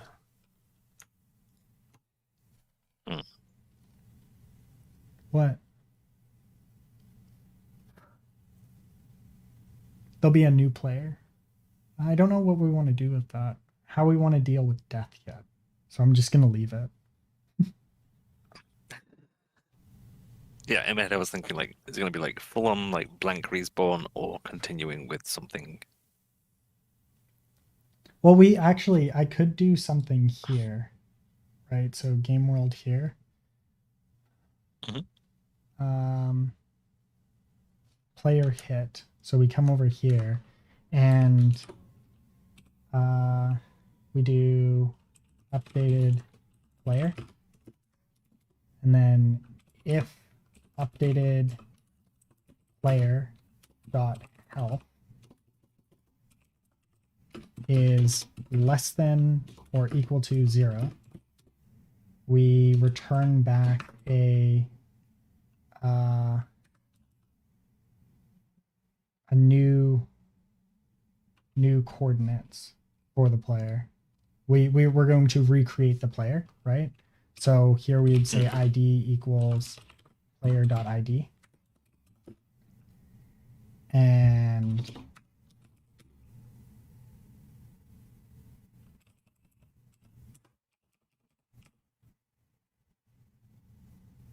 yeah, that would give me a new player. And then else updated player.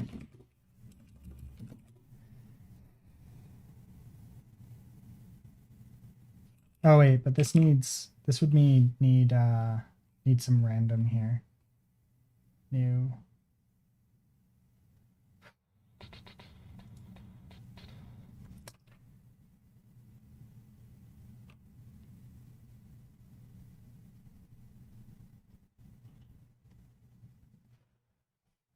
Huh. Get random chords.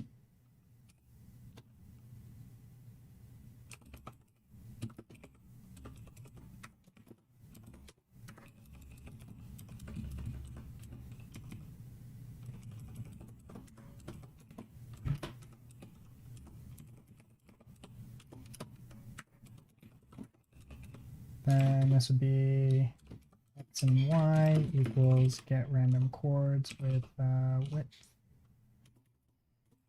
width and height. Then we can do the same thing over here. Hit. And we're just going to do we're just going to do the randomness here, which will be, we'll just say 16 by 16, right? No, it's smaller than that.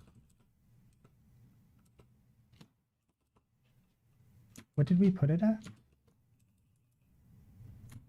Right, it's world. 5 by 5, that's fine. 5 by 5. Temp respawn system.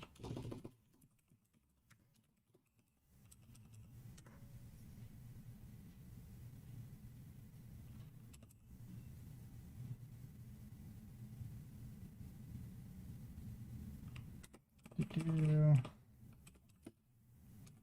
XX and YY.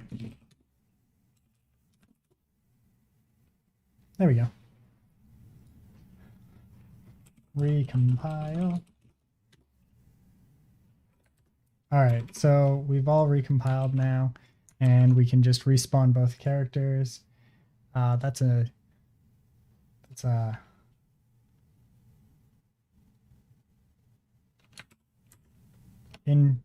interesting place for him to spawn.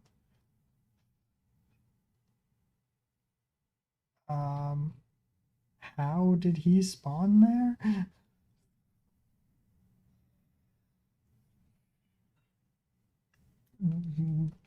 Stuff. How did we get a spawn outside of the, like, wait, where's the get run? I guess maybe it's like we need this to be -1. Although then we would have like, oh no, that would be fine. Recompile. It helps if I save my file. All right, refresh. refresh. There we go. All right, so now I hit. Oh, wait, I should go here. We have a character with 80 health.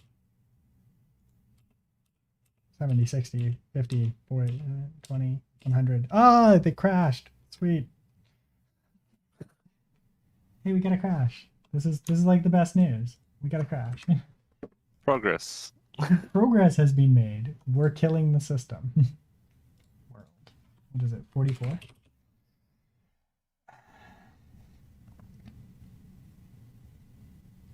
World update. No function clause matching.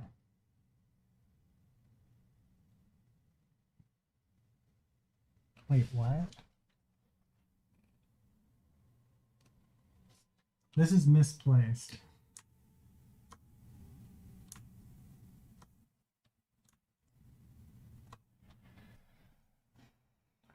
Wait, why is this a problem? You tell me. Oh, you're supposed to tell me, man. You're the super genius here.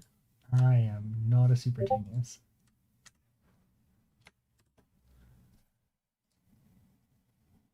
Ooh, we have our first persons.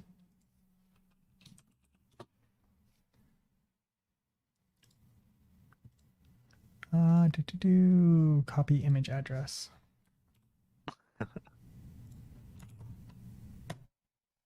Yay! First character. One down. One down. 856 left to go. Yeah. I It's mean, like, just like fuck you, Sudo. I don't know how you want to approach it, but well, send me some rum. Oh, I see how it is. I'm Yeah. expected to be the rum provider now. Wait, why did this not work? If you want to end up doing like sliders for like people to eventually like customize what color their shirt is, we could do that's that quite easily. Sorry. But yeah, I'll get to doing some other sprites for you. I figured out why it didn't work. Nice. Boom. Okay, so let's go to the other one here. I'll update with your new thing soon here. So here we see we get lots of errors. There we go. 7, 6, 5, 4, 3, 2, 1. Boom. 100 health again.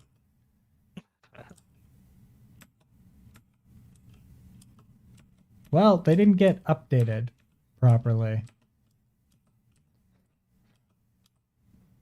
So here you will see that the character is no longer detecting that they are there.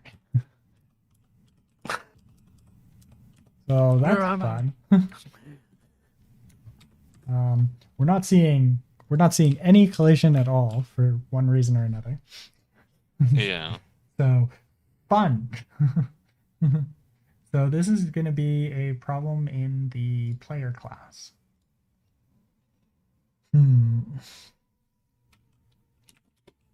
io.inspect. So here we'll say new player.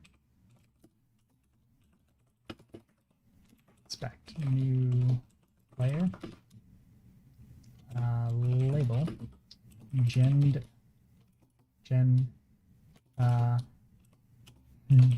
new player. Player. Here we're gonna say old player, and this will be player. New player. There we go. All right, so we will refresh and then come over here and kill this person. There we go. Oh, isn't that beautiful? Look at that crash. No function clause. Update. Did something not save? Oh, right. We didn't actually pass back the new player like we were supposed to. That's why.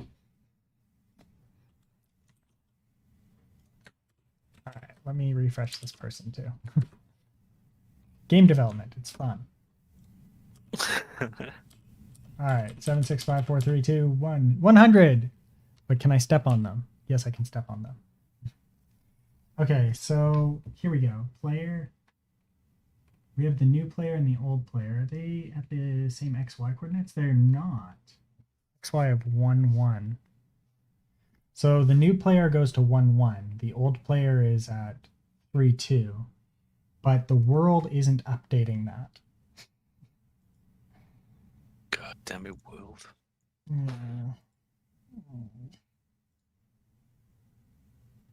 Oh, wait, no, the world is updating that. One sec, I know where the player is now. The player is at 1, 1, right?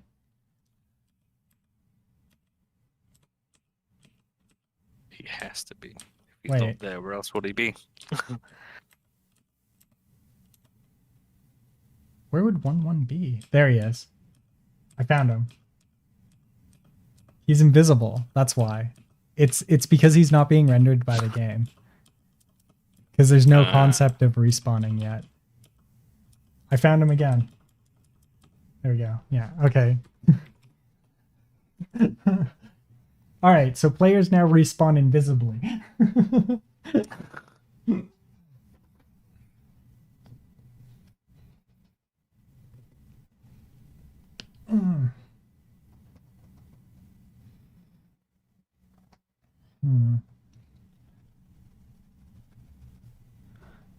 Beautiful, just beautiful.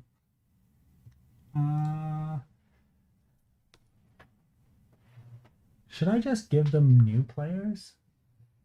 Maybe? For the time being, yeah. I'll make Like it simpler. fully new players? Or no, I think we should just do it. We should just do it.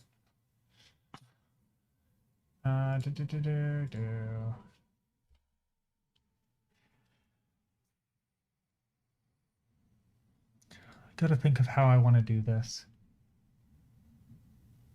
Because like player hit only works to a certain point, right?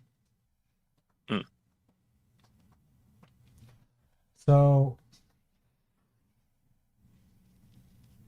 we would need to have some way of telling the world that we are updating.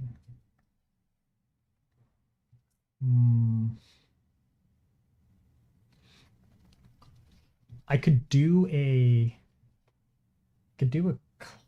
like I could have a case here where it checks to see what comes back from here, and if it's just a player, then it counts as a hit, and if it's a player with something else, then it counts as a we say player dead. I think I know what I want to do, and I think that what I'm going to do is go back to player, and we're not going to generate a new player here. IO inspect this. We're just going to return back the player like we normally would do here.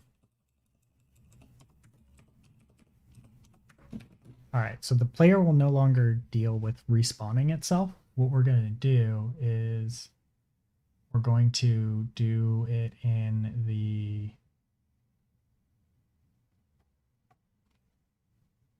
here. So where's this go again? Update world, new player. It's here.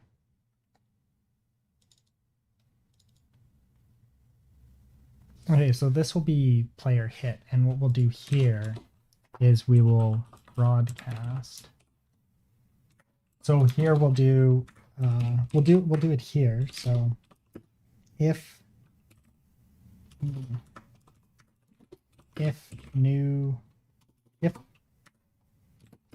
player dot health is less than or equal to 0, do else broadcast. And if it is, what we're going to do is new player equals player dot We'll come up here.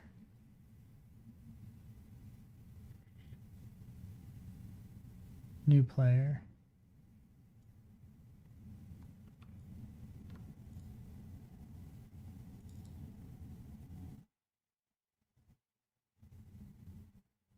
Hmm.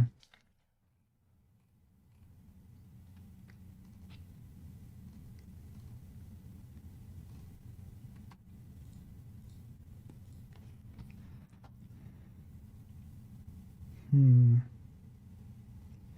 Yeah, so this will be player dot new, I think. See here, player.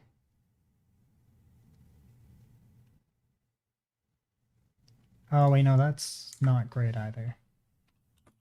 I'll come back to this. Yeah, I'm just gonna come back to this. We don't have a system in place for it anyways, so it just doesn't matter. I gotta think about Makes how I sense to want do to. it now. I gotta think about how I want to do it. Okay. Well, I'm gonna go off for a bit. I'll keep working on these sprites, but I'll probably talk to you tomorrow. Okie dokie. I'll catch you Later, later. dude. Later.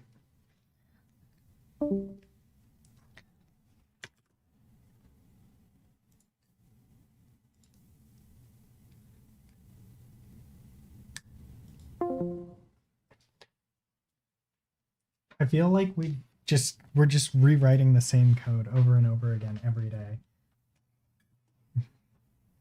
But we're definitely further. We're a lot further than we were a little bit ago.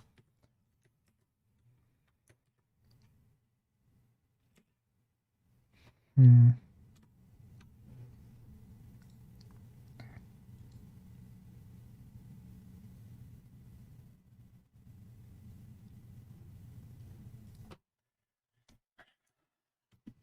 All right.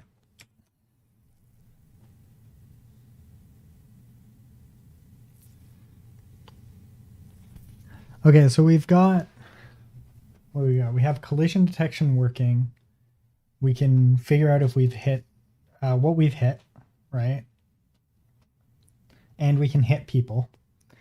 Now we need to just kill and respawn on death, right?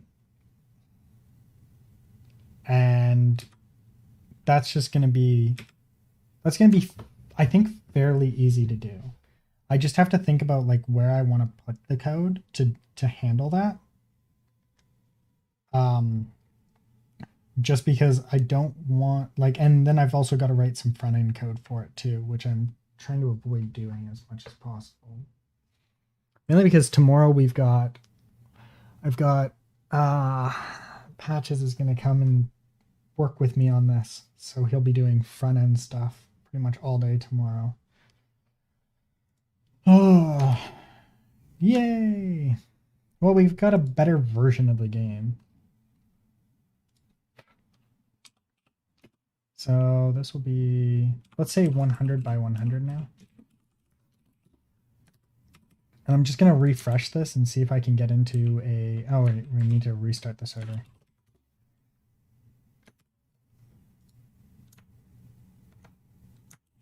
Can we zone somewhere with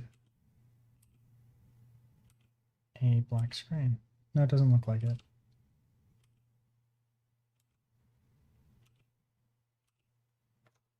All right, it looks like we're good.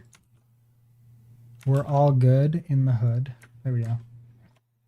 All right, we're going to push this up.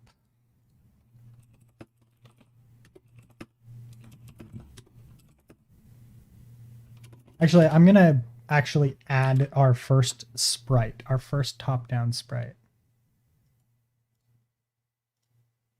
Save.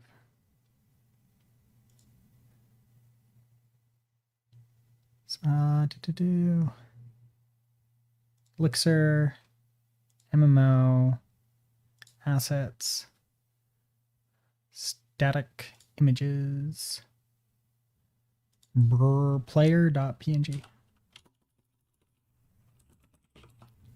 player1.png, Let's just make sure that it didn't get compressed too much.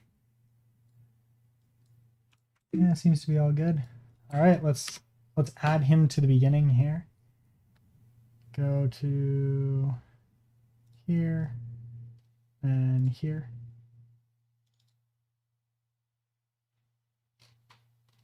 And here we'll say base.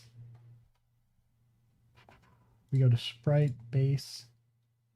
And this we want to be static images player 1.png, I believe. Cannot ruin frame of undefined. Oh, right, because he is frame 0.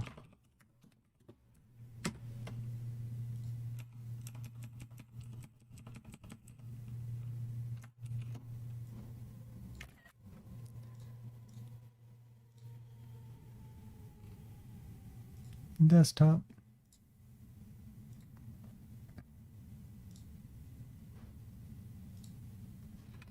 Boom.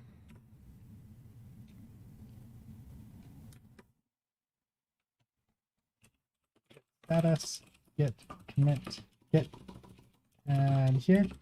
Status git commit am.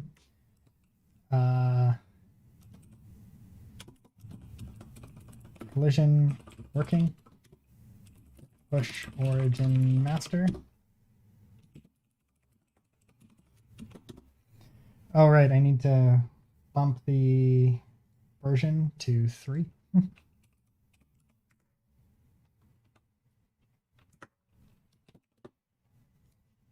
Git status, git commit am 0.1.3, push.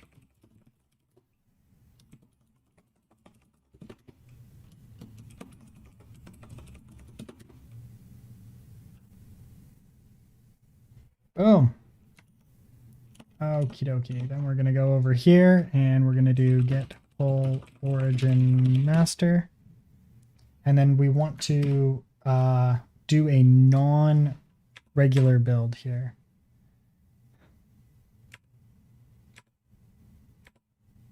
So we want to do 3.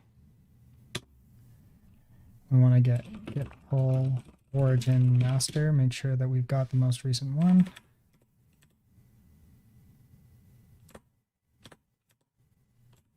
Here, and we just want to make a release.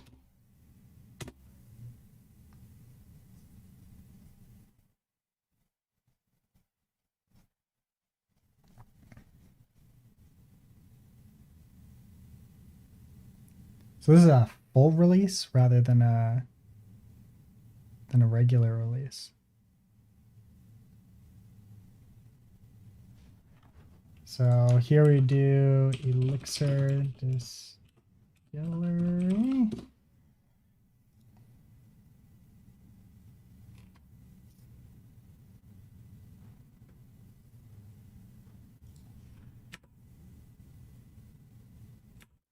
Okay, then we're going to copy it over.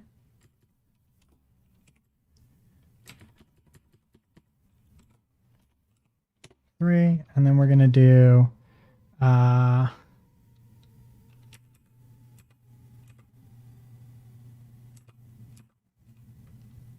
upgrade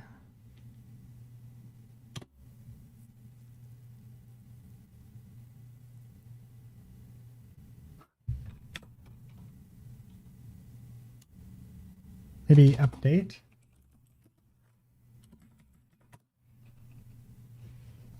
Wait.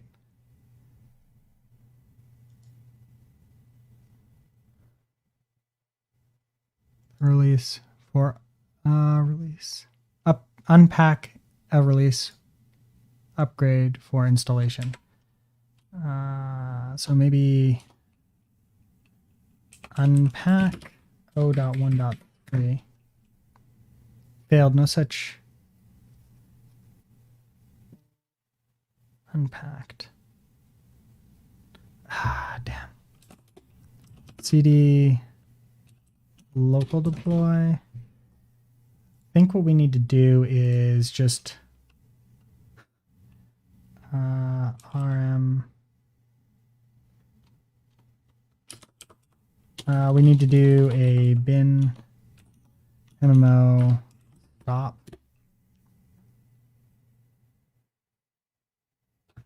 Yeah, we're just gonna essentially start this over completely.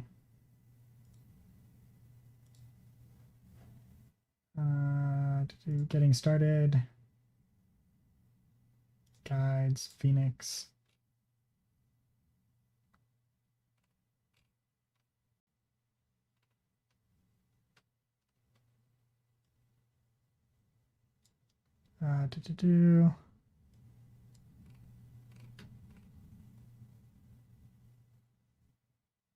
Create a new directory. Okay, wait. Local deploys. Yeah, okay. CD here. We're going to copy it over, and we're just going to put it directly into local deploys. And then we're going to CD into local deploys, and then we're going to run this. MMO dot tar whatever there. And then we're going to do bin MMO start. And then ping. We got the pong, and then sudo kid.dev. That was not the right thing. Like, at all. That did not do the right thing. What the hell? Did it not do the ow? I think I missed a step here.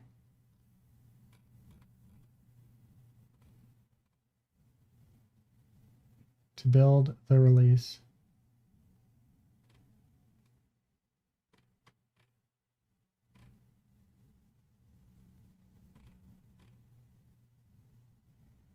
I think it was, yeah, it was this, I think. npm run deploy cd. CD local deploy. rmrf. Sorry, I'm taking down the server one more time. MMO stop.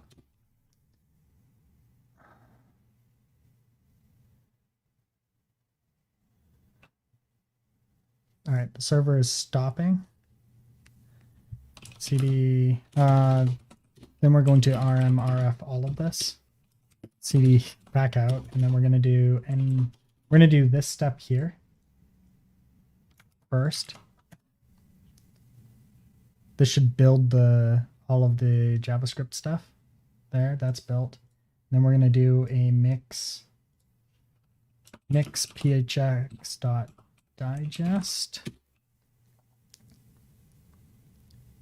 Yeah. And then we're going to run the other command right after we delete it.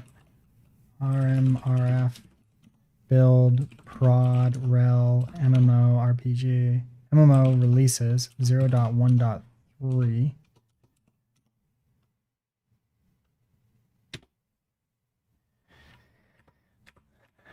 And then we're going to do a mix.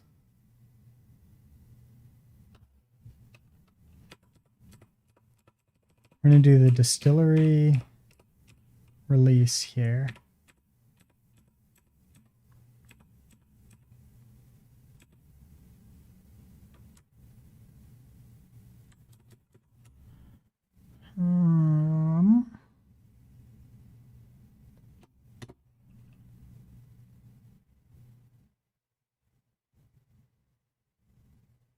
Building release to do.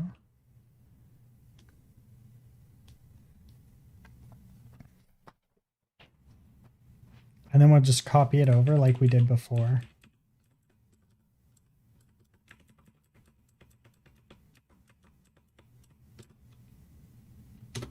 there, cd into local deploy, tar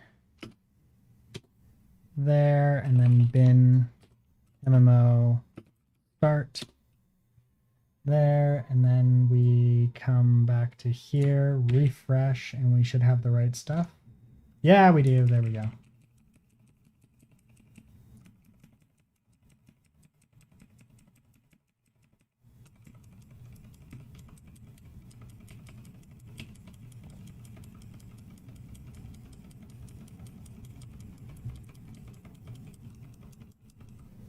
Beautiful. Absolutely amazing. All right, and I think we're gonna call it a day, and then hopefully Ragnar will have some animations and stuff for this to be worked on tomorrow. Anyways, I'll catch you guys later. Bye. Thank you to everybody who joined.